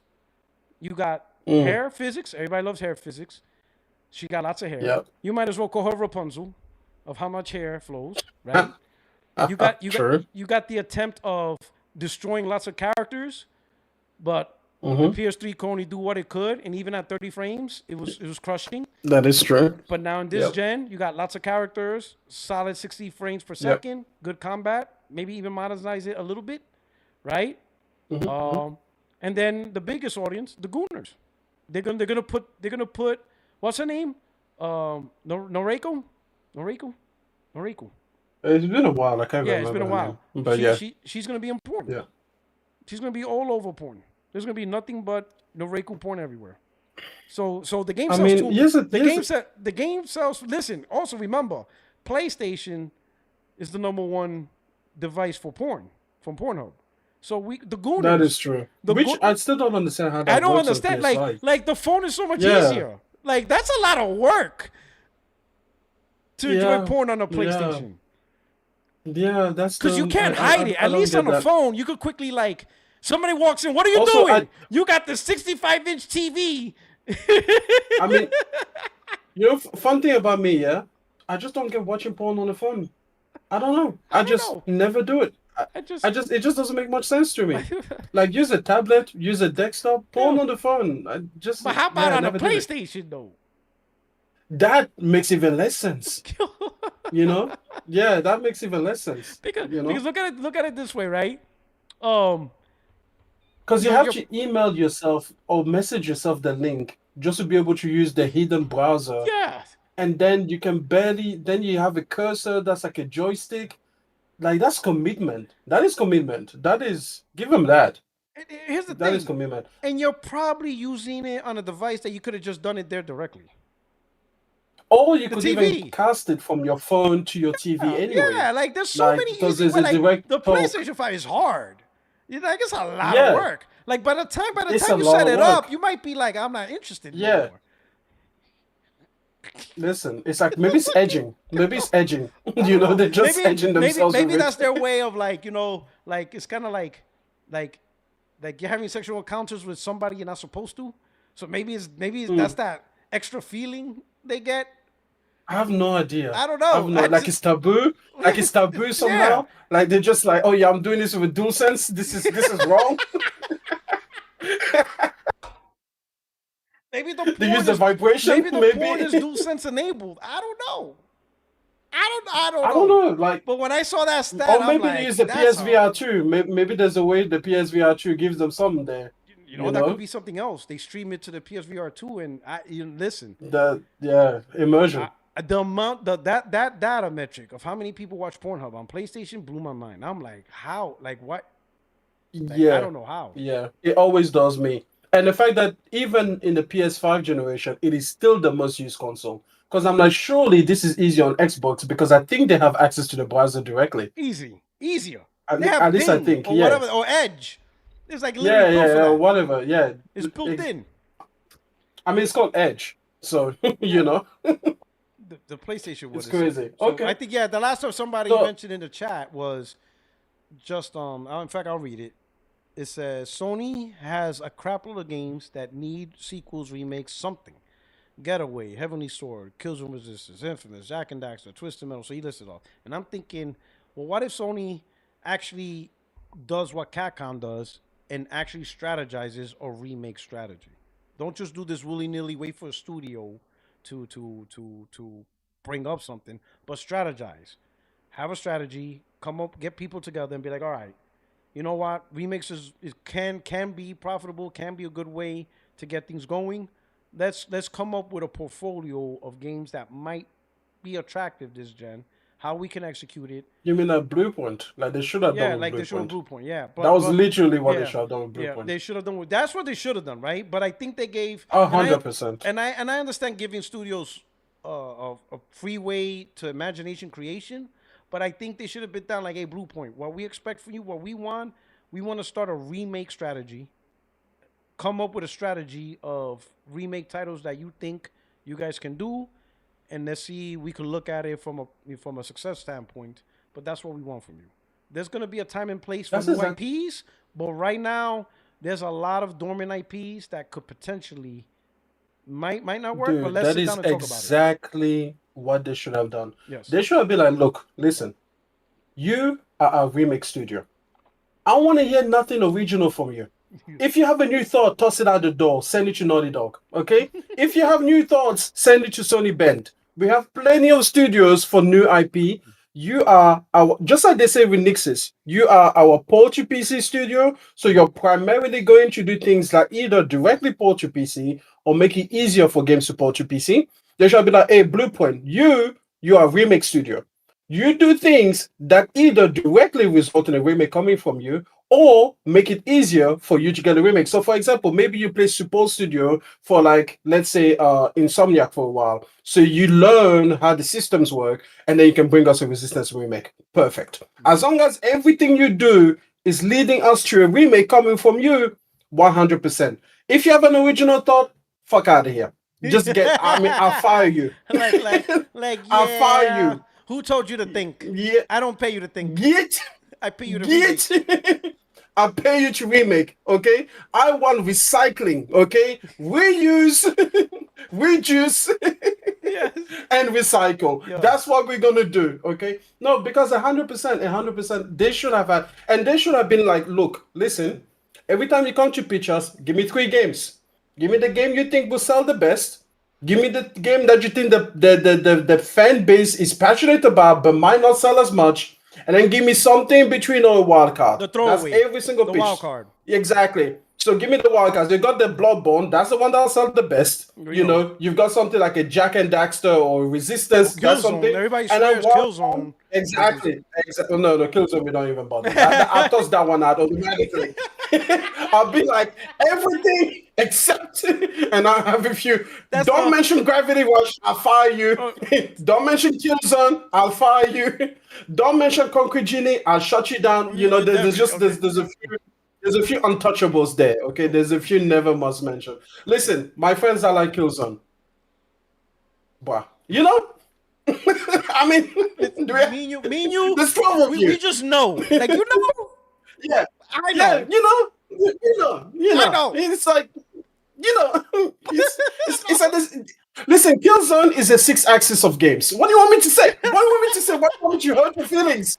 Why do you want me to hurt your feelings like that? Look what you made me do. Controller. We done with it. We accepted it. Yeah. But we're not going back to it ever. There you go. There you go. Why do you want me to hurt your feelings? You know. The 6-axis again. I like that. I like that analogy. I knew exactly what he said. 6-axis. Like, listen, we had to deal with it, and we done with it. But now that we moved on, no. Yeah, we ain't going back there. The truth. We ain't going back there no more. The truth has set us free. You know. Oh, man, absolutely. So, the 6-axis game. I like that. Like, you just had to deal with it for the time. But now we're not. There you go. Yeah. There you go. Not touching that. So no, they absolutely should have a remake strategy. And for me, though, what I would want from a studio like Bluepoint or from such a strategy is exactly that Capcom approach, but mixed also with that Square Enix touch, which is when there is an opportunity to enhance the package by changing some things around, creating some new narratives, having expanded characters, expanded skills, quests, mini games, what have you. We will also consider doing that a little bit further. Why? Because to me, a remake cannot just speak to the old audience. Okay, you've got to bring something so that the 8-year-old of today can fall in love with Jak and Daxter also. Because if you're making Jak and Daxter for me, I'm like 34 years old this year, right? So it's like, how much more love will I have for that franchise? No, you've got to be able to get the new kid to also fall in love with that. So it's like, if you were to do it again, and this is one of the reasons that I'm personally, I'm not excited about Halo campaign involved, because all you're doing is retelling the story you've already told. But it's like, when that story was written, there were limitations because they didn't know if it would work, right? Because nothing is guaranteed in life. But now there's books, there are movies, there are TV shows, right? And then there's the further games. So it's like you could actually go back and tell a tighter, better narrative because you know where the story is going. So it's like, if you're going to tread on old ground, at least take advantage of that particular opportunity. But when you're just going to redo the same missions, everything, it's like, it's almost like if you had the movie director and they reshot Star Wars all over again. Exactly the same. And all of the plot holes were still the same. Exactly. They changed like Leia still kisses her brother when she knows that he is her brother. Like, why do you still have incest in there? Do you think that was a thing? You know what I'm saying? Like those weird little moments, because clearly they decided to make them related later on in the script, because otherwise, why would they be kissing? That would not be a thing. But it's like, now that oh shit, these people are meant to be siblings, maybe they shouldn't be fucking. I don't know. I gotta listen. I have to get it out of my head because now it's stuck in my head. Side note, just a sidebar thing. When you said that Luke and Leia thing, I remember it's like 4 years ago, whatever. This is a sports thing, so I'm sorry, but I have to. I have to get it out because it's distracting right now. So I remember reading on Twitter, the Yankees beat the shit out of the Minnesota Twins. That's the name of the baseball team. New York Yankees, Minnesota Twins. Okay. And they beat them. And they beat them so bad, Darth Vader came online. He says, I haven't been this embarrassed about the Twins since Luke kissed Leia. That's the only reason why. That's the only reason. So I had to get it out. I started laughing. Darth Vader was on. There was like a Darth Vader account. And he's like, I haven't been this embarrassed over the Twins since Luke kissed Leia. I'm telling you. We listen, we don't need a Cersei and Jaime situation in the new God of War, in the new Star Wars, if you're to tell it again. Okay? We don't need that Game of Thrones moment. You know? We don't need some Lannisters up in here. We're good. Listen, it's okay. Oh man, wow. So that's the thing. I think that a remake strategy is actually something that Sony could so easily have done, alongside all of the new IP and all the live service. And the thing is, we see them doing it sporadically, right? Like, for example, God of War is going to have their remakes, so that's going to be cool, and everything. But again, it's the same thing for me. I'm like, well, if you're going to retell the Greek saga again, maybe I don't need to be having a sex mini game. We can let that part go. It's okay. It's all right. And also, maybe. The Gooners are not gonna like you. No, listen, man, listen. That was weird even back then. That's the reason why they want. That's the reason why they want to buy the game. They want that Smash X and the screen shake. They want, and then all the blood, the orbs come out. Yep. If that's not there, the game went woke. If that game's not there, we can skip that. It's okay. It's okay. Awaken. It got woke. So we can skip a few things. We can but it's the same thing about like we know the Norse saga. We already seen the Greek saga. If you go back, feel free to change a few things to set up the character a little bit better. For example, people always say that Kratos was this angry, non-caring, just brute. And the thing is, he wasn't. But the writing did not stand up to his character even back then, right? Because the thing is, there were always moments where he showed, as hard as as rare as it was, he showed compassion, he showed empathy. Like I still remember playing God of War 3, and then his relationship with Pandora, and the way that he wanted to save her and protect her because she felt like a surrogate daughter and everything like that. But it's like, you look back and it's like the writing didn't live up to show like all of the range of his emotions and everything else that he could do. Now you have this opportunity. If you're going to do it again, yes, the overarching story is going to be the same, and don't change the character too much. Don't make him the Norse God of War, but make him somebody where you could see that those seeds were always there. Like just polish that diamond that was always in the rough, so that people can see more into his character and see that it wasn't such a departure from when we meet him in the Norse saga. Yeah, I agree with that because like people call him Dad of War, but I'm like, he was always a dad. In fact, that's the whole thing about the plot behind Kratos.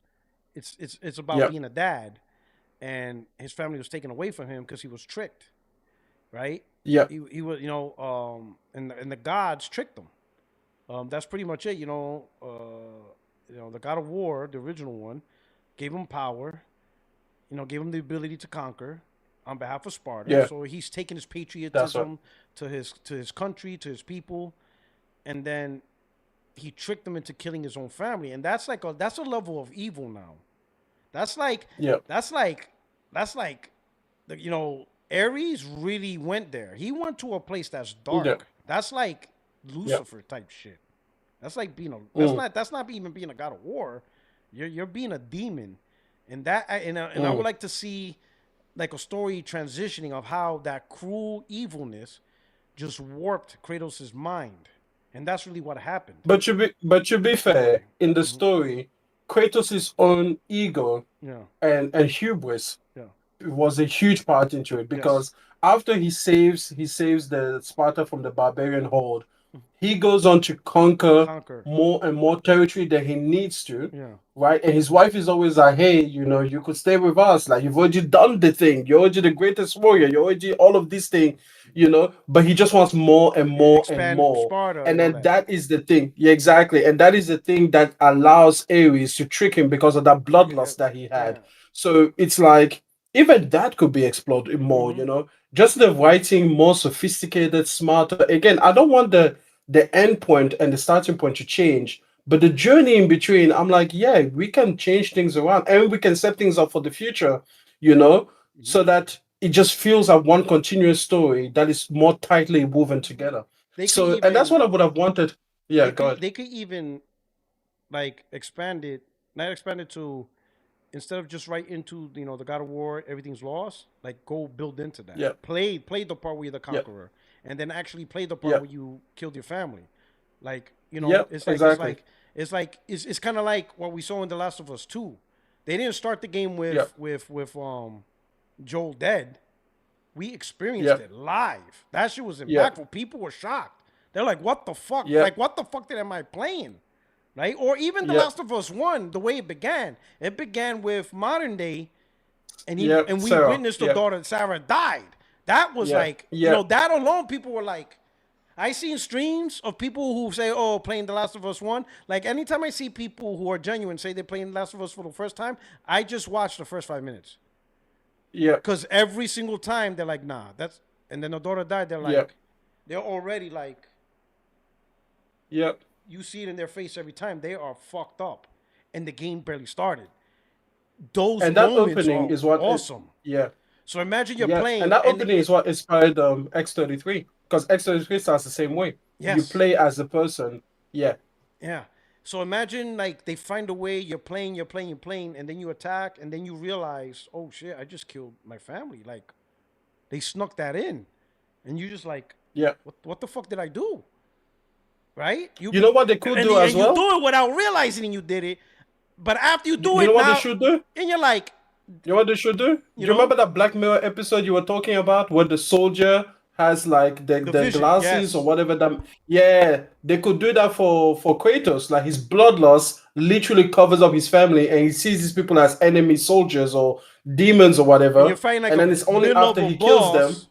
And you slaughter them. You slaughter like a boss and a mini boss, and they're both tagging, and you destroy them. And then all of a sudden the illusion disappears, and it's your family laying there. You're like, wait a minute, exactly. That wasn't the boss? Yep. I was beating the shit out of my own daughter? Tell me that won't fuck you up while you're playing the game. And you're like, I'm telling you. That will fuck you up. And now you're connected to the game. Yeah. And then you could be like, oh, I'm going to fuck up Ares. Oh, my God. Yeah. You know? So, and then you'll be like, who did this to me? Who like made me see this monster instead of my family? And it's like, Ares did that. Yo, that's motivation right there. Everybody got died. Yeah. You're all dying. Yeah. You know? Yeah, exactly. So they have then you feel that anger as it's going through. Yeah. That's what I'm saying. Like, that's what I want. I don't want just a straight up, you know, because then you're just making a really polished remaster. You know what I mean? Yeah. It's just like, Don't play it safe. Like, yeah, go hard. Go hard. You know. Yeah, absolutely. You know, and then you can plant the seeds. You know, for example, you know, we know that, for example, in the Norse mythology, we saw artifacts from different cultures. Now we're seeing that being paid off in God of War Laughing. But it's like, Greece is very close to Egypt, you know, relatively speaking. You know, it could be close to other geographically, you know, similar things. So there could be like one or two things to hint like, hey, there's a greater world out there beyond just Greece. And now that we know that we're gonna go there, we can put just a little bit, you know, yeah, exactly, just a few Easter eggs to let you know. So that for a person who's going to experience it from the first time, starting from the Greek saga again, because there will be a boy eventually, let's say 5 years down the line, he's 15 years old, he heard about God of War, and he's like looks it up and he's like, okay, chronologically, I should follow, you know, the new God of War Great saga, followed by the 2018 North saga, and then all the way to Lafe and beyond and everything. And he starts from there. And imagine the experience that they will have, right? Because he will just pick it all the way through. I'm telling you, I'll be like, shit. I'll be like, shit. Can I trade places? Yeah, I always say that, man. I wish I could re-experience The Last of Us 1 all over again. Yeah. Like, completely forget about it. Like, they just switch that part off and just start all over and play The Last of Us 1 and 2 brand new. Because, my God, those games were experiences. They were just epic experiences. I'm telling you. Yeah. So that's I think I don't know how Sony didn't see that though, because Capcom's doing that. And I think kind of like Cody and Veronica, they made a lot of changes to that game. Oh yeah. See? They actually, I was like, wait a minute. So they're doing a real good job with that. And that's what I mean. Like these studios, the thing is that gamers often feel that if you change something, you are somehow invalidating the original experience. I don't believe that, because like if you want to play the original Resident Evil 7, you can go back and play that one. You know, if you want to play the original Final Fantasy 7, you can go back and play that one. But to me, it's like if you're making a remake, like it should be with a new interpretation, like something that brings it up to the current standard and where we are. And I'm not trying to say that you reduce the amount of attractiveness of characters or whatever they accuse, you know, Western developers of doing like that. But it's like we can have more mature storytelling because we're in a more mature medium, because we are being made by people that actually have experience and not just college kids that think that, oh, you know, let's have a few sexy pixels for the sake of it, you know. So it's like, yeah, I would love to see, like you said, the remake strategy, but also that audacity to bring it into the modern day, to change certain elements around, so that the overarching story is the same or extremely similar, but the way we get there is more enjoyable and meets us where we are today. Hmm.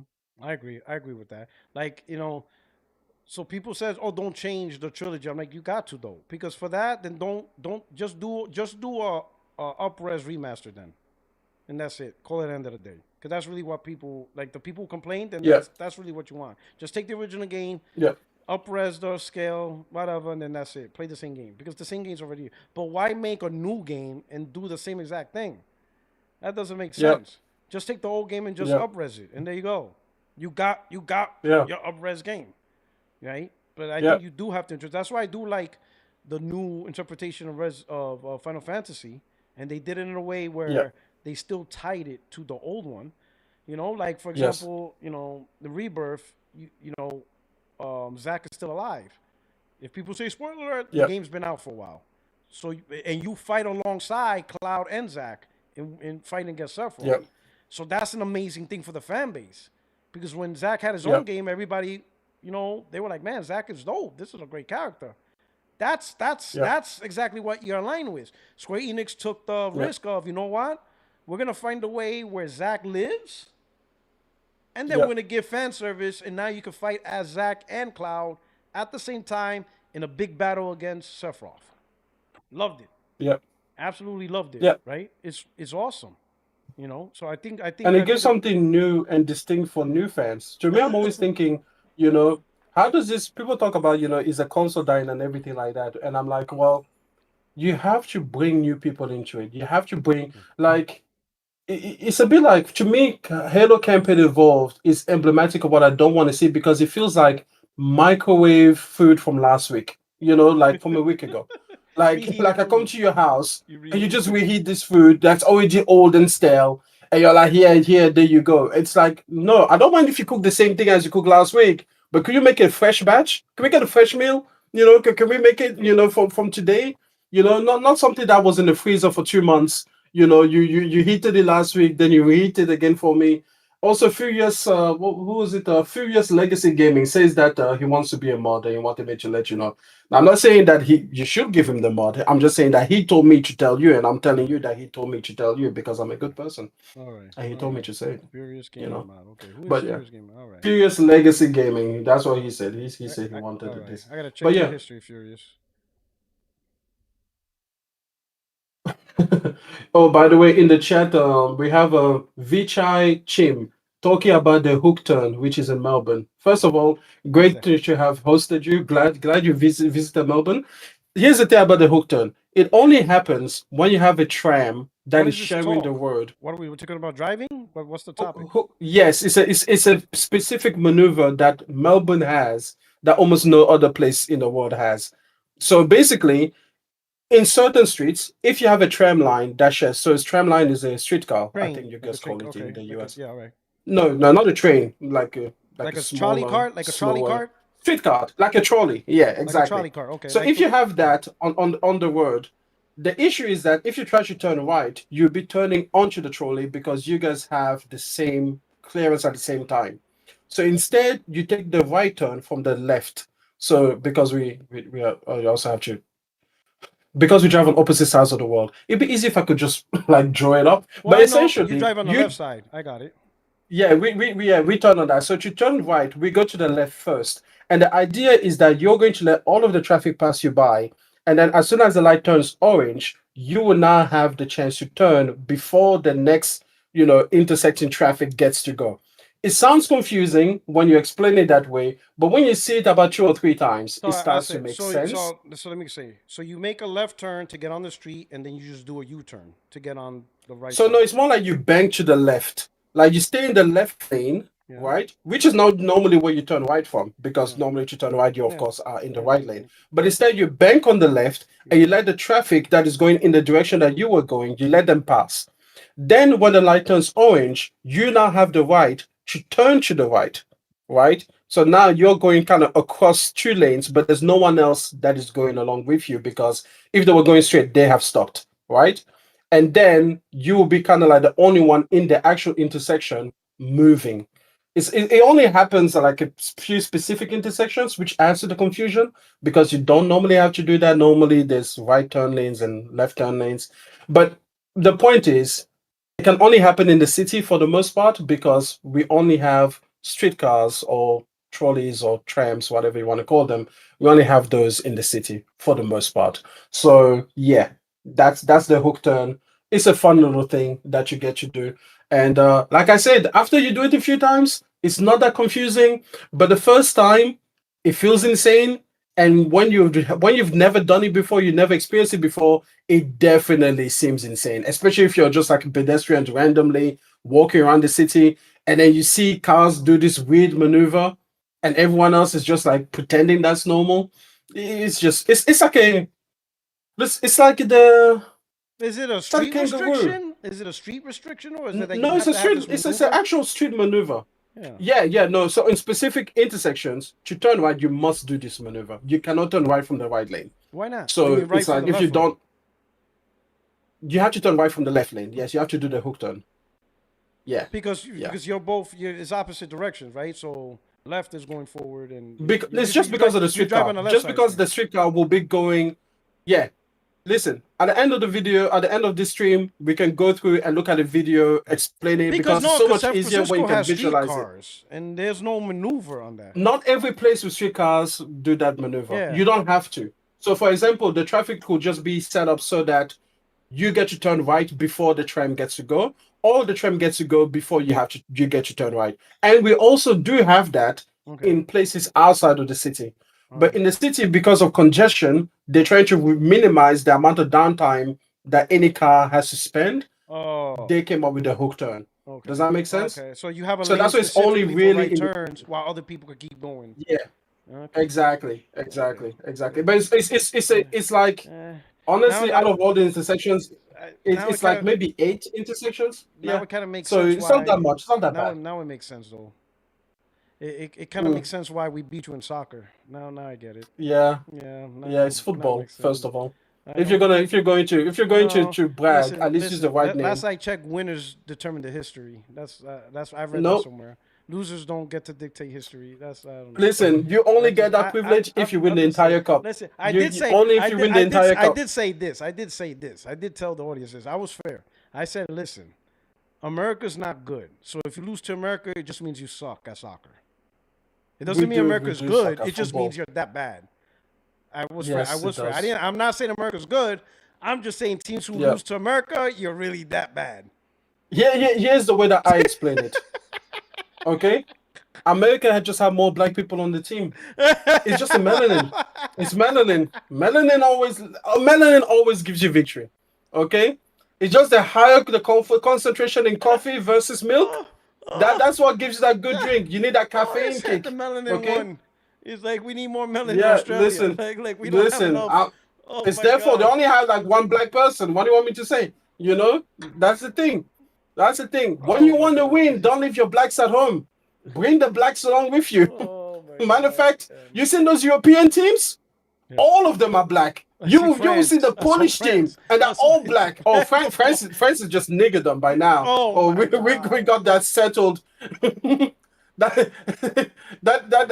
is the kingdom. That is an annexed kingdom of Wakanda. You know, just don't worry about it. Don't worry about it. France is basically the Congo. Don't worry about that. We settled that ages ago. We settled that ages ago. Don't worry about that. Colonization. They're like, okay. I'm telling you. You may have one in the 1600s, but we're gonna get back to you in the 2000s. I'm telling you, we conquered them age. That was easy. It's when you look at the Netherlands or you look at the Russian team and you're like, shit, there's black people there too. That's when you know.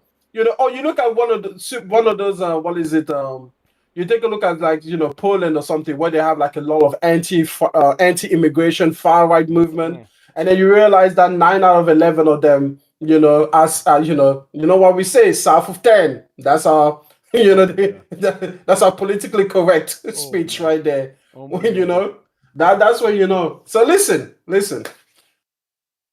Australia, they just they left the blacks. They left the blacks on the island. They shouldn't have done that. If you lose to USA, you guys had too much rum raisin. That's why you lost. Listen, they should have had more. They should have had more rum and raisin. They would have had more energy. Man. They were looking lethargic out there. Okay. Oh man. All right. So I see the chat. So I visited Melbourne last year and still couldn't understand the logic behind the hook turn that they use over there. It is really confusing. I'm gonna have to look it up on YouTube to really. We'll look at it at the end of the stream. Whenever you want to learn more. The thing is, we used to have an Australian thing segment, for a while there. We should bring it back, foreign exchange program. We're having people from everywhere.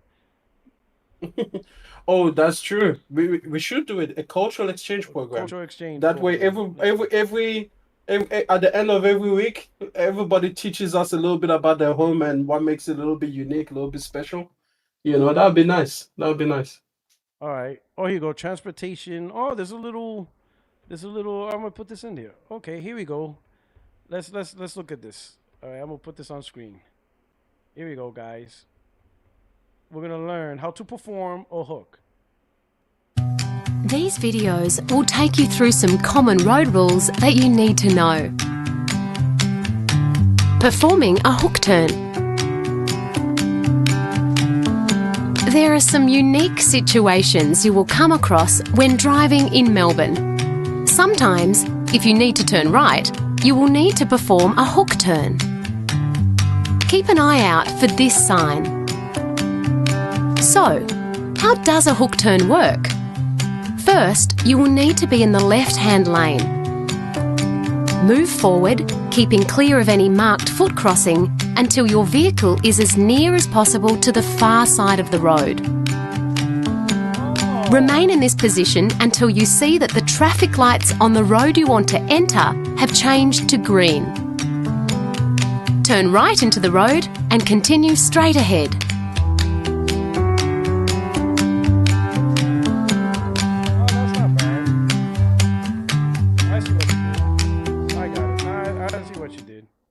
I see what you did.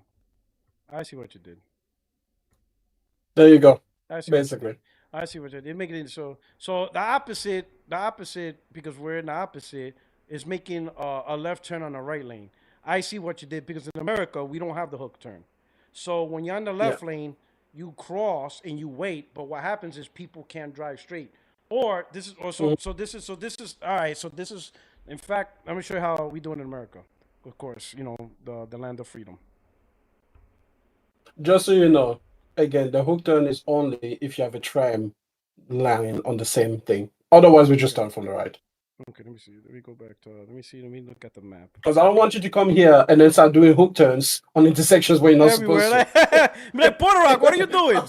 Like, I'm doing a hook turn. That shit will get you in an accident real quick. Like, what are you doing? No hook turn. Right over. All right. So let's see. So let me go back. So I could see the logic, right? Remain in this position until you see that the traffic lights on the road you want to enter have changed. The main reason you do it is because of this, right here. Remain in this position until you.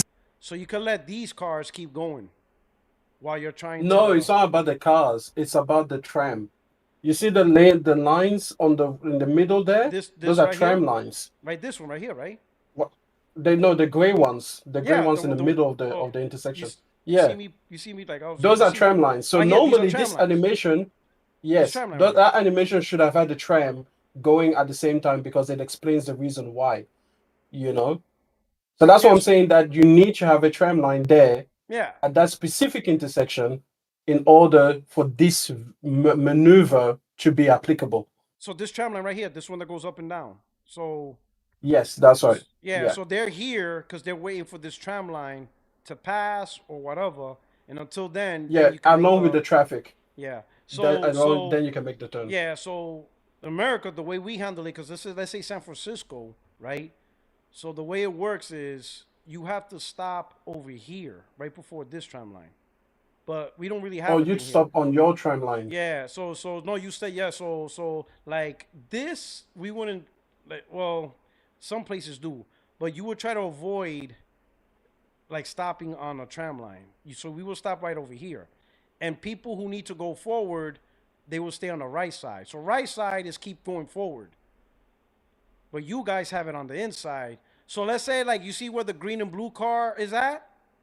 You move it over to the right and make it lower. Pretty much where this red car is at. You would wait here. Everybody would keep going on the left side.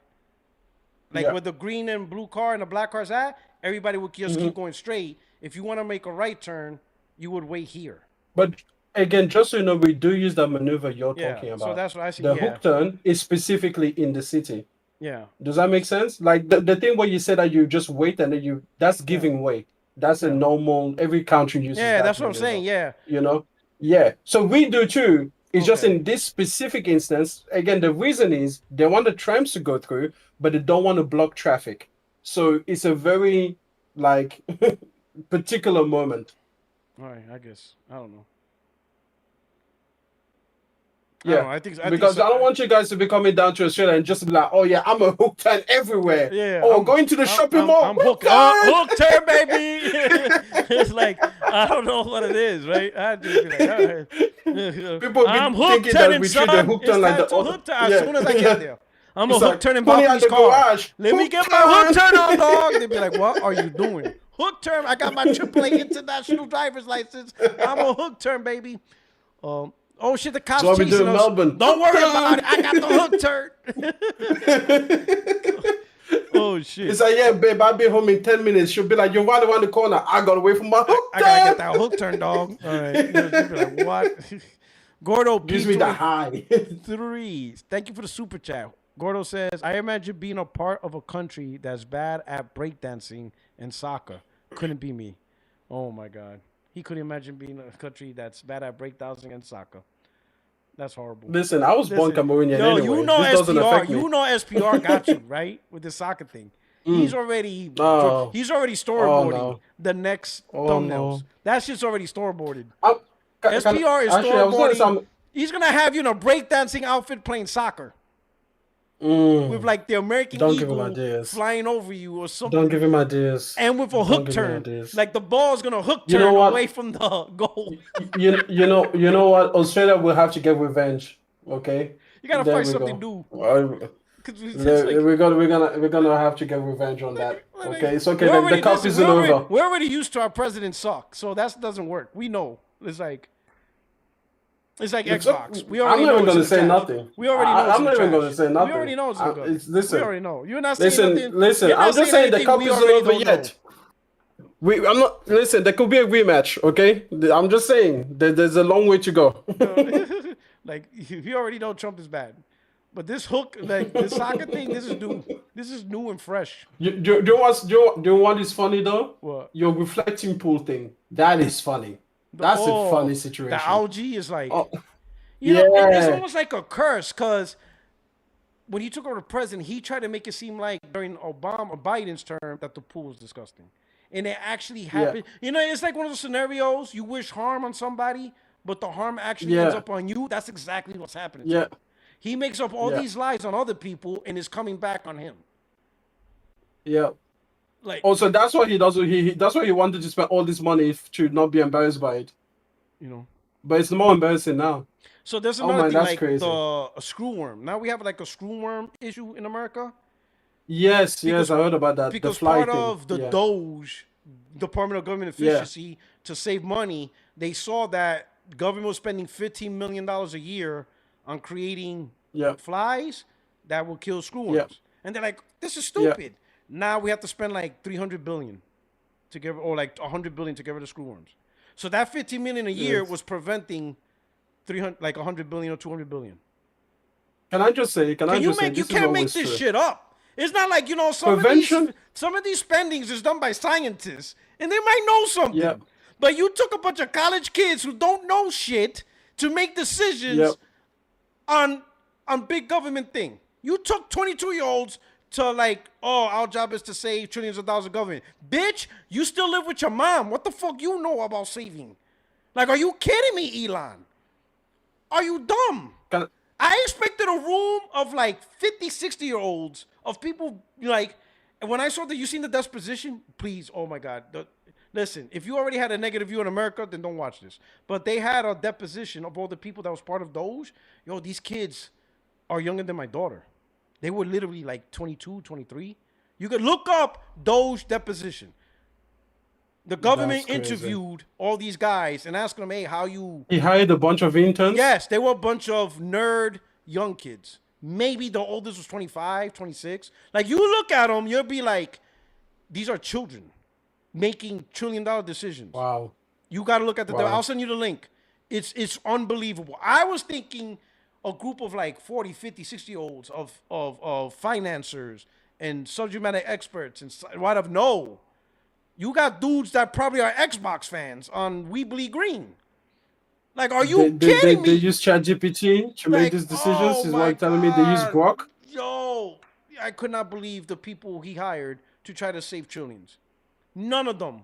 Can I just say, there's always three things about this particular situation that's emblematic of. The first is prevention is always cheaper than the actual cost of like curing. You know, prevention is always cheaper than the cure. That's the number one thing. Yes. Number two is that you never get credit for the disaster that didn't happen. And that is the biggest problem that all of these people always have to face. Yeah, exactly. And then number three is that people will use the fact that prevention was working as evidence of the problem not existing. But that is the worst part of it. Exactly. Like, hey, we don't have to spend this because the problem never happened. Well, it never happened because we're preventing it. Because we were spending it. Exactly. That's the point. We don't want to. And it's just. I'm telling you, believe it, man. The worst part about preventative care is that you are always trying to prove the zero. Like for example, it's a bit like what is it? In hospitals, right? Imagine a hospital, right? If nurses always wash their hands, and then therefore there's extremely low bacterial contamination, and the hospital is like, hey, we spend 100,000 on soap to prevent bacterial contamination, and then the financier comes in and it's like, why are we fighting a problem that isn't there? We're spending $100,000 on nothing. There's no bacterial contamination happening. Therefore, let's get rid of the soap. And then suddenly you have the hospital being sued for billions of dollars. For billions of dollars. Exactly. Yeah, that's exactly right. You know, so yeah, to people, I will always say this: if you see someone, you know, it's a bit like what they say, right? Do not remove a fence unless you understand why that fence was put up in the first place. So it's like, do not get rid of this preventative program unless you understand the thing was preventing. Personal story, right? I had an accident one day, okay? I don't know if it was shown on camera, but I went like cycling and I fell like 30 meters. Like beautiful slide, 30 meters. I was raw. I was completely cut, right? Disgusting. Okay. So all the way pink. It got rid of all my melanin, which was the saddest part about it. You know? So I go exactly. I go to the nurse, you know, medical station, whatever. Thank God for and I'm telling you, pay nothing. I was just there chilling, right? And then the woman at the front desk, because I just came in and I just sat down, right? That was my dad. I just sat down because I'm like, you know, these people could be having something serious. I just fell down. I just need somebody to clean up the wound, you know? She looked at me. She was like, oh my God. And then I'm like, what? And then she said, you're bleeding all over the place. I'm like, oh, but then this person is coughing next to me. She's like, get in here. Okay, so I get in there. She cleans me up and everything. And then she's like, oh, by the way, when's the last time you had a tetanus shot? Okay. And then I'm like, oh, I can't quite remember. She's like, look, it lasts 10 years, but if you don't know, it's better to just have one now. But here's fun fact about me. I'm terrified of needles. So I tell her I'm terrified of needles. She's like, okay, cool. And then she said, go and look up tetanus, and then I'll see you tomorrow. So I went home, I looked at what tetanus is, and I was there tomorrow. You ran for that needle. I ran back. You shoved it yourself. Like, I'm telling you. I was like, how many needles? Like, give me all of them. Like, bro, you gained the strength for needles. You shoved that thing yourself. Like, I injected myself. Right, listen, do you know what tetanus is? Like that. Do you know what tetanus is? I know what tetanus is. I never seen the effects. It is muscle spasms. Yeah. It is muscle spasms so strong it can break your own bones. Mm-hmm. Your muscles contract so hard they break your bones. I took the needle. You know, that's what I did. My man said right in the neck. The lady's like, you didn't have to put it in the neck. Oh no, straight to the vein. Hey, she gave me the dose, and I was like, "You sure you don't want to double it?" because I could go. I want to be extra short. I could go another round. I want to be extra. Give me the super strength version. You know what I'm saying? You know what? I haven't had a tennis shot. I can't remember the last time. You're right, because the last 10 years. So I gotta. I gotta get my wife. No, I need to go for a re-up. You know. So yeah, people. You had it last year. I need to re-up. Yeah. Tetanus is one of those things where I'm like, bro, you know what? You will feel so stupid if you ever get this disease when you realize how easy you could have prevented it, and also how costly it is. You know, so it's like, people, go out there, get your vaccines. You haven't been to your doctor in a while. You seen the vaccines in America? Now we have a measles epidemic. Yeah, I saw that. Like, now all of a sudden, and you know what I hate about this country? The people who are arguing against vaccines are the ones that have it because their parents gave it to them. Like, the hypocrisy is insane. Like, you don't want to give your children the very thing you have yourself and protected you. Like, what are we talking about here? Like they just said, like, it's hard to argue something that is working. It's not until... You know what they'll say? It's insane. Do you know what they'll say? They'll say, look, I believe vaccines makes you retarded. And then you'll be like, well, that's just stupid, you know? And then they'll be like, okay, do you believe I'm a retard? And then you'll be like, yeah, absolutely. And they'll be like, I had the vaccine. There you go. And you look at them like...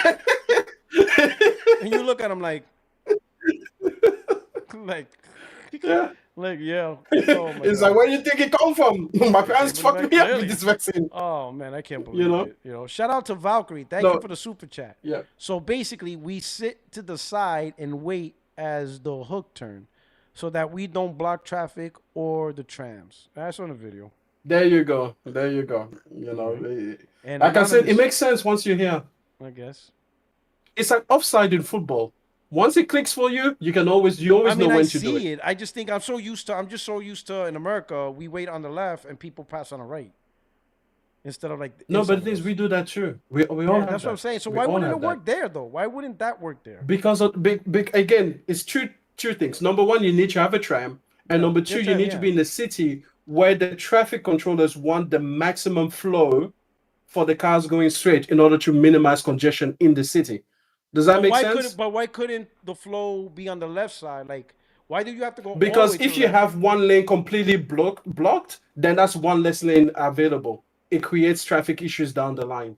Because we had that. Before the hook turn, we had normal turns, and everyone were like, yeah, this doesn't work. So it's a very specific thing. And if you came here and you saw our streets and you saw our traffic, you'll be like, I get it. Trust me, it's one of those things where once you're on the scene, it makes sense. It makes sense. It makes sense. Probably have to say. Yeah. Anonymous boss. Like I said, it's like football. Go ahead. 3 members says 60 frames, no lag. Let's go 2026. So many games. Absolutely. So too many games. Too many games. It's a good problem. Too many games. It's a good problem to have. It's getting bad. it's getting bad. And we need to be able to afford these games, to play this game. I want more problems. I want more. Says the nicely funded retired man that's got all the money and the time. I'm like a Republican. More. Screw those who can't afford it. Another I made it. Another I made it. Oh yeah. Give it all to me. Flood the gates. Flood it all. More and stuff like that. Do you know who you are? You are the first animal that got into Noah's Ark. Oh yeah, bring on the flood. Bring it on now. Don't wait. That shit. Flood that shit. We don't need elephants. What do they do? What the fuck's a platypus? Why are we waiting for him? Bring the flood now. I'm good. Oh man. I got my suite reserved. Oh man, that's awesome. All right, man. I was gonna wrap this up, but anything else you want to talk about? Because extend the courtesy to you. Listen, man, I missed out on the entire podcast. If it was going to be me, All right. What do you want to talk about? It's going to be the thing. Mm-hmm. Is there anything you want to? Yeah, well, listen, you were talking about the state of gaming right now, so I guess we could chop it up a bit about that. Okay. We can ignore PC because they never have anything worthwhile to do. You know what? I think the worst part about all of these, like Microsoft and Sony putting their games on PC, is that we all had to pretend somehow that we were like cousins that liked each other. Like we now had to talk. You know what I mean? It's a bit like It's a bit like your weed cousins. Your weed cousins from the other state, you know, that they come down for family Thanksgiving every year, and you just feel awkward and bizarre around them. They smell bad. You don't talk Exactly. to them, That's and the not only even on time it happens. birthdays, not even on Yeah, Christmas. exactly. Like nothing. You know? And then you know what your parents do? It's just they move you Thanksgiving. not only to the same state, but they move you to the same street. Now you're like, fuck, I have to live with these people 24/7. Yeah. Why am I here? Can we move back? Can we go anywhere else? Why did you have to land us in the same street as them? Like, why are we living next door to them now? You don't even like them. They stink. You know, so it's just like that's how I feel about PC gamers. You know, I don't know why. I feel like we were so much happier when I could just ignore the fact you existed. Now I have to live in the same breathe, the same air as you, and it's disgusting. Somehow you get involved. Somehow you get involved in a combat. Like, oh my god. Like, I'm telling you, and every time I was on a Discord with I think it's the Gaming Circle podcast, and I'm having, you know, it's an Xbox leaning Discord, you know, and everything like that, and I'm in great conversations with everyone except for this guy that calls himself PC Master Race, and I'm like, you don't even have the, like, why are you you know, like I'm just like, we can't even talk the same because we're not even. We just, you know, you're like the 6 axis of intellect. You know what I'm saying? Like, I want to go with somewhere with some rumble in my debate. You know, it's just bad. So yeah, no, I hate. So Xbox, interesting, doing very confusing things. You know, apparently they're turning you know, they say that they put Ninja Theory on there to appeal to investors. So they turned into an investor speech, right? And then I was going to make a video about it, being like, that's a betrayal and everything. And then I thought to myself, wait a second. Xbox has been doing that this entire generation. Like, if you take a look back at a lot of the showcases, really, you could really see them more like either appeal to investors or appeal to other developers. Like, for example, when we have like things like Everwild, but they don't even know what they're making. You know? It's like they're not doing that for the gamer. They're doing that for other aspects of business, like maybe attracting talent, you know? Like, for example, the Perfect Dark thing. We had a gameplay demo of Perfect Dark that was almost entirely fake. Yeah. It wasn't real at exactly. all. You know, good point. Exactly. This is not the first time. So it's like this whole time they keep coming up with things that are completely made up and fictional and fake. And it's like they're not for the gamer. These showcases either it's for investors, maybe it's to save face, maybe it's to attract developing talent, maybe it's to just say like, hey, we exist. But when so many of these things, for example, again, the original Disavowed, you know, trailer, that was completely different from the game that we got. And it's like, what was that original trailer for then? And I think it was there to attract developers to be like, hey, come work with us or come work for us. I think it was just another pitch. You know, it's not really there for the public, as in, hey, here's something we will deliver to you. It's to serve some other objectives. And the reason that I say that is because I don't know if you follow Del Walker, I think it's Del, on Twitter. He's an ex Naughty Dog, Rockstar, you know, like he's done like a great pedigree of studios. And he's released games like The Last of Us. Like, he's worked on like big productions that we love and we care about, right? And he made a YouTube video actually explaining why sometimes game companies release a trailer too early. You know, like they know it's too early, and they know that what they have is not necessarily going to reflect the final game. But it's like, hey, there's many reasons for it, and he made a video detailing at least 7 or 8 of those reasons.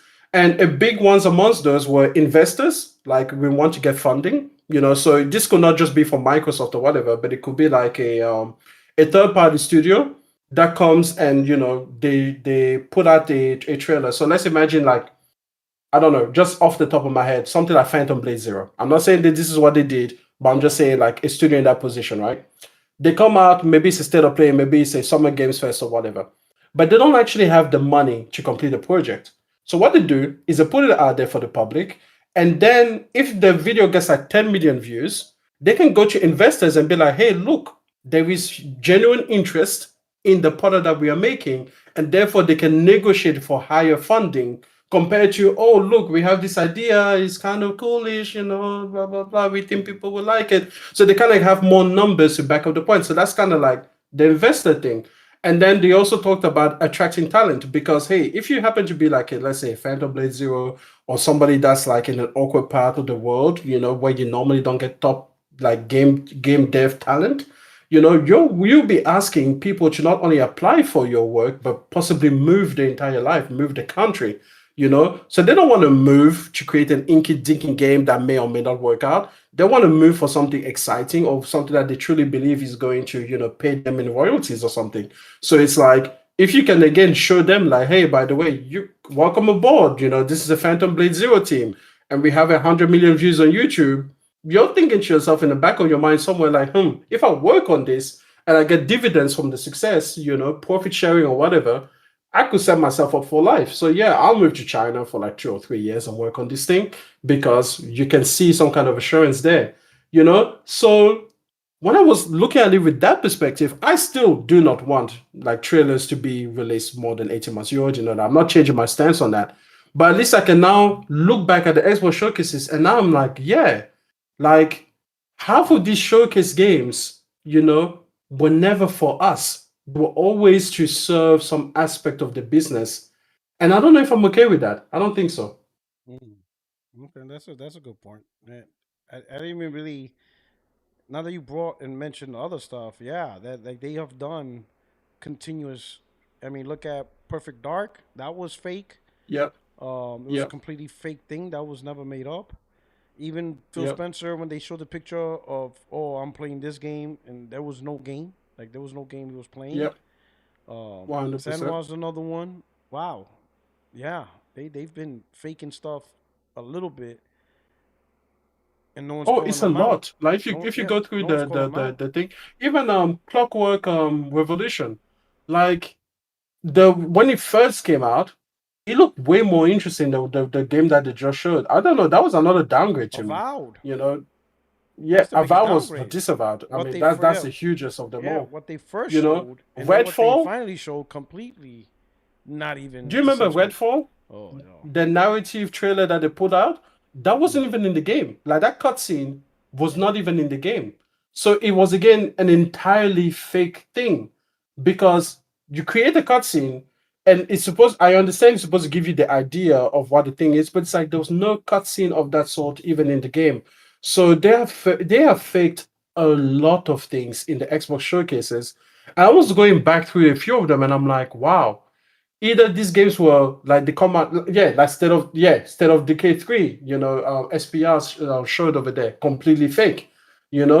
We had so many fake games coming out of them, and it's just like it makes me really regret the high scores that I gave to a lot of the showcases now with that kind of insight because I'm like, what are we doing here? As at the end of the day, it's a gaming showcase for gamers. It's not like you're doing this at like the GDC or something, where it's like mostly for developers and we just get to see a little bit into it. To me, the fact that you're doing it in front of gamers and you're like, hey, this is what we are going to do, and this is for you, and like everyone, you didn't even know what the game was, and you put out a Disney type like cartoon for it. Like, what is going on? Yeah. Oh man, we had too many fake things coming from Xbox, so that sucks, And then people talk about the whole Gears situation. Is it going to come to PS5? Is it going to not? Blah blah blah. I don't want it to. Just keep it there now. Just keep it there. It's okay. It's okay. Let's see what you do. You know what I'm saying? And the thing is, I wish that they had taken it off PC, because to me, if you're going to truly do, look for data or whatever, then see how much your fan base can do on their own. Steam, oh yeah, you know what? They should have. That's true. Take it off at least Steam, but That's true. take it off PC. Yeah. They go all the way. Yeah. I mean, what's the harm? Put it on PC later. Same Yeah. thing. Like if it doesn't work, hey, drop it on PC. You don't even have to talk. You don't even have to talk PlayStation at all. But if you're gonna do it, like don't dilute the data. Make it 100% console only. Not on PC Game Pass. Only on console game. In fact, give console Game Pass exclusive. See how that works. That would be good. Console exclusive Game Pass, console Yeah. exclusive period all around. Only available on console Game Yeah. Pass. 100%. Go all the way. Like, if you're going to fuck up because who knows what magic could come out of. They might wake up and Exactly. realize, holy shit, wait a minute. This piece shit has been holding us back too. It's not just Sony. Like, Yeah. wait a minute. Yeah.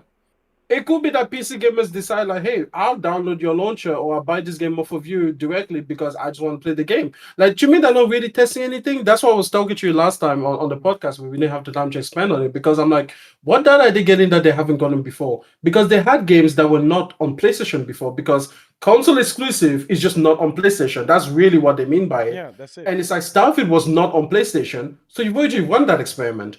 You know, That's true. The spirit like was there. South of Midnight was not on PlayStation.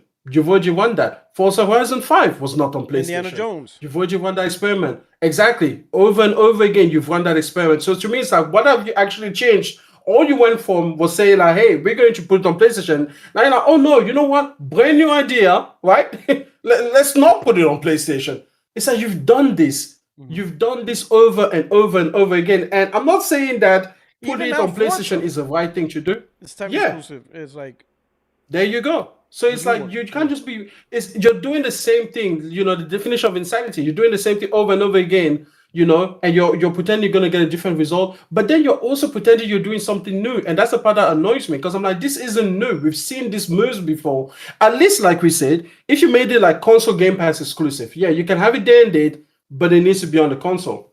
Okay, that would be different from what we've seen before. That is, you know, if you take it off Steam, okay, that's been different from what we've seen in a long time. I know before like 2019, they also used to not put it on Steam or something like that. There used to be a time when it wasn't on Steam, but it's been like almost a decade since that experiment was run. So it's like, okay, cool. At least I can see that you're trying to get different data points, you know. But I don't know, man. I just feel like if you were going to run this experiment, and if this costs, you know, I never believe these insiders, but they're saying $400 million for Gears. That sounds crazy to me. It sounds a little bit too high. that shit's Yeah. wild.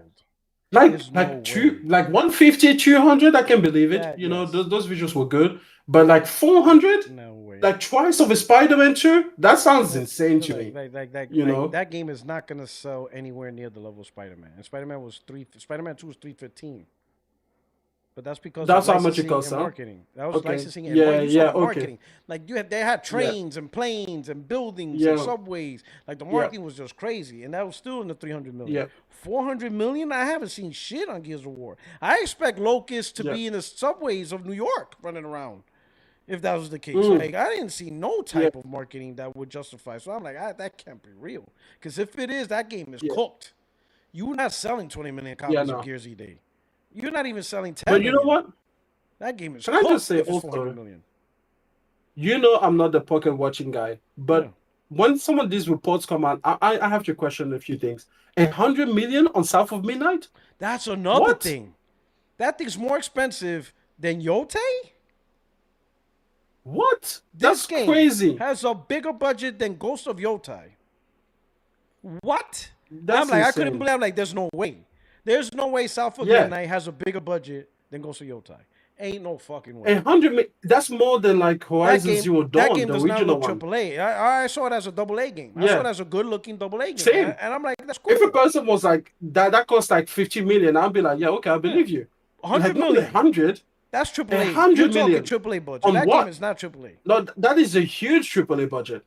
That even for today, that is a Yes. huge AAA budget. Yes. Like $100 million on South of Midnight. That sounds crazy to me. So to me, I'm like, oh yeah, and then people are that saying like, studio's and cooked. Outer Worlds 2. That studio is cooked. Outer Worlds 2, 100 million. Why don't you Obsidian making smaller games? That's you know, like those studios are cooked.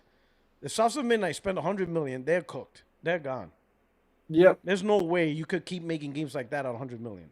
But yet you see Ghost of Yotai with 70 million. There's no way. Yeah, no. There's no fucking way. There's, I I can't don't believe even. it. This is what I'm saying. I'm not believing can't any believe of these prices. I think that any of these insiders that just kind of Unless latching there's on to the mismanagement. Unless it's negative. unless there's like a bad mismanagement of process. Yeah. You know, timelines. They're just Yeah. missing milestones. When you miss milestones and timelines, that budget gets impacted. And then you know the worst one. The worst one is was it the initiative? And they said they spent Oh, $875 million. Over 800 million overall. 800 building, million.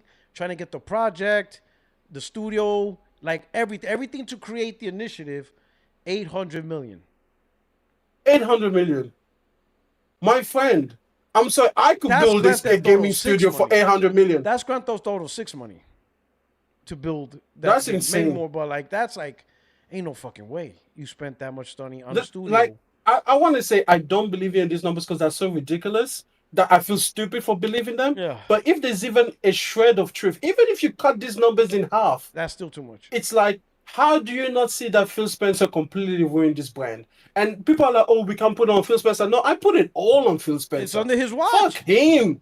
Who else is gonna put it on? And he's like, he was the CEO. Like, people are like, oh, put it on Satya. No, I'm not putting it on Satya. You were the head of this division. If you spent $800 million and then you couldn't even have something to show for it, not even a game at the end of it, I'm like, what kind of salaries were you offering? Like, Jesus, he was, you know what he was offering them? Yeah, like, that's why people talk about Concord. It's almost like he was offering them bitcoins. Talk to me on initiative. That's why I don't want to hear shit about Concord ever again. Don't even bring that up. Because you bring that up, what's up with initiative? $875 million. What happened? Almost $1 billion. What happened? That's 4 Concords right there. What the fuck? So let's not even go. At least Concord released. At least released the game. Jesus Christ! Almost $1 billion on nothing. So don't on even a fake talk trailer. about Concord. That's insane. Yeah, that's what we got out of it. A fake trailer. Yeah, $800 million. That's crazy, man. Like, I'm sorry. Like, did they pay them in bitcoins accidentally? Yeah. Like, they were like, oh yeah, the salary will be 100,000, and then someone would Bitcoin instead of dollars, yeah. And they were like, hey, shit, we spending this guy $40 million a year. That's his salary. Like, what the fuck? Like, that's insane, bro. Yeah. That's why I said that is insane. Any Xbox fan might bring up Concord, like, oh, then why don't you talk initiative? 875 million loss. Talk that. And you got nothing. You can't even say the game sucks because there was no game. At least Concord, you can say it sucks. People played it. Some people got the platinum. Listen. Yeah, it's bad. That's a Bungie type failure right there. Yes, man. Like, that's another thing we're talking about Bungie. I'm like, yo, like, I'm just waiting to see over the next couple of months what happens to that. If there's huge layoffs at Bungie, it's like, what do you do? Because you reduced, the company already got reduced from its original 1,200. I think they're saying there's like 800 now. Mm-hmm. It went from 12 to 800. Mm-hmm. So you're already lost 400. So Bungie's already been downgraded in terms of personnel. Any further downgrade, then what do you have? What do they make?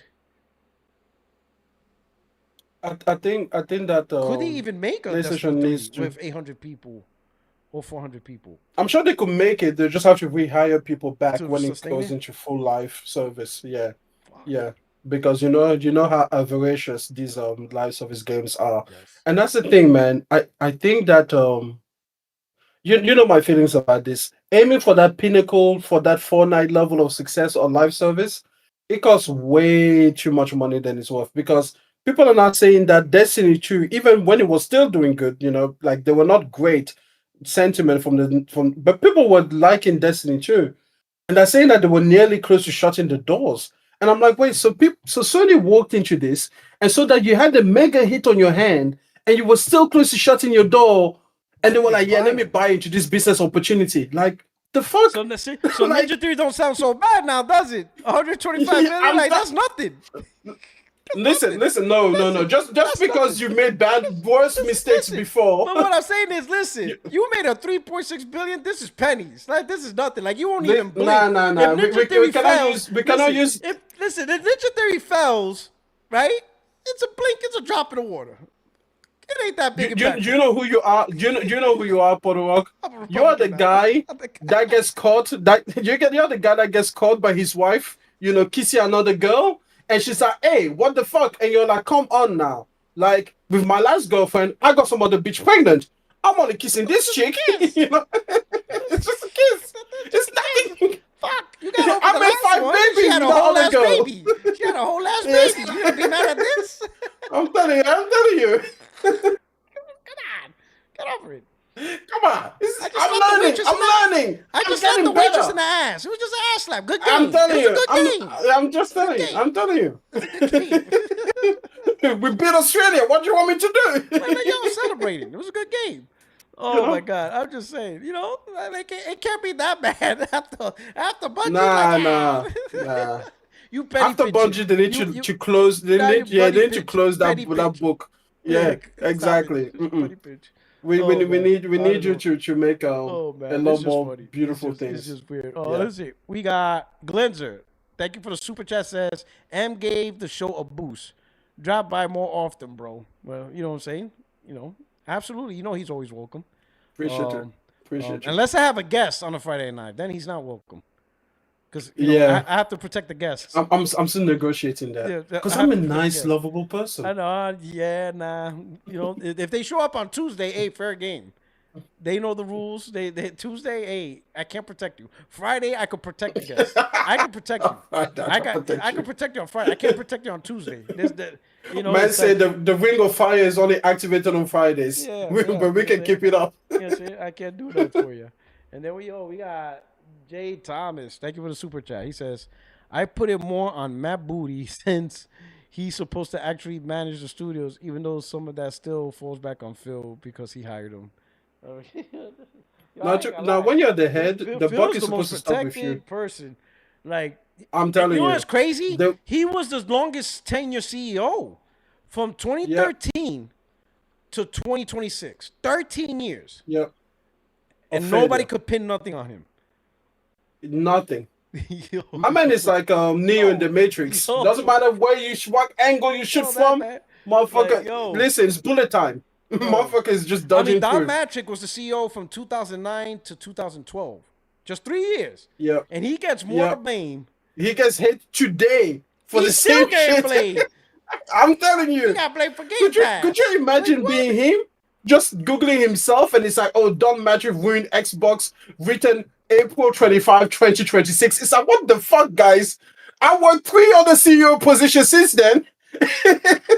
Like, yo. Oh, man. No one else complains about any of the other ones. He's like, I never even heard of Game Pass. Why y'all putting that on me? I'm telling you. He's probably like, I don't even have an Xbox anymore. Like, I didn't say no to Spider-Man. I was already done. I would have said yes. If I was still there, I would have said yes to Marvel. I said, give me all of it. I'm taking every character. I'm telling you. He's probably like, instead of buying Activision, I would have just bought Marvel. Like, the fuck? Yeah. Like, fuck. Oh, man, that's hilarious. I just know. It's just... One last question for you. All right, of course. I was in this podcast, and I asked what I thought was an interesting question, because there was a person talking there. And I said to him, he was a disgruntled Xbox fan. I said to him, okay. Oh, you're talking Everborn Saga. Somebody. But Everborn, I think, yeah. Yeah. And I said to him, he's been unhappy with if Xbox. if you were CEO of Xbox from 2020, so basically, like, that's hard. You come in at 2020. That's hard. Okay, so you can't undo everything. You don't get to just stand and snap everything out of the way. That's hard. From 2020 onwards, but here's the thing.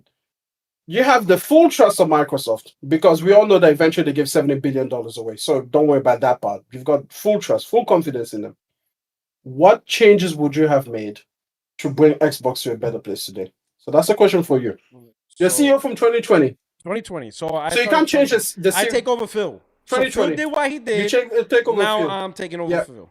Right off the bat. So you come in January 1st, 2020. That's right. January 1st, 2020. Excellent. So the first step I would do, I would take away PC exclusives. A lot of them. I would start dwindling down from PC. I will start dwindling down. I would stop putting games on Steam. It's only on the Microsoft Store. And if people tell me the Microsoft Store isn't good, I'd be like, then what the fuck am I hiring you for? Fix the store. That's literally why you work here. So take games off Steam, keep it on Microsoft Store, right? Because, and this is before Bethesda or after Bethesda?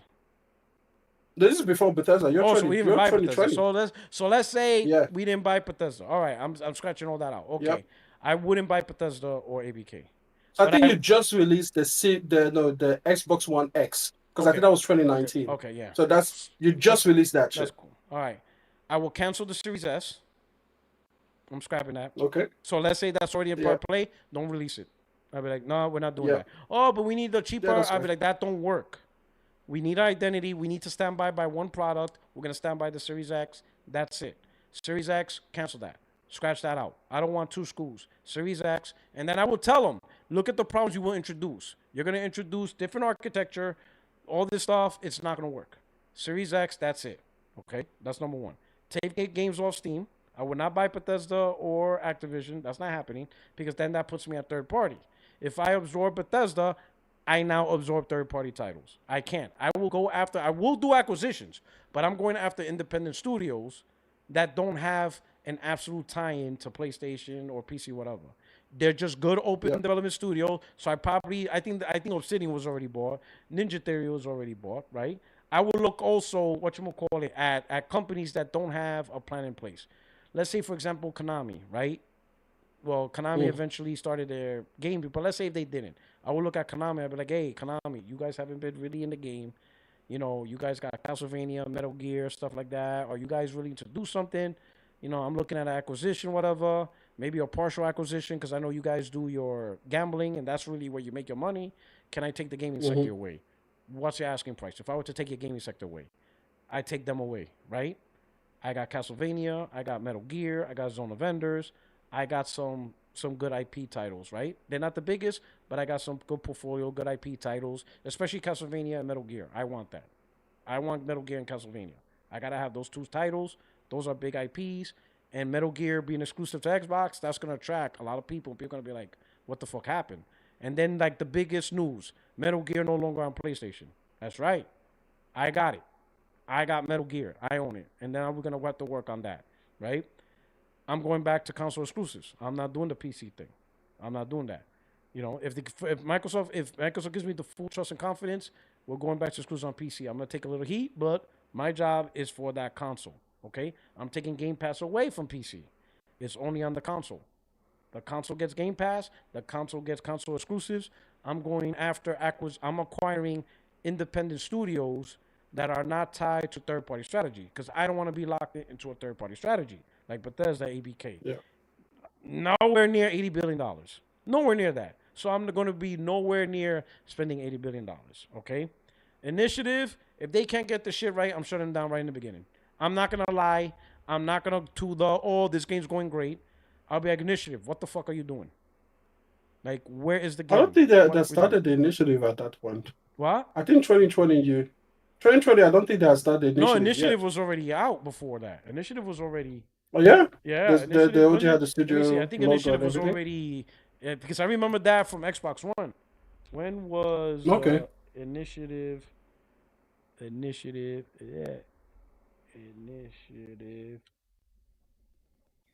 Oh, yeah, it was announced 2018. Yeah, that was the quadruple A studio. 2020 Initiative. Where's the game? Oh, you know, we have a concept. Shut them down. Shut them down.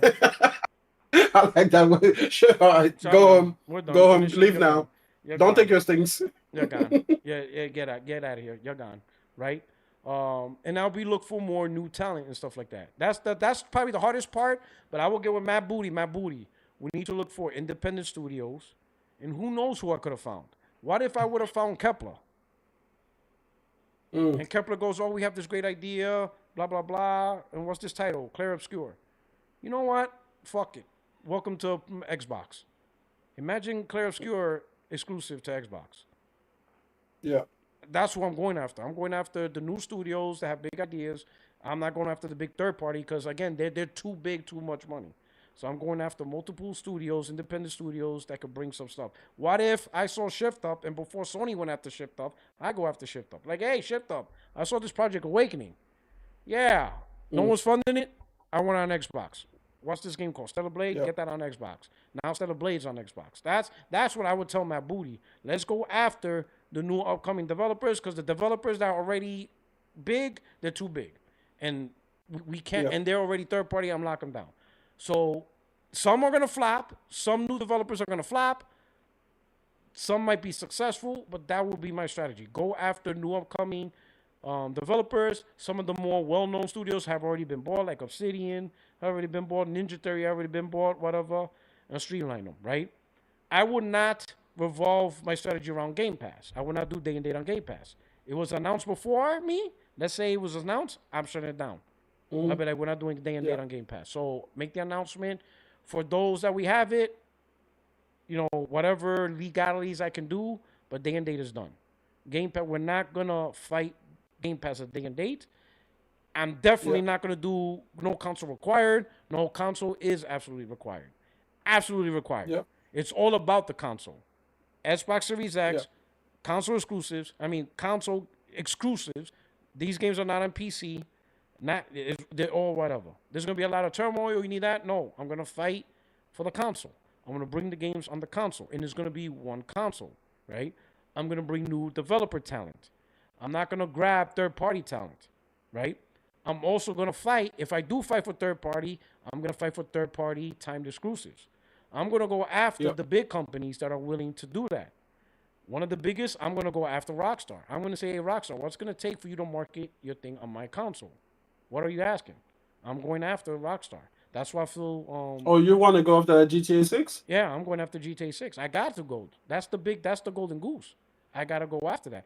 And I'm going to go back to Marvel. That's interesting because, you know, they already had a partnership with Sony. If they didn't, that you know, but 2020, if there was a chance of me going after... Sony already... Now, okay. Sony already invested in Take-Two even before then. So, so if they got that, I'll be like, fine.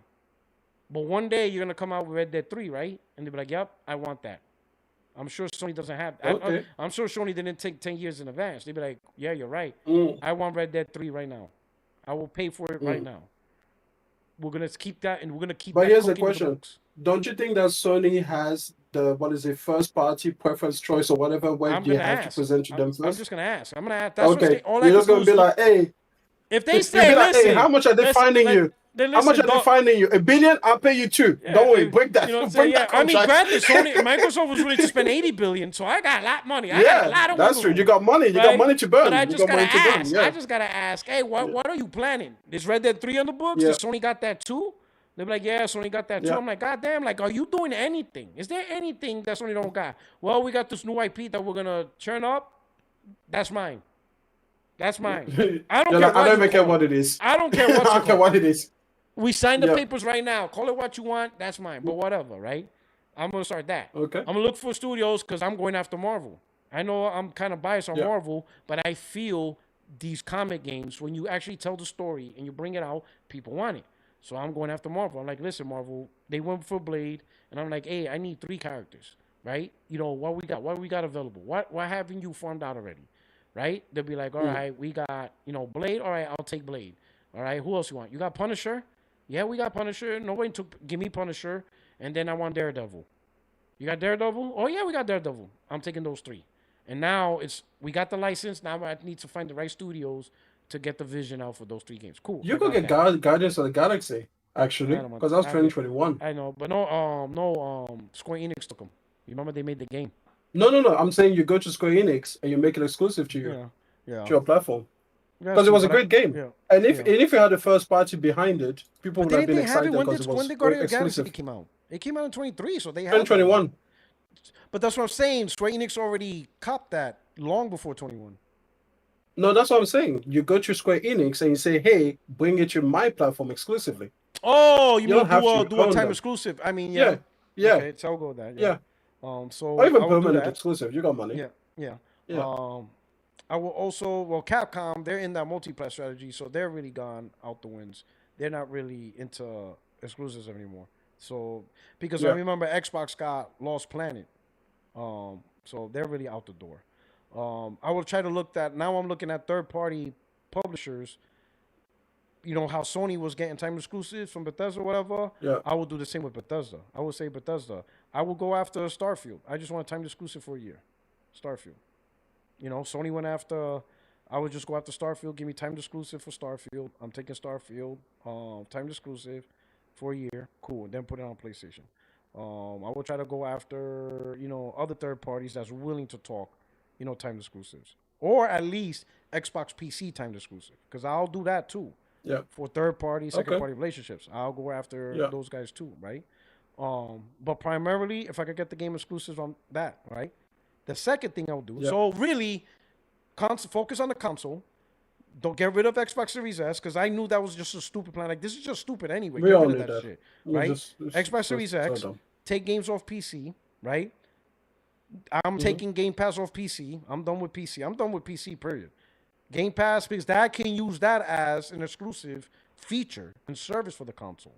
Yeah. If you like Game Pass, come to Xbox. You know, I'm not using Game Pass as the main stage. No, I'm using it as an accessory. So I'm switching the mindset. Yeah. You know, so instead of the mindset of Game Pass being a platform, no, it's an accessory to make the platform look good, which is Xbox. I got that. Look for talent from the independent studios or the individual studios that have no backing and is not tied to third-party development. Get those studios on board.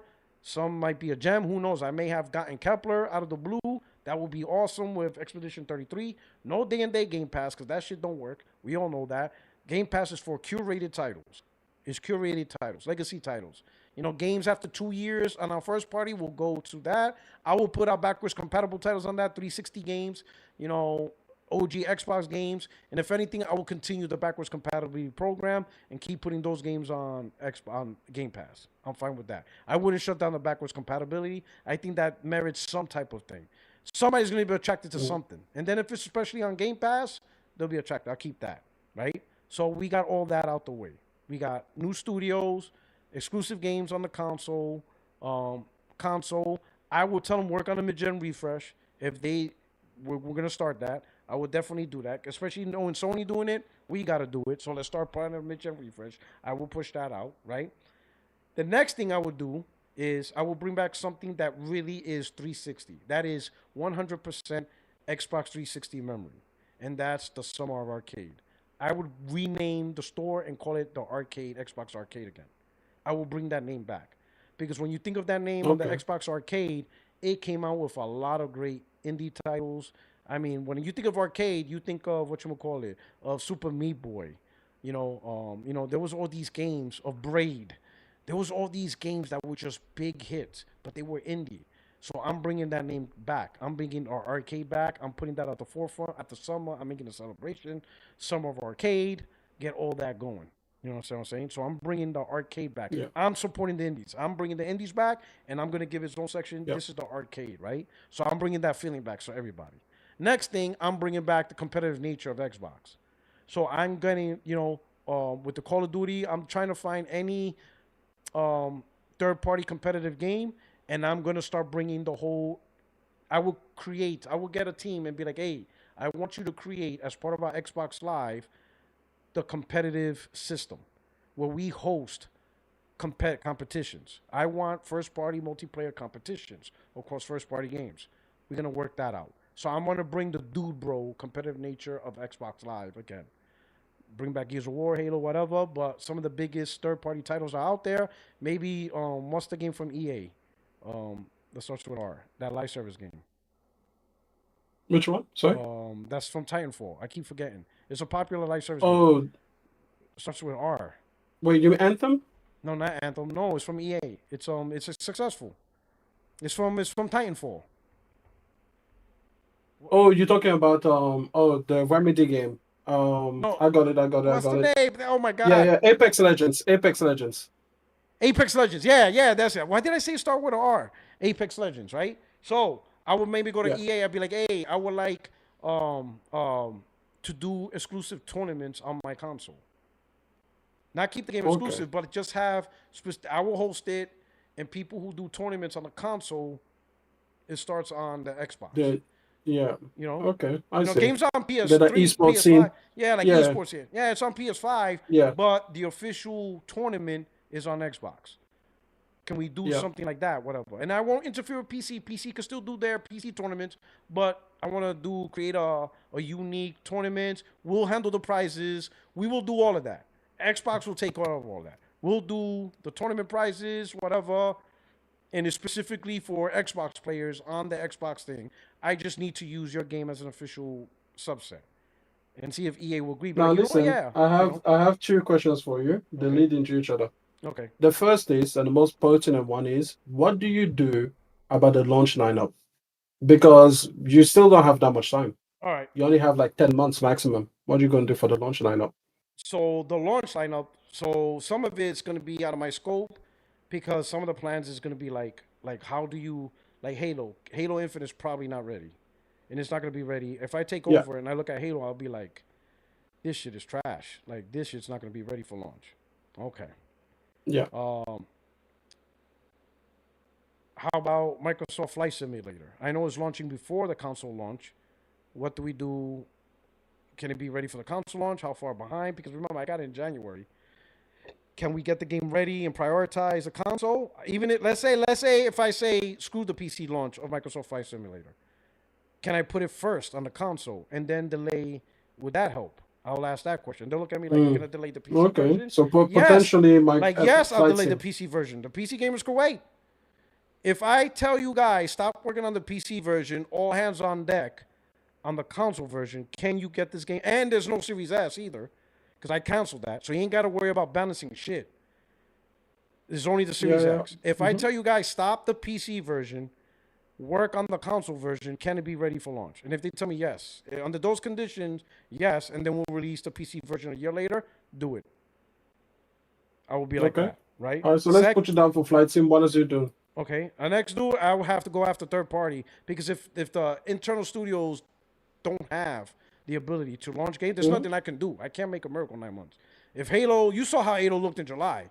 So if I'm seeing it in January, I'll be like, this ain't fucking it. So like, we're not even gonna have a showcase in July.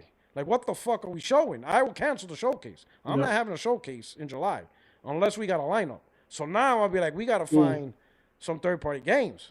We gotta find some third-party games to launch, and it has to differentiate from PlayStation.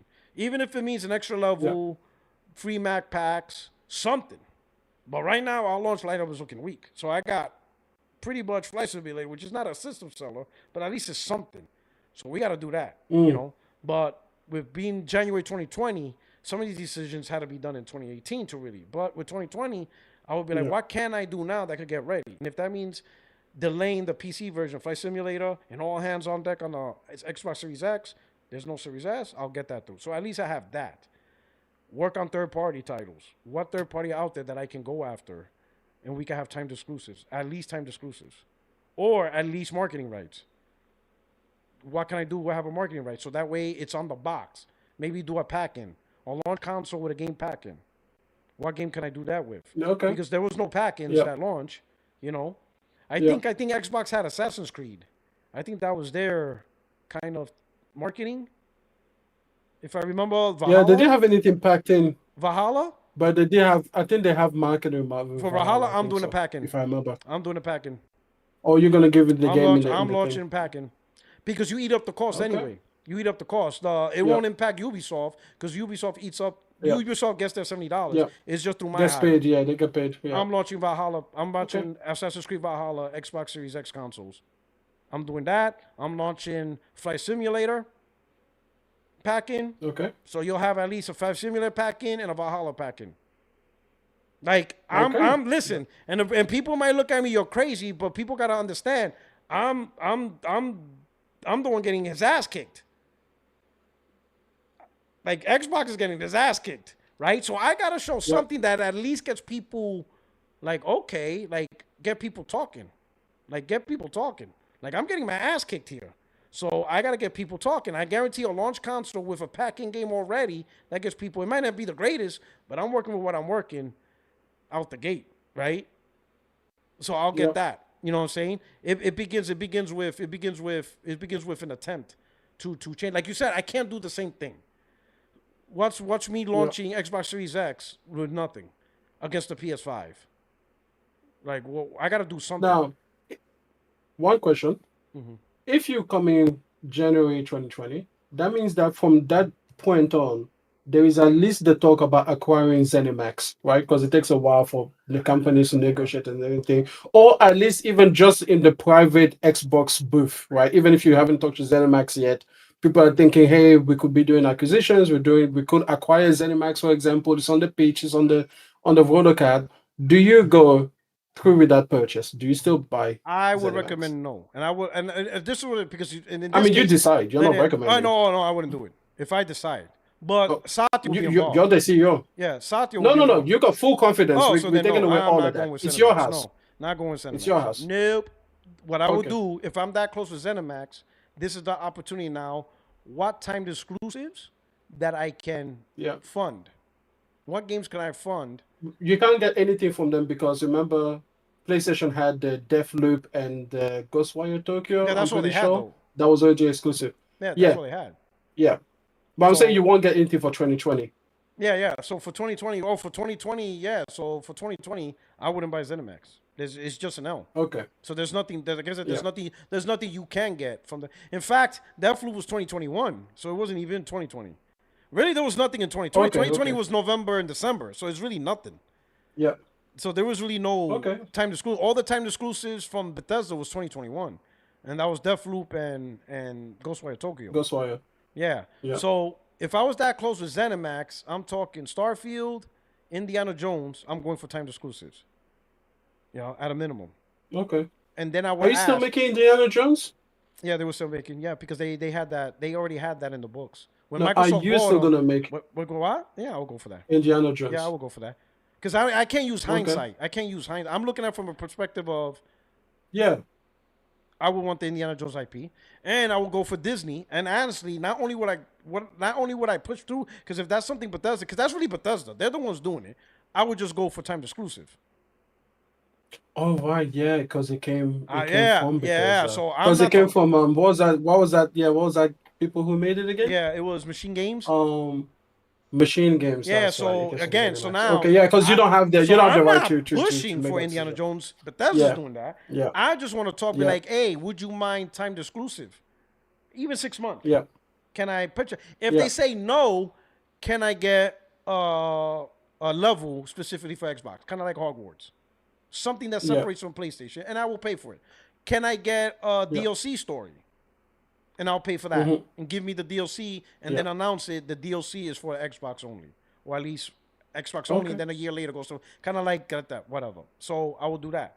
Yeah. The next day I will go to Disney. I'll be like, hey, Disney, I need to talk to you about Star Wars. And they'll be like, what you want to talk about? Luke Skywalker. I want Luke Skywalker. How much for me to get the Luke Skywalker story in a video game? Okay. How much we talking? Here's a blank check. Name your price. I want Luke Skywalker. I want Luke Skywalker. And they'd be like, listen, I'm Microsoft. I will cut your fucking internet. Don't fuck with me. All right? Not one goddamn computer will work in your fucking building. Right? Go ahead. I will co-pilot the fuck out of your business.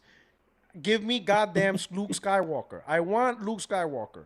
Just a period. Give me a 3-game deal. 3-game Luke Skywalker story deal. And they'd be like, all right, you have the rights to Luke Skywalker. I don't give a fuck. I'll tell Sat, listen, what billions?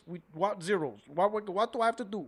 I want Luke Skywalker. Give me my goddamn Luke Skywalker. And they will give me Luke Skywalker. I will get Luke Skywalker.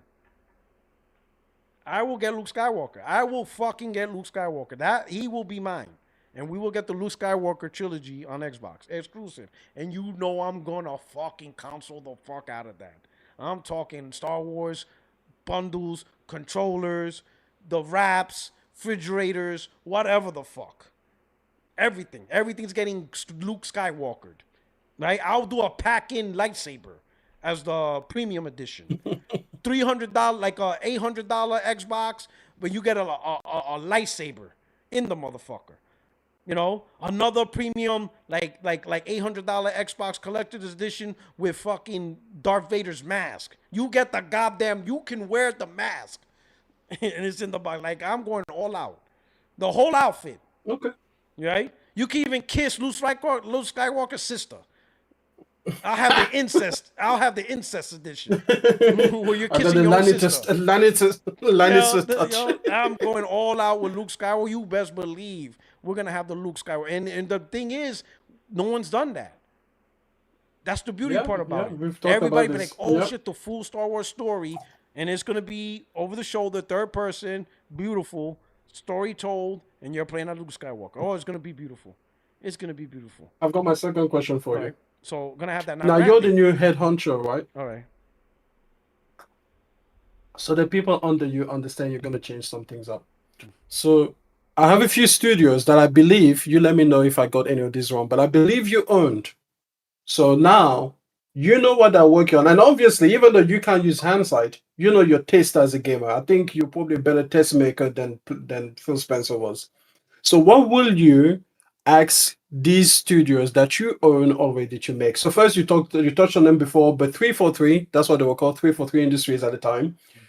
Halo Infinite. You see how it is in January 2020 because you walk through the studios that are probably your flagship studios still at this stage, or at least they have your flagship franchise. So you go down there, you see where Halo Infinite is, which is probably worse than July Showcase. How do you direct them? What do you do? What do you say? So the first thing I'll ask them, what were you guys trying to accomplish? Like, what was my previous leadership told you? Like, what? Yeah. I would understand them first. What was it Yeah. that was the guidance? And what was what was happening? What was doing? Like, what's going on? Tell me the full story. Because what I'm looking at, I'm gonna be like this ain't happening. This game's not coming out. So you need to tell me what exactly. They'll probably explain whatever. This is whatever, and they'll probably tell me the ultimate thing they want is a live service, ongoing, Halo forever. So I'll be like, okay, let's assume they tell me that. So pretty much you wanted to capitalize on the open world monetization live service thing. They're like, yes. Yeah, so we're done with that. Scratch that. We're done. We're not doing that to Halo. Halo is a curated single player experience with an amazing multiplayer experience.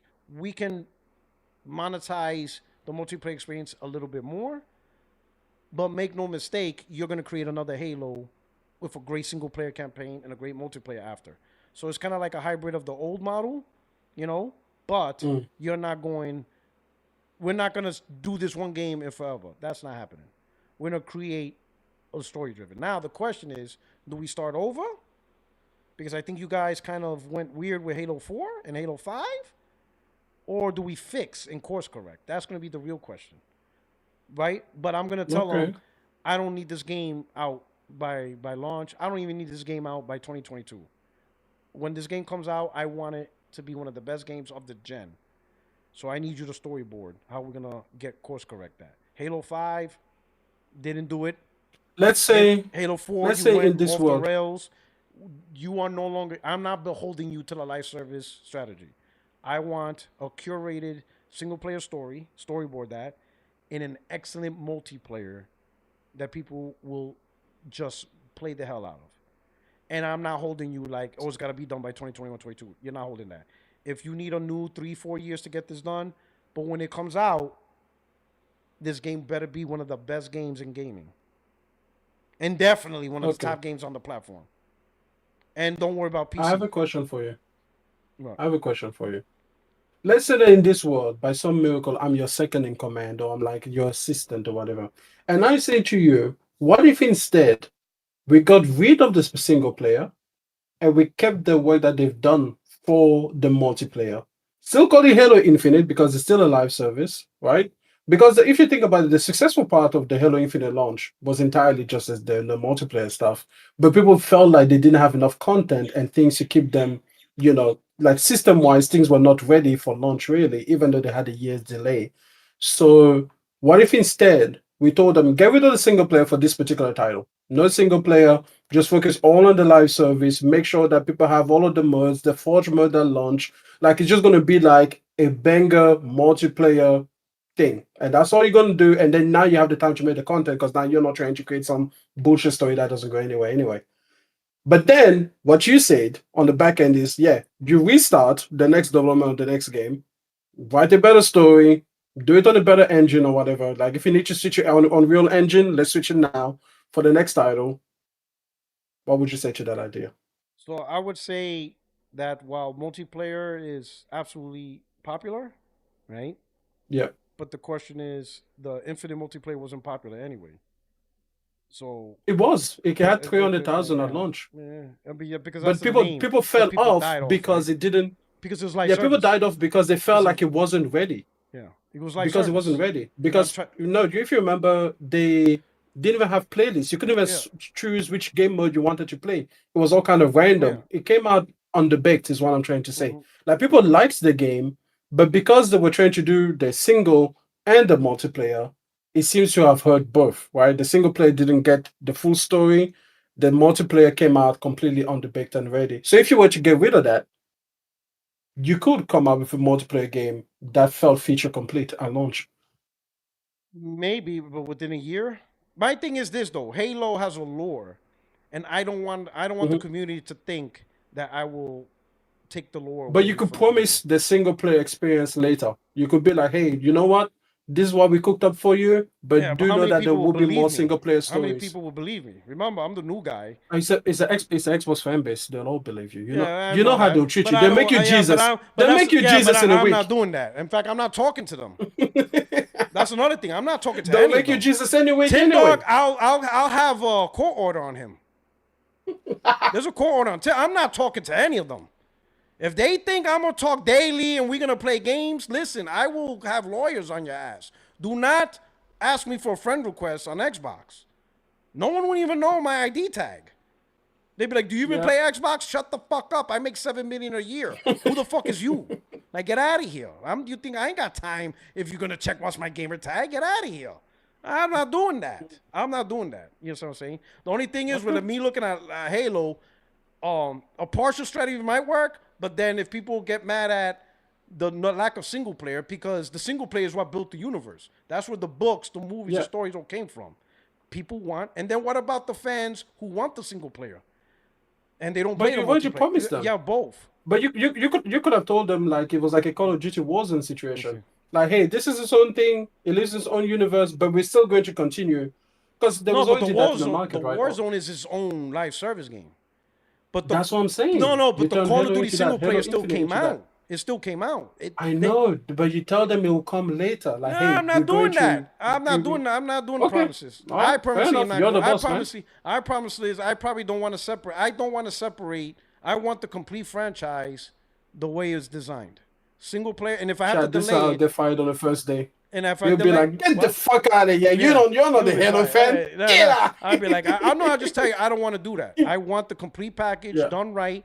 I want, so when the game launches. So you throw out all of Halo Infinite then, basically. Yeah, we restructure that shit. And then and how is this engine working? Is the engine good? And they're like, nah, this engine's shit. What engine do you like? We rather go with Unreal, then go with Unreal. Go with the engine that's easiest. Yeah.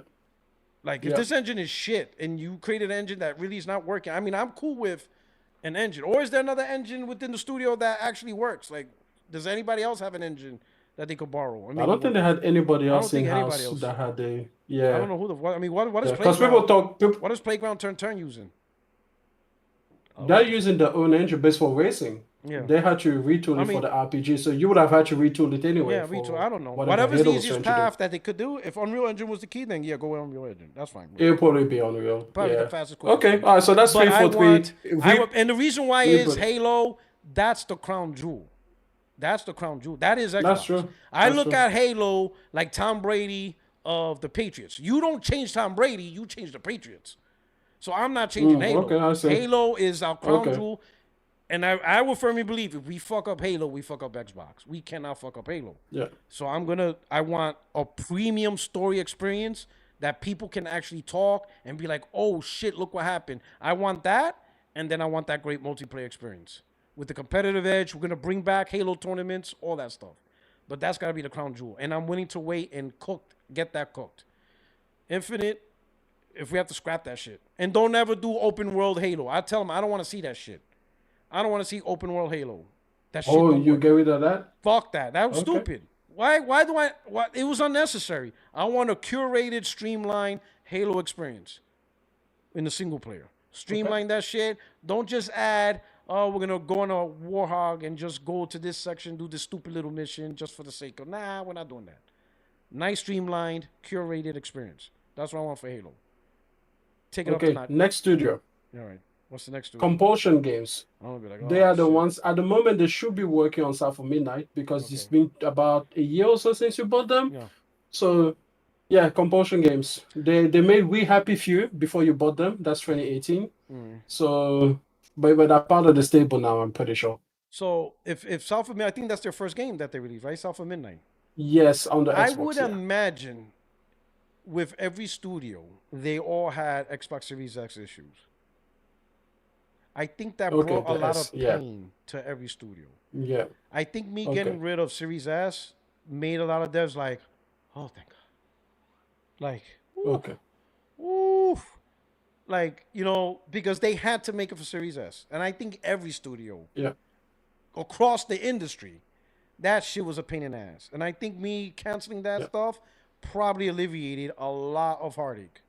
You don't have to worry about that 8 megs of thing. Series X, I would hope that would alleviate a lot of development issues because they created their own development issues internally.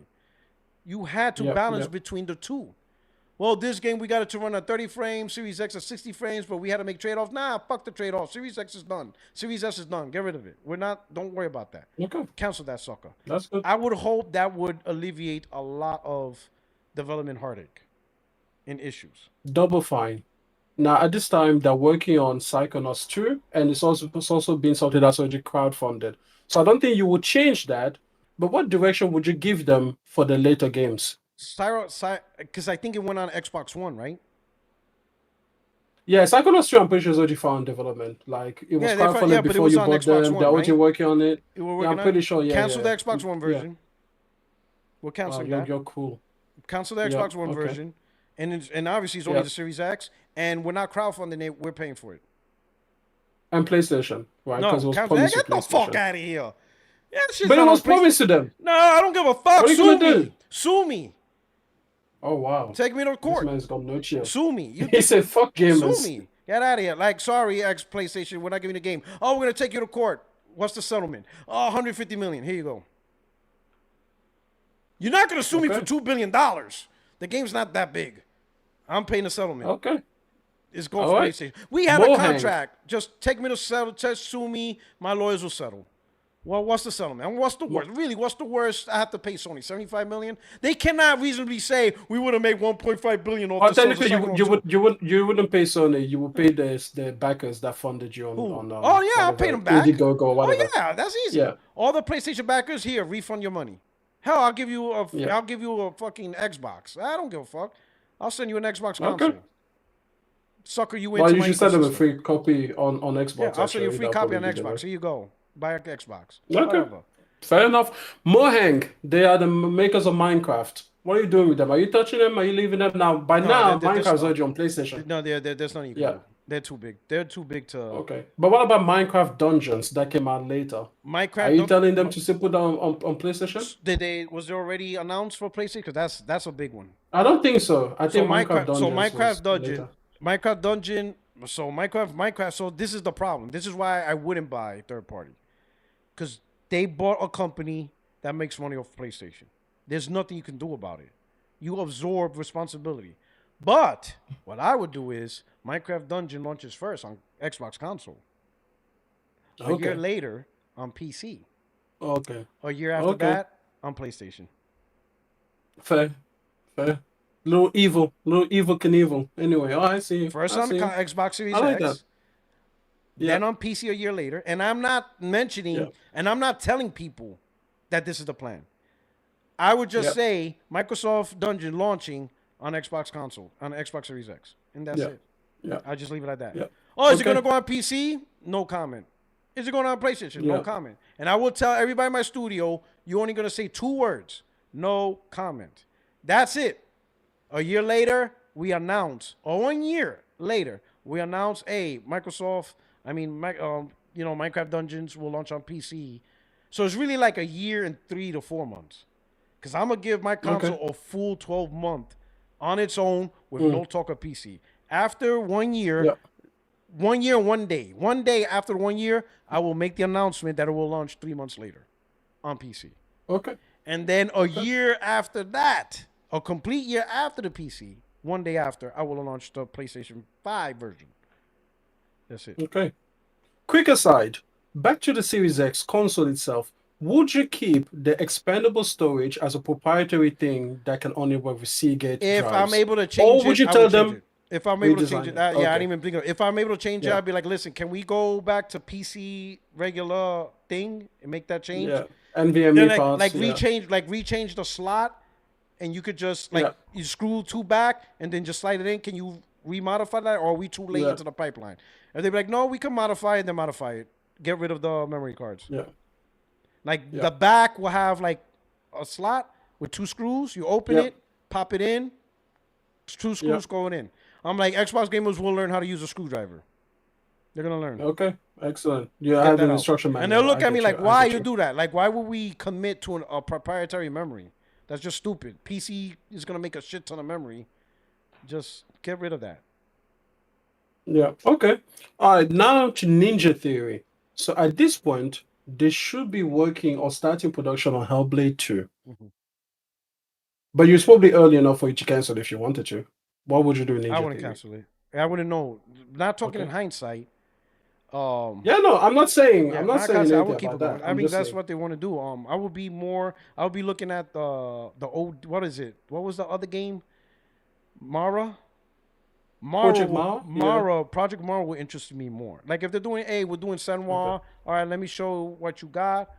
I would be like, all right, looks cool. If they have a decent playable demo, I will probably talk about the combat. I'd be like, again, that's probably another game where Series S was hurting them. I would Mhm. imagine Series S was a pain in Definitely. the ass for Yeah. them. So hopefully Yeah. I would tell them, hey, did everybody get the memo? There's no more Series S. We're not launching that. So cut all development on Series S. Don't even do a just in case we change your mind. That shit is dead. Listen, if anyone talks about Series S, you're fired. So don't do it. Mm. Hopefully that helps Ninja Theory with like, oh, okay, so we have the full RAM of Series X and we don't have to worry about this 8 gig stuff. Could help them out a lot. But I would talk about Project Mara that they want me to show. I'd be like, what's this Project Mara? Like, what is it? Well, we're thinking about, some type of mystery, whatever. I'm like, cool. But we're not going to mention Project Mara. Because you guys sound like you don't even know what Project Mara is. And then I will pass this. Listen, I'm okay with games having a project name. In fact, that's how it usually is. But you're going to tell me what the game is. No one's going to tell me a concept of something they don't understand. So like Everwild, if they would have told me, hey, we got this Everwild, I'm like, what is this? We don't know. Okay, you don't know. All right, I would be like, okay. You know what? I know something. They're like, what? You're not doing this no more. Cancel it. You see everybody? You see how that works?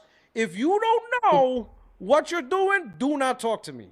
You better know what you're doing. You better know the game, the characters, the concept. I'm not saying have a game ready. I'm saying you know what the game is. You just need time to work on it now and money to do it. But you know the game. You know the genre. You know the concept. You know the characters. You know the story. You know the ending. You know the point of the story. You have all the basics of what the game is. You're going to tell me what the game is, how it's executed, how it's fun, the gameplay loop. You're going to give me the full gambit. I understand if you don't have a vertical slice, I get that. You need money for that, I get that. But do not come and show me a game and I ask you what is it, and you have the nerve to tell me you don't know what it is. That means it's not happening. And I'm not even going to give you a second chance at that game. So Everwild would have been cut right from the get-go. I'd be like, nope. Now, I Cut that have another one for you. Back to Ninja Theory. Okay. You will be about 2 months away from the launch of Bleeding Edge, right? Now, again, you will be able to see like the pretty much final Bleeding Edge was it? I thought it came out March before. 2020.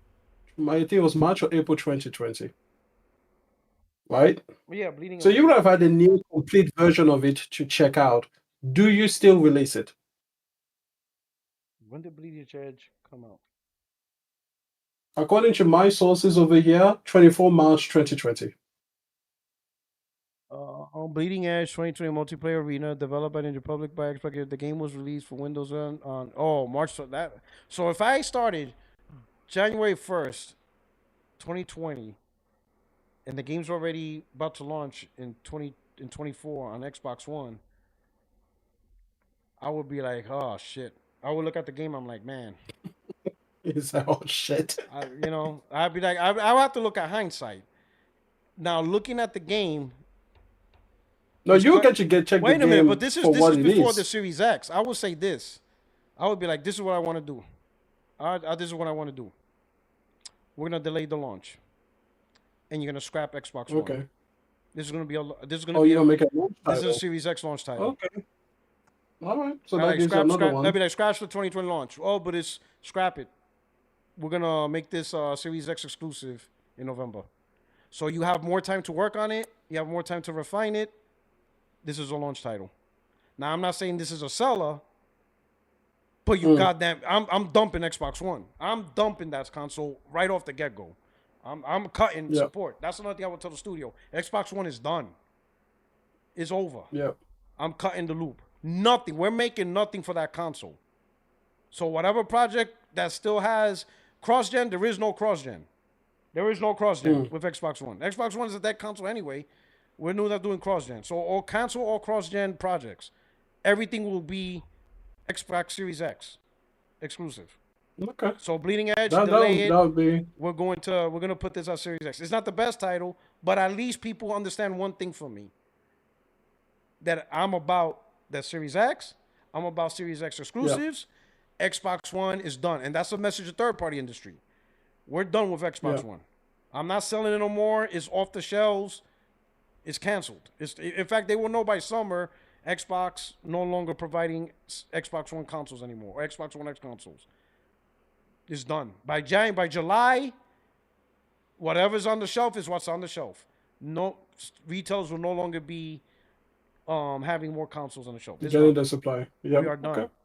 We're done. Everybody's gonna know. Okay. They're gonna know one thing about me is, oh, this new CEO, he's 10 toes down on the console. Now, a very interesting studio for you. Obsidian Entertainment. What would you do with Obsidian? Well, I think they announced Avowed. Or they're about to announce, that was like a showcase. Yeah, showcase. So I don't think I have a showcase, but they're probably gonna show me Avowed. I'd be like, that's what I'm talking about. The first thing, and the fact that they don't have Series S, I'd be like, I expect that.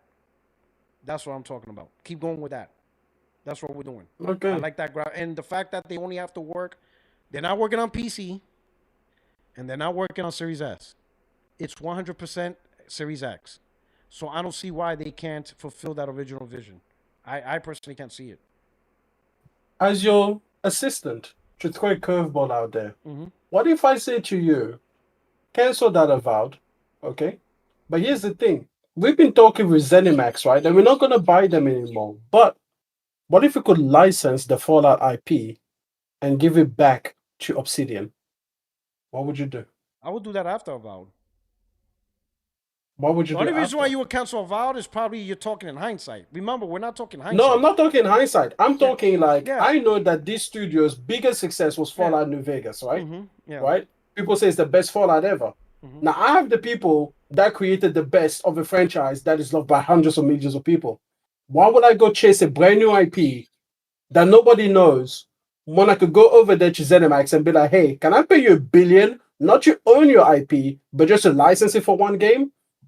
And then I hear the people who made the best version of it make it anyway? If Bethesda's willing to give us New Vegas and it's exclusive to Xbox, maybe. Yeah. Then like you get Fallout New Vegas too. If you can pull that off, then you get in a bonus.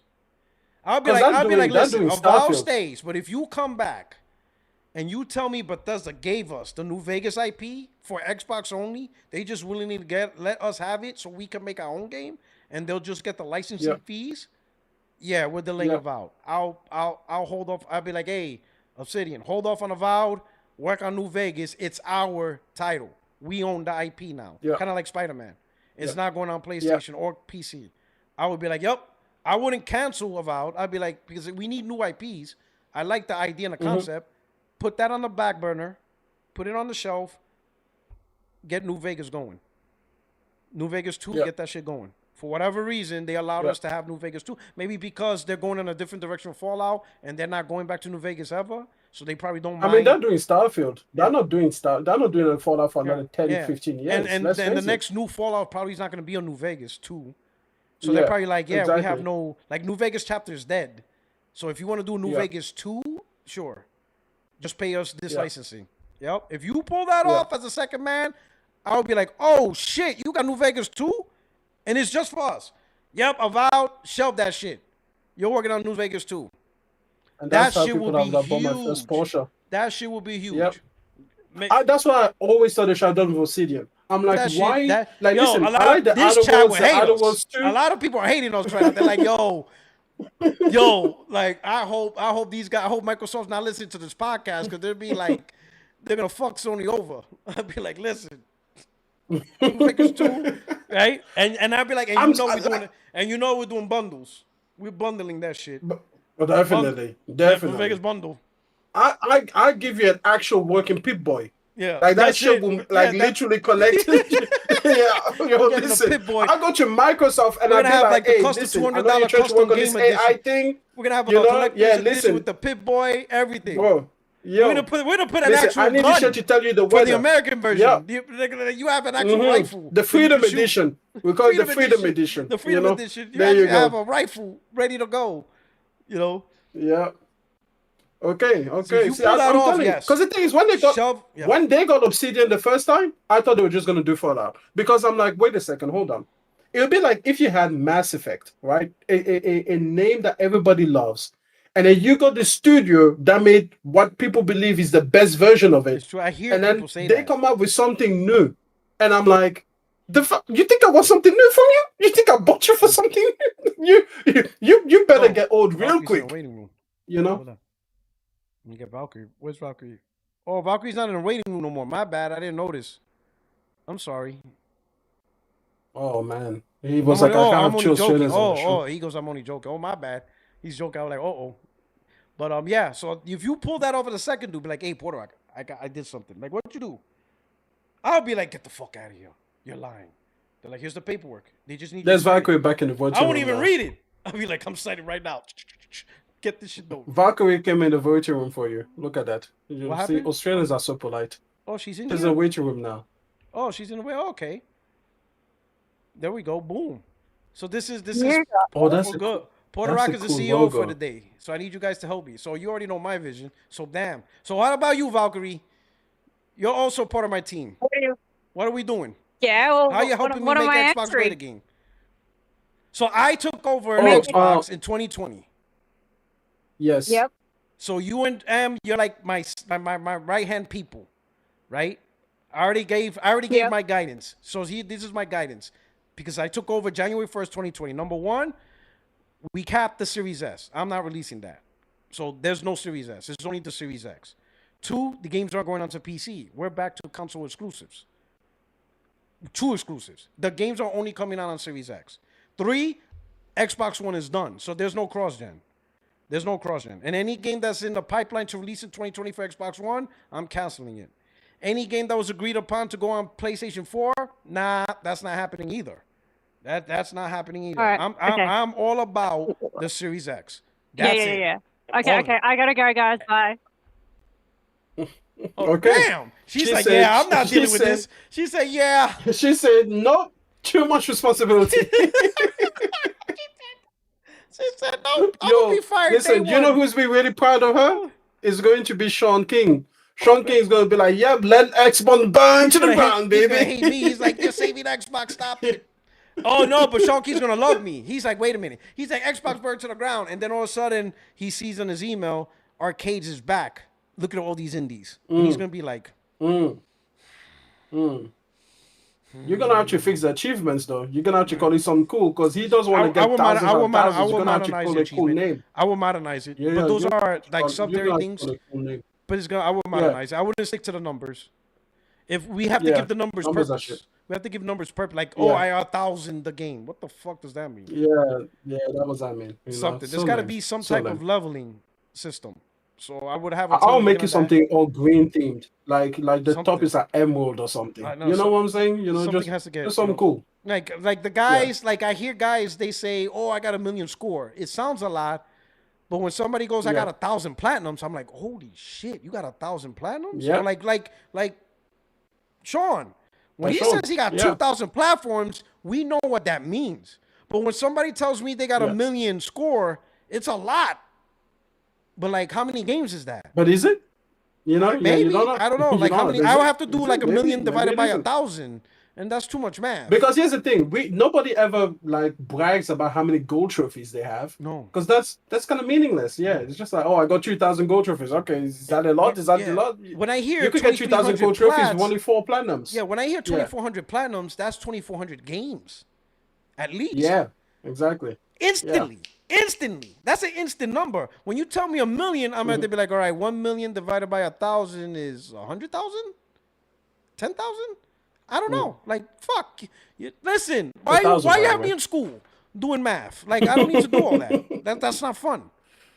Oh, man. Okay. Playground Games, makers of Forza Horizon series. What would you do? I don't think I would have changed because, at a certain point, they probably came up that they want to do Fable. I would greenlight it.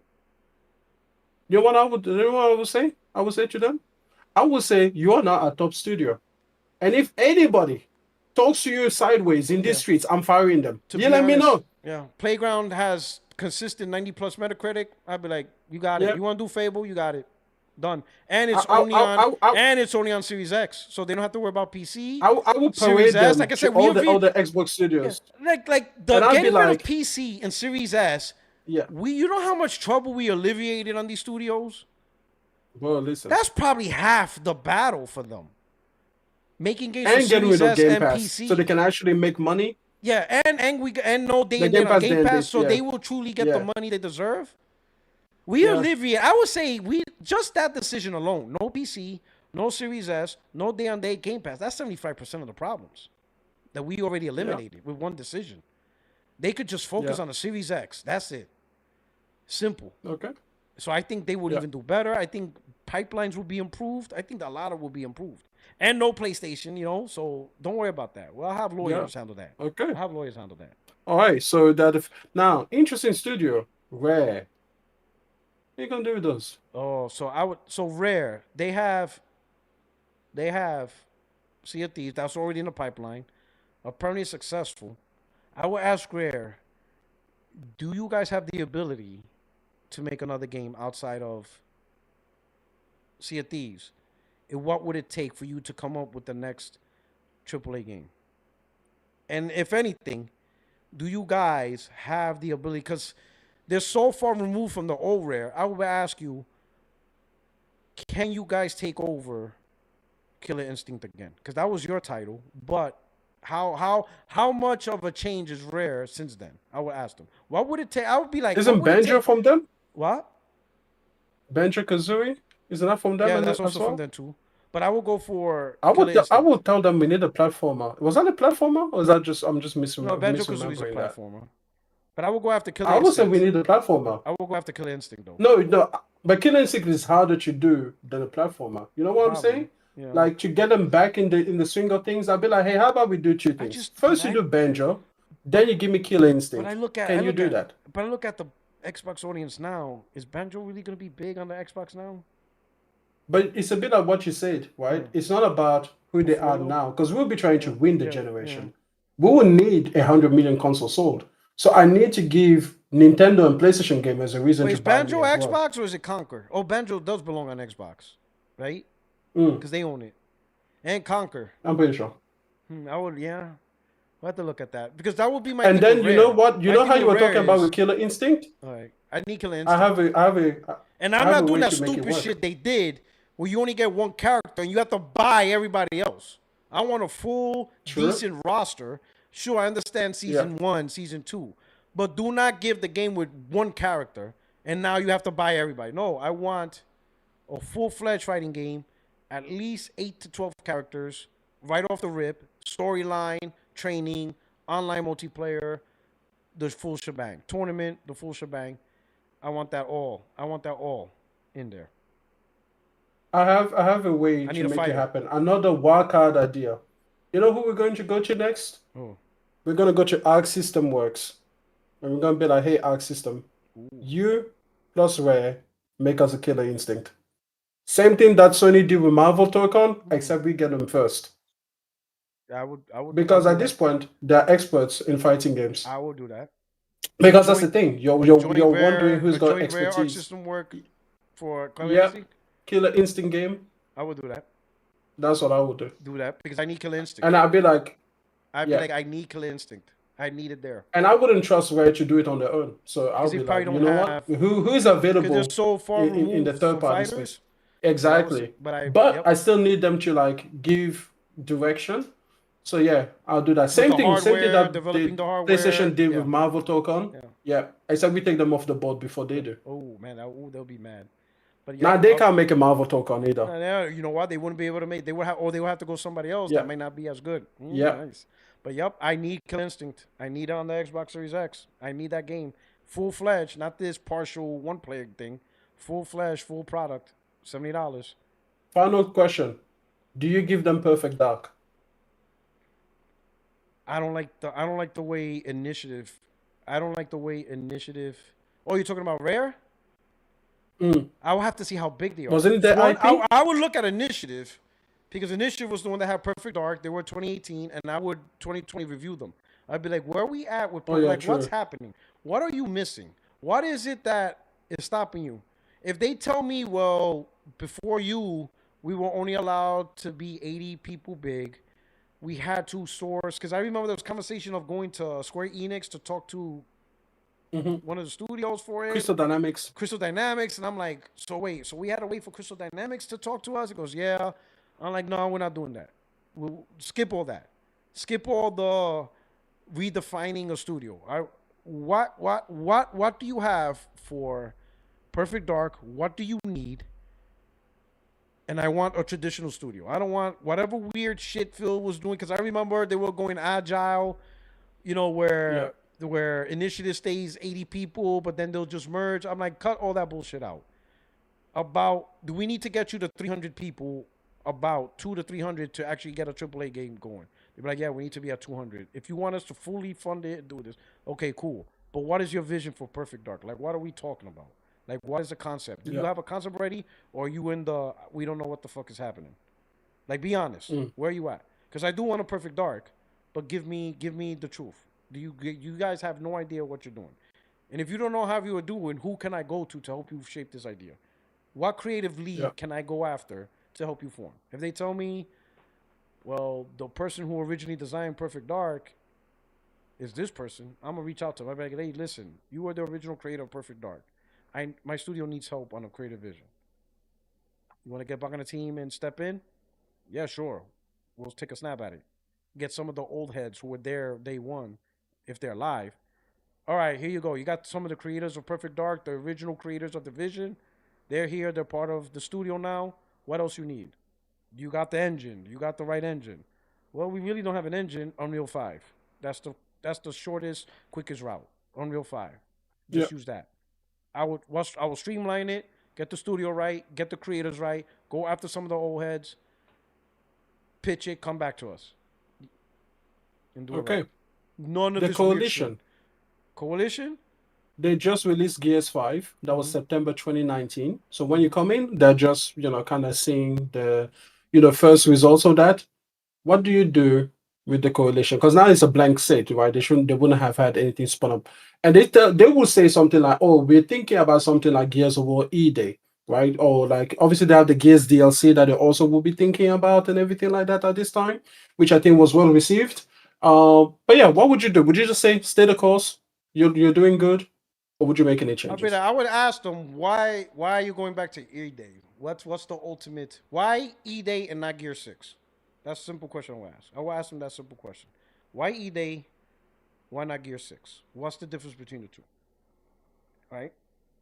If they tell me they want to course correct because 4 and 5 took Gears in a different direction, and they convince me to say, by making Gear 6, we're still flagged with Gears 5, because that's what happened. Gears 4 and 5 kind of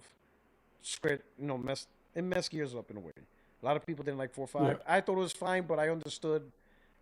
Like it was weird. It was going in a different direction. Especially 5. Once again, open world. I'm like, what are you doing? If they feel Gears E-Day, they could tell that story, and then maybe just start the franchise fresh, more powerful hardware.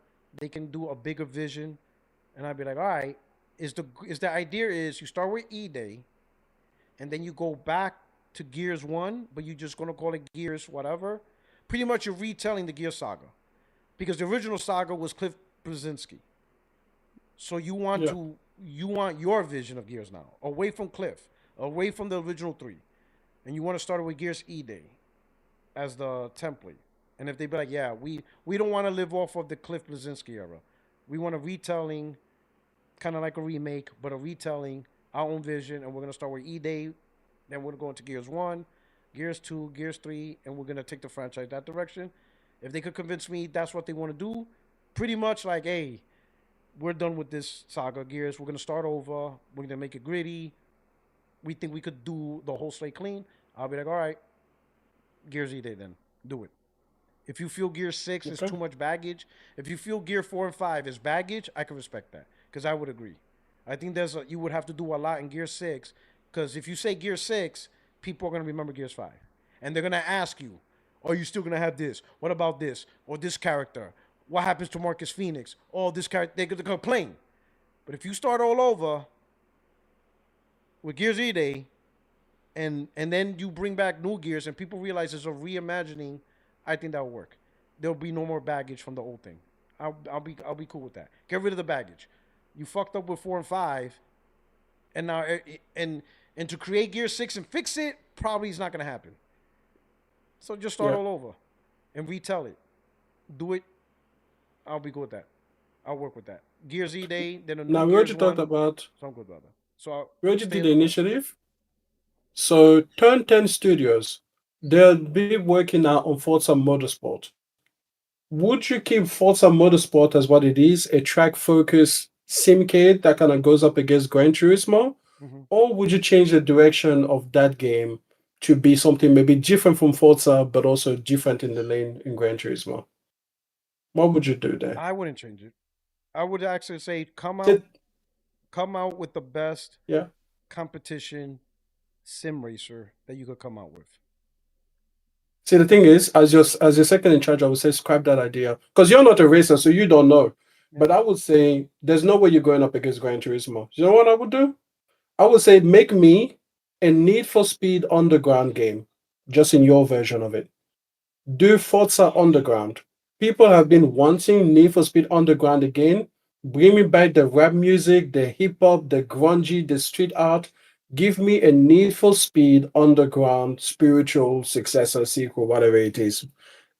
Call it Forza Underground. I would ask you, why can't we do that as a DLC for Horizon then? Because it's just a completely different. The mechanics, the camera, everything from the ground up. It's not a Horizon game. You're not trying to make it a open world game, because that's what Horizon is. It is fun. Yeah, that's what I'm saying. You're not trying to make it an open world game. The only reason you're trying to make it because Motorsport did work. Granted, for a while. Yeah, for a while. But the thing is, I don't necessarily have to be better than GT. I just have to be good and an option to give my gamers an option. Because if I don't give them a sim racer and somebody wants a sim racer, I already conceded. They already got it's PlayStation. Done. There's no absolute option for a sim racer. I already conceded an area, and I can't concede in that area. I don't have to beat PlayStation. Let's say out of 10 choices, I get 3. Well, then I get 3. Out of 10 people choosing a platform, PlayStation gets 7, I get 3, I'll take that 3. But I can't give PlayStation 10. But if you did Need for Speed Underground, you will get like 10 out of 10 of the people that are looking for an underground experience. Mm-hmm. And they've been looking for that. But because that's the thing. So why did EA get rid of it then? Something happened with EA. Something happened with EA.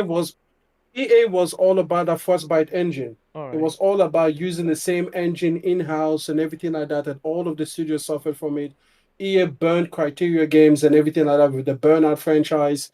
EA burned a lot of studios back in the 2010s, if you remember. Like, there were lots of franchises on the EA that went to die and didn't do it. So and at this time... So I'll do this. Since I have Microsoft backing, I'll just expand Turn 10, and they'll still... Because that's how Horizon came about, an expansion from Turn 10. I'll just do another Forza fucking Destructo. But I still want my sim racer. Forza What's Horizon spun out destructive? of spun out of Forza Motorsport. So I'll just spin out Yeah, another I game. know. The game you want, Okay. we'll build a studio under Turn 10 to make that game.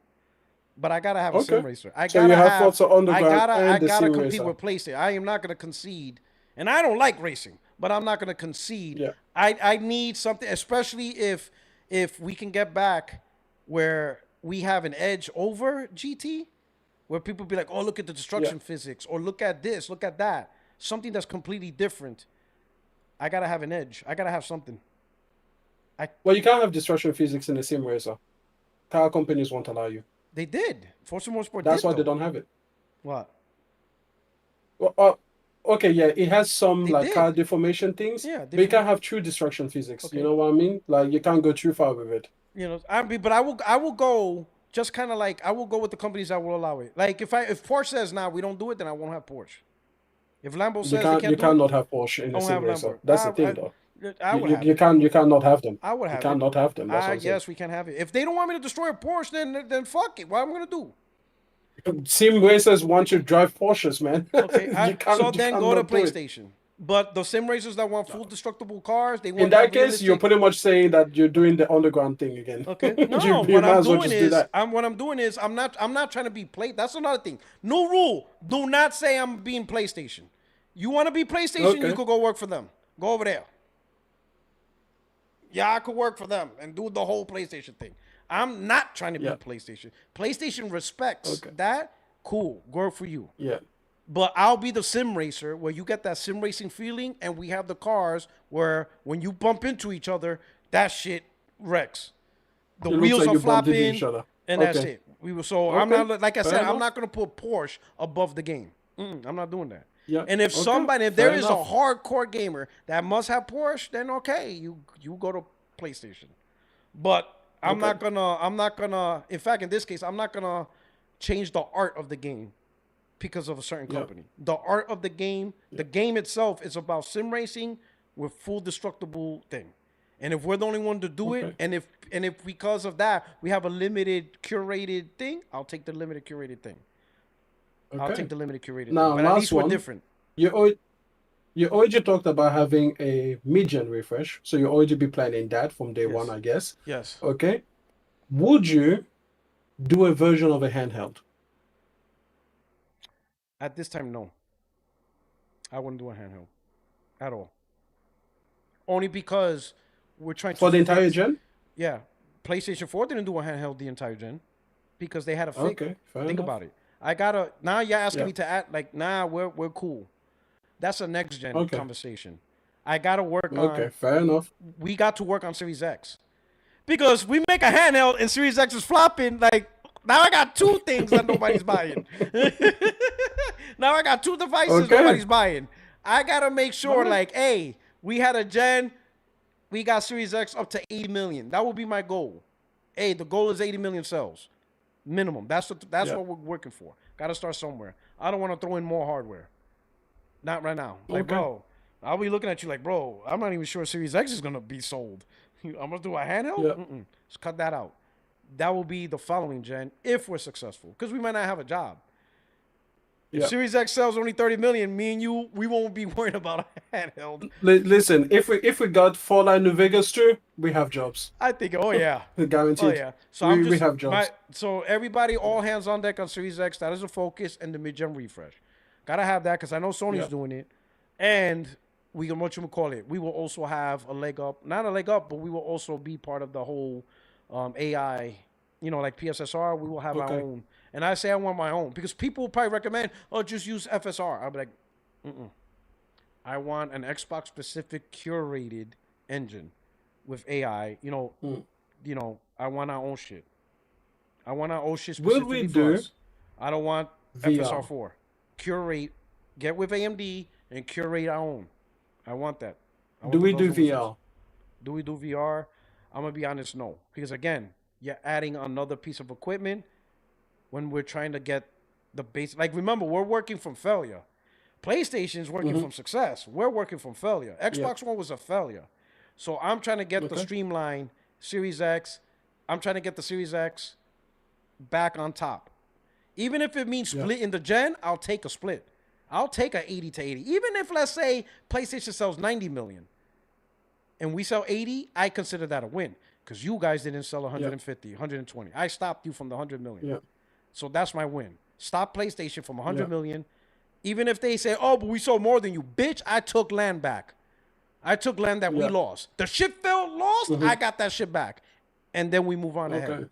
We push ahead. It's got to be about the Series X and nothing else. All these other devices sounds great, but if we don't get the Series X device, then who's going to buy the VR? Who's going to buy the handheld? Okay.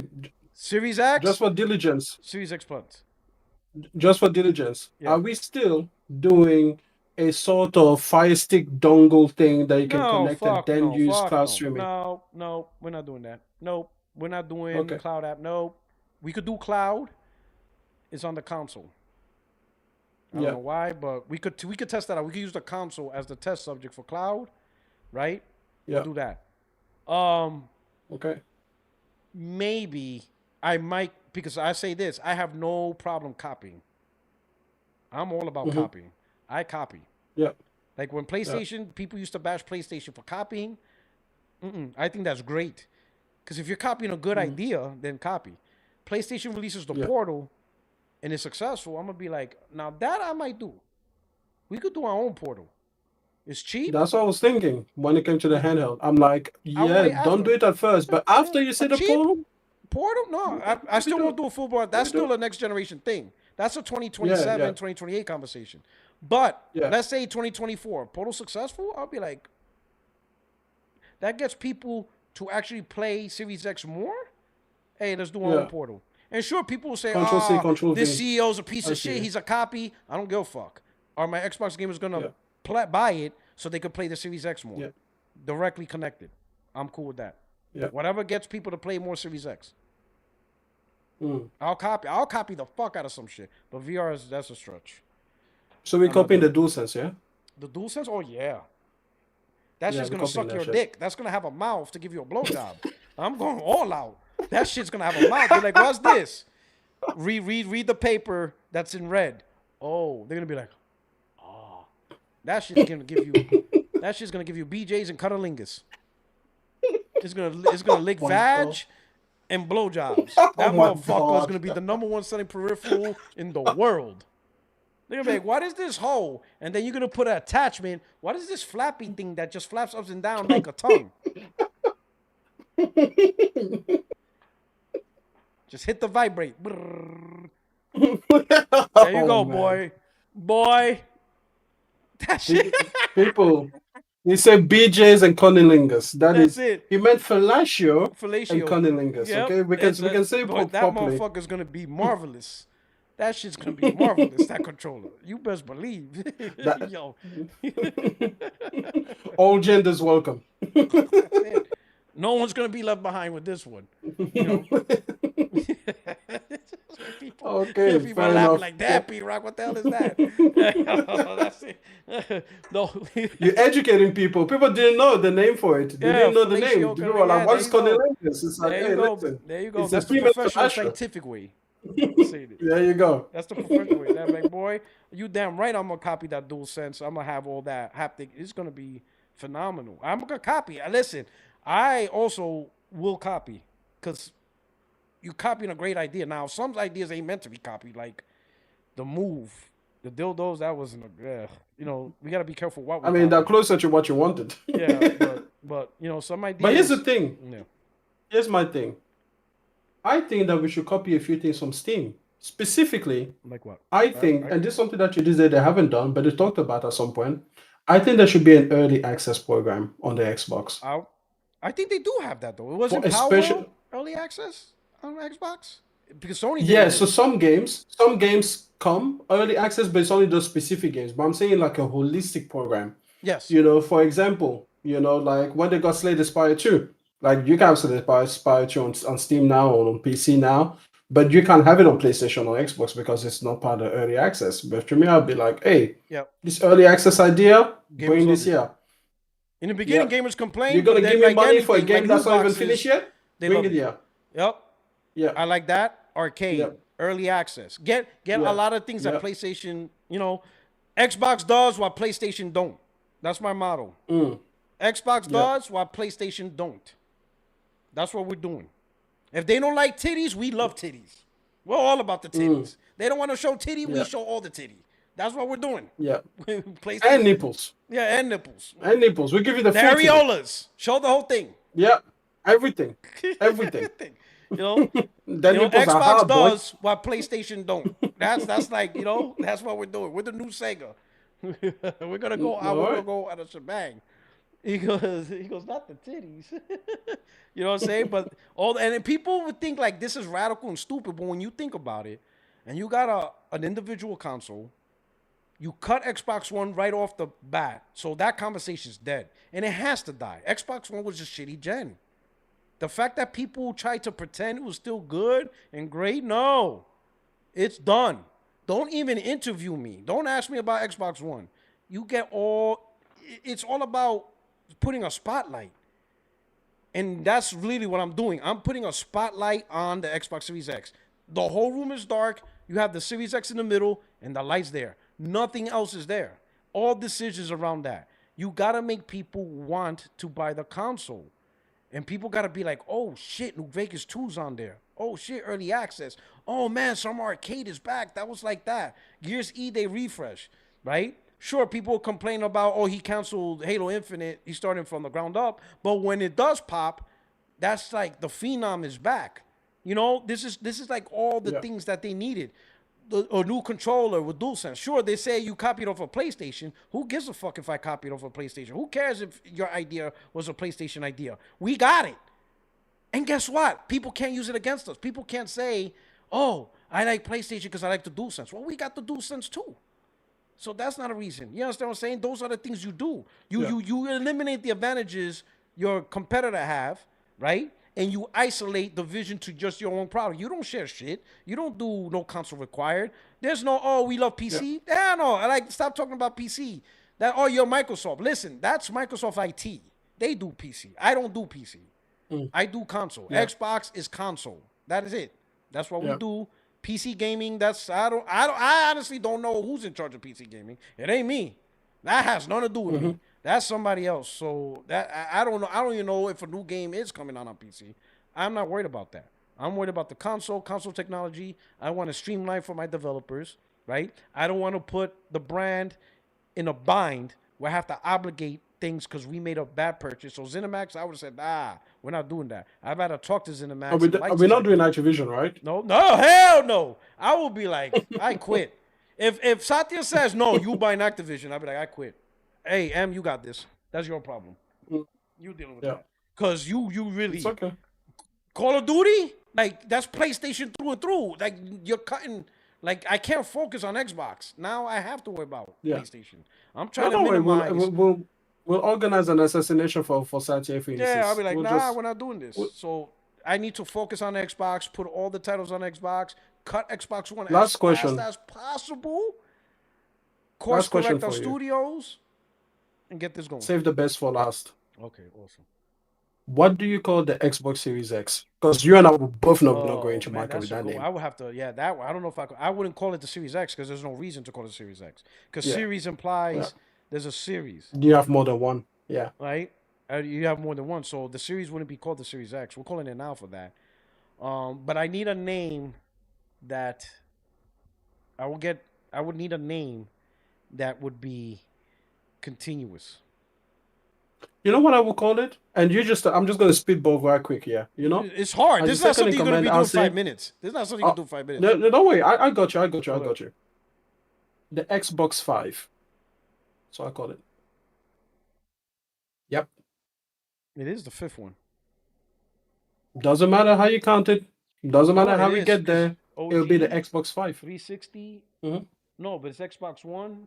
This will have to be Xbox 4. Xbox One X. Xbox One X. Xbox 5. Oh, the One X. Oh. People are going to be like, what was the 4? Don't worry about it. Yep. Don't worry about it. Tell them we skipped it because it's bad luck in China. Remember that one? People really thought PlayStation 4. Yeah. No, they said like 4 was a bad luck in Japan or something. Like 4's or something means death. It's like it means death. Yeah, it's in China. Yeah, like or is it Japan? It's one of it was those. Japan or Whatever. something. I remember that. Yeah. Oh, they can't call it a PlayStation 4 because in Japan 4 means death. And I was like, Yeah. Yeah. And then all of a sudden, PlayStation I'm calling 4. the Xbox 5. Xbox 5? Xbox PS5 5th gen? versus Xbox 5. Or what about this? Xbox Nope, 5th? just nope. 5. 5? Nope, 5. Or Xbox version 5. Like, that's it. I need 5 in there. Do you know what? 5. So that the next time I do the next console, people will be like, Xbox 6. And then that's it. And the way that I know that that will work is because I know that this year, Samsung is going to call it the Galaxy S20. And nobody's going to care. People are going to get over it. Yeah, people are going to be like, they have a Galaxy 20 already? Aren't they on like 25? No. 26? No, it was that year because it went from the S10 to the S20. Oh, because of 2020. And nobody cared about. They were like, we're not doing sequentially anymore. We're doing years now. And people were like, okay, this is weird, but whatever. People got over it after like 2 weeks. So I'm gonna do that. I'm gonna see that. I'm gonna be like, I'm gonna call it the Xbox 5. Not even gonna disguise it. Don't ask me how we got you 5.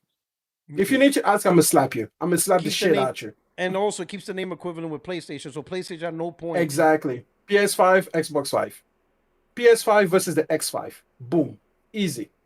And I don't run into a stupid thing where people can make my name X-Burn or some shit, which is another thing that they just. I remember I said it, and it'd be like, "That's a derogatory word." Yeah. I'm like, I don't think you guys know what derogatory actually means. Like, do you know what's funny about that? They really took that personal. They took that personal. Do you know what's funny about that? It was that woman that the woman Laura something, the one that worked at Xbox on the original Xbox. She said that when they came up with names, they would do all of the variations into way people could shorten it to make sure that it couldn't come up with something weird or something that unflattering for the brand.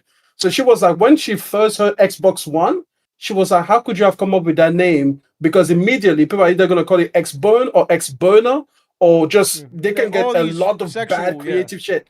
Yeah, exactly. So she was like, that name would never have gone through back in her era because of just how you could damage the brand that way. So I'm going to call it the Xbox 5. You're not going to do anything. What are you going to do? The X5? Like, you can't even call it the triple X because we all just skip 3. Yeah, so I'm good. Yeah, you know? True. You know? There you go. That'll probably work. The Xbox 5.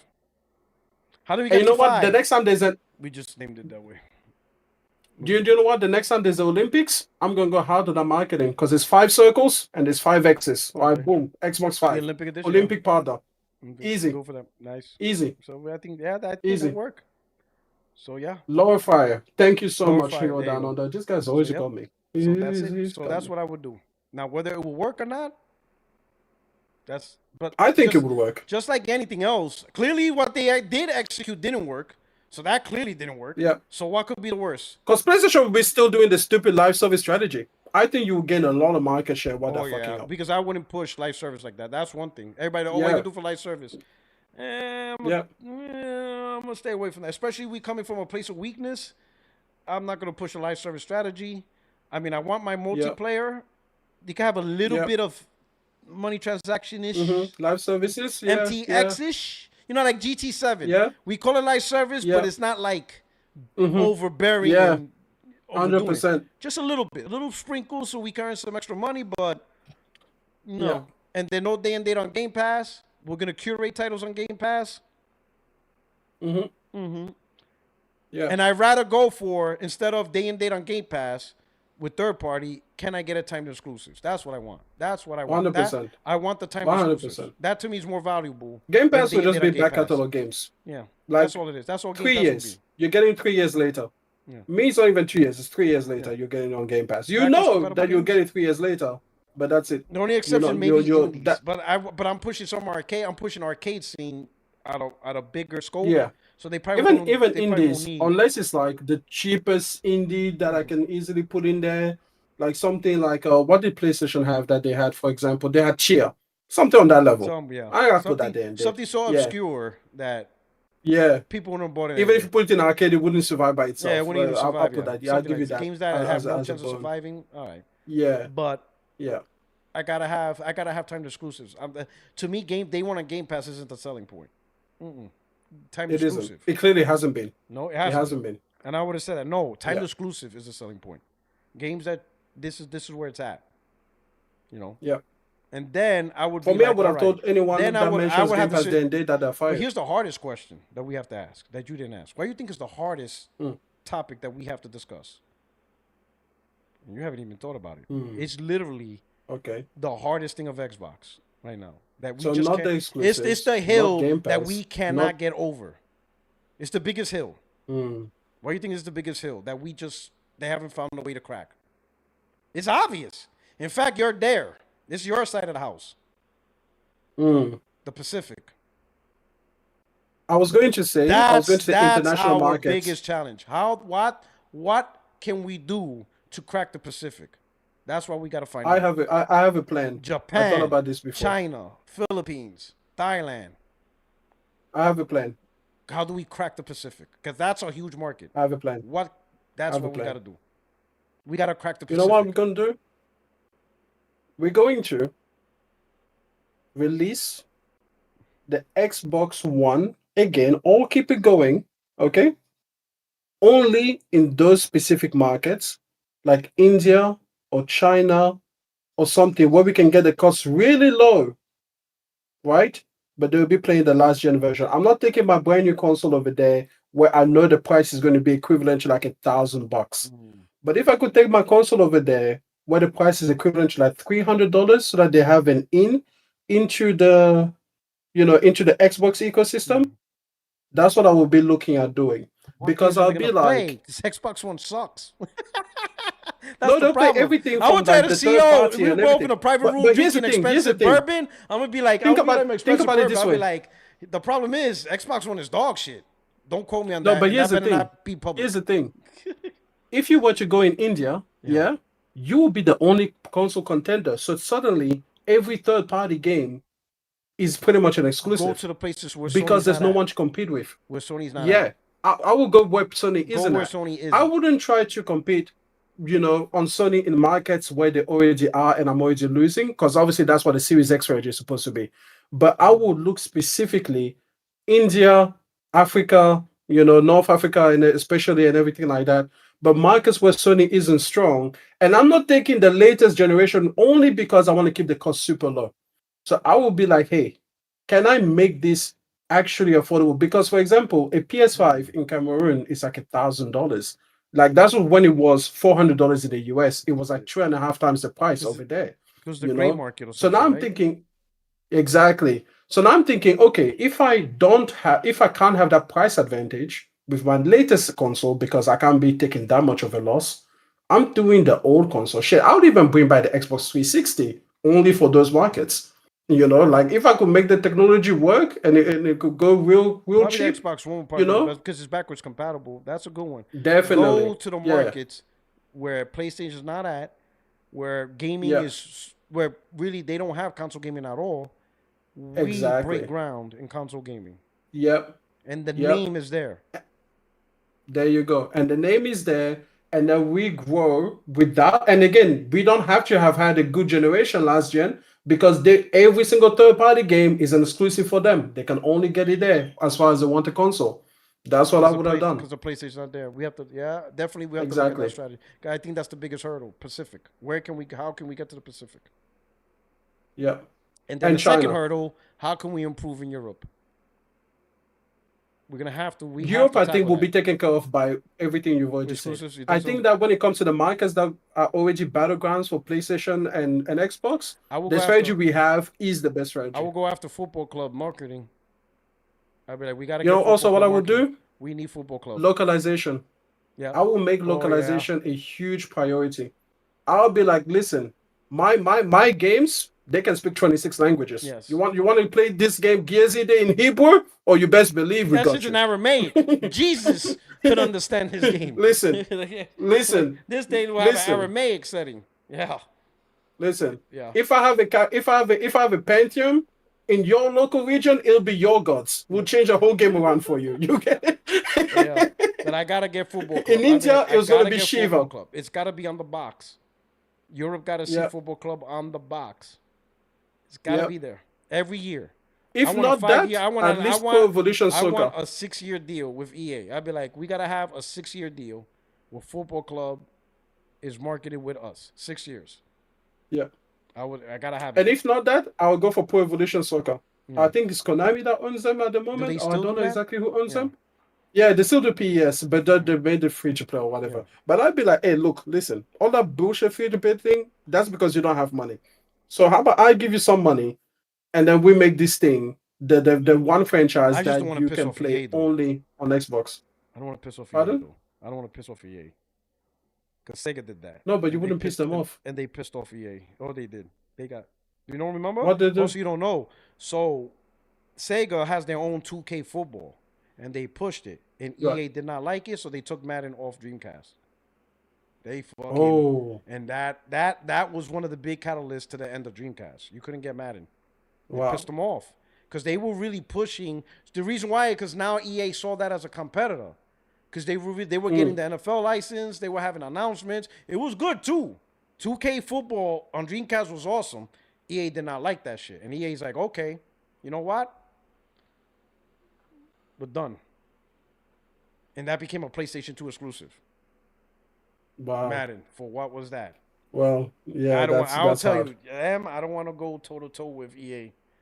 I don't want to. Okay, I'll do it on the down low. I don't want to risk. I'll do it on the down low. I don't know. Do it on the Xbox One in Cameroon. Yeah. Yeah. In those markets only. Do it for them. Just exactly. Just for the Chinese market. It's fine. That's it. Fine. Yeah. Okay. Don't look over there. I don't want them because imagine if EA goes fuck with us and Football Club would be exclusive to PlayStation. I'll be like, God damn. You know, stop. We were kidding. We're joking. Here's another $1 billion. Just for shits and giggles. Exactly. Exactly. Yeah. Just for fun. Forget what you saw. Yeah. Okay. Yeah. But I do think that I think the biggest thing to me is it's a lot of hard work, but I think we would pull it off.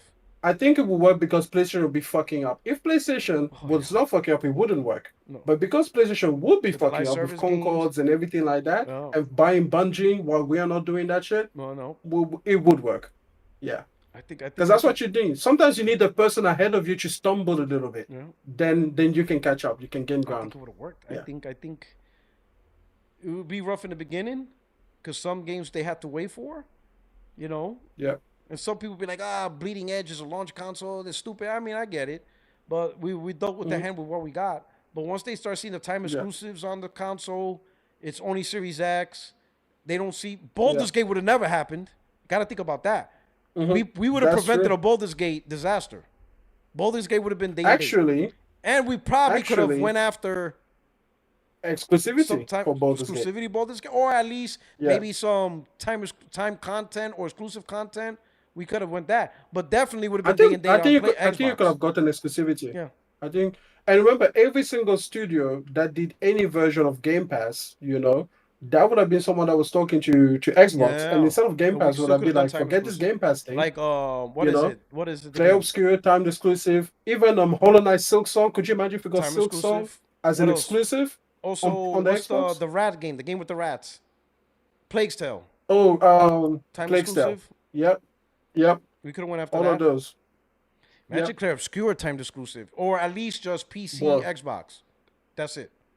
PlayStation a year later. I'll take that too. Yeah. I'm taking whatever variation that I could take. Top 5 game of all time on my console exclusively, or you best believe. People won't even know there's a PC version. And we're marketing it that too. Yo, it would be. Oh yeah. It'll be on buses everywhere. Because the first time I would have seen that game, if you would have played it, if I can't buy you today, then you probably would have been at least we need to buy this game. Have to be. I would have been like, is it that good? You would be like, it's my top 5 of all time. I'm like, really? I'd be like, Puertorock, buy the game. Just buy it. Just buy it. Just buy it. I'll be like, you know what I'll tell you? I'll tell you it's a From Software moment. I'll tell you it's a Demon Souls. Just buy them before they find out how good they are. All right, I'll be like, all right, we're buying the game. We'll fund it. We'll buy it. Yeah. Expedition 33's ours. I'll buy the full fucking studio, me personally. I'll be like, I'm going to buy these guys before they even know they're good. Yeah. You know what I mean? Like when Sony could have bought From Software before they realized how good they were, I'll be that. Also, Persona. That at least, even though that goddamn game was disgustingly bad, But it's big. but Atlas Studios, yeah, I'm making that time exclusive on my platform. If I could, yeah, if Sega's willing to 100%. listen, and Sega's for whatever reason they love Xbox, so if they say, Yeah. hey, and I would have funded, I'll be like, if it would time be like, exclusive. listen, time exclusive, and we will fully fund the game 100%. I don't even care if it's just 3 months.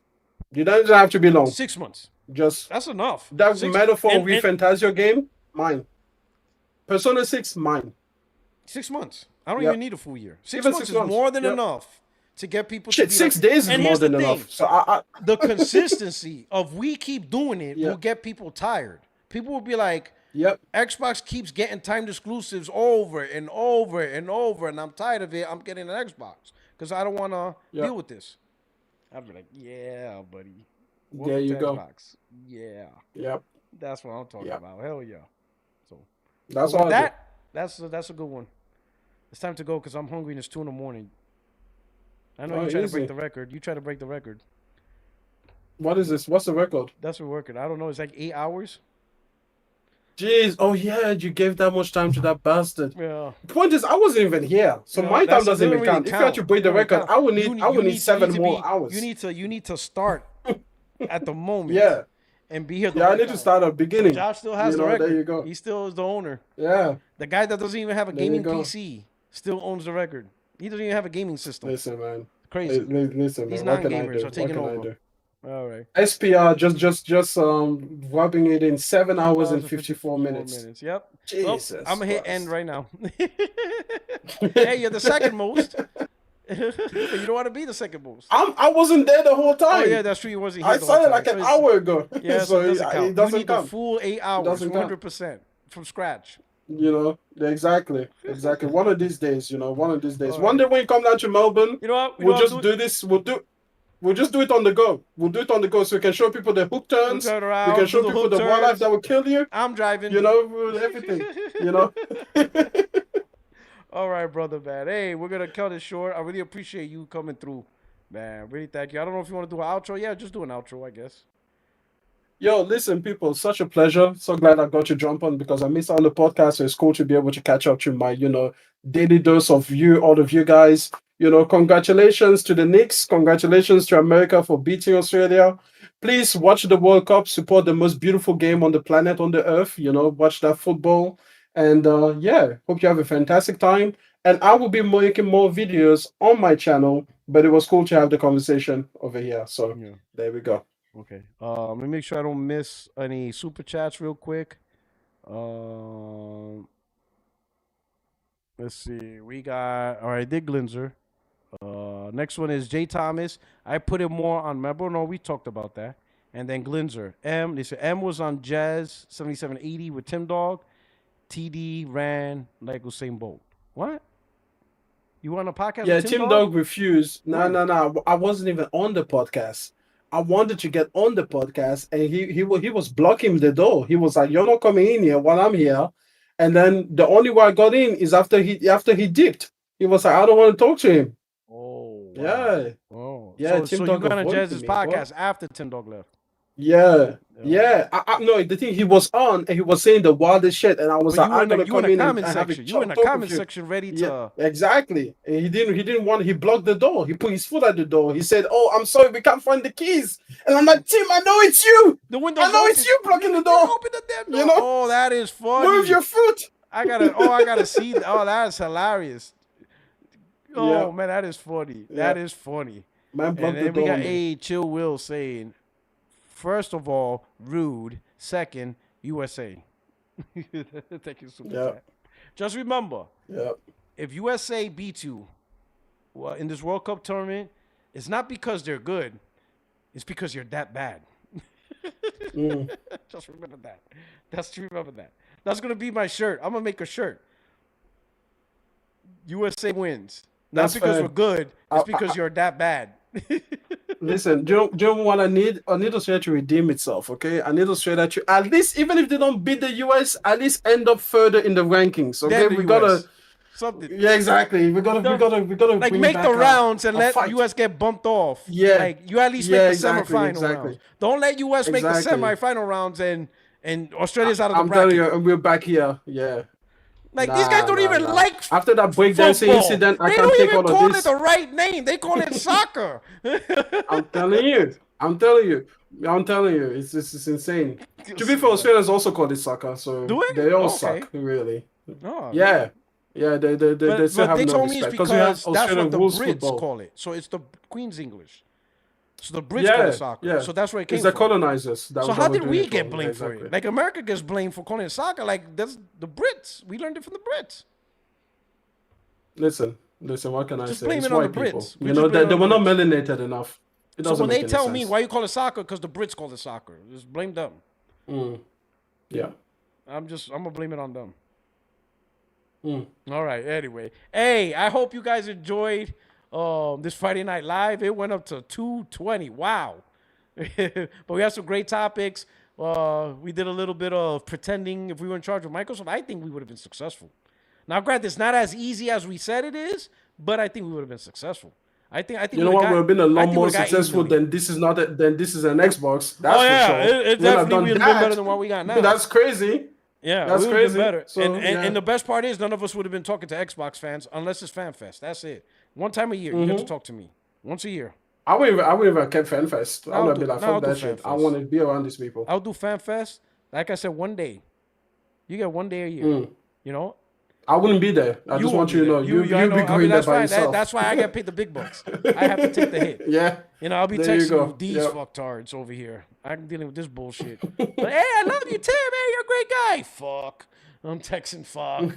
But 1 day a year. After that, we ain't talking ever again until the next year. You get one day out of the year. Because that's going to be my showcase. I got to do all that shit. No fake showcases either. It's going to be genuine games within 18 months. Of course. 18 months. Jesus. No later than 18 months. There we go. Not 2-3 Even though back in 2020 you didn't believe that, so that's going to take a while to go through. Yeah, that's true. But you'll be there to convince me, like, don't be a road mapper. Yeah, that's true. Because you don't make promises. After I get you New Vegas through, you can start listening to me. You'll be like, he knows what it's all about. Listening. So that's it. But anyway, I hope you enjoyed the show. Please hit the like button on your way out. And if you're new to the channel, subscribe. If you like M, you get more of M on Tuesday, along with Valkyrie, Chill Will, The Brain, a whole crew that's there. Great, amazing crew on the podcast. Every Tuesday, 8:30 p.m. Eastern Time. So you definitely want to check out the podcast, right? If you're new to the channel. Don't forget to hit the like button, and I'll probably push out a new video on Sunday. Until then, your only friend in these YouTube streets, Puertorock77. Check you guys out. Take care. Enjoy your weekend. And in America, happy Juneteenth. Anytime we could celebrate the freedom of the slaves, I will take it. It's awesome. Thank you very much. You guys take care. Peace.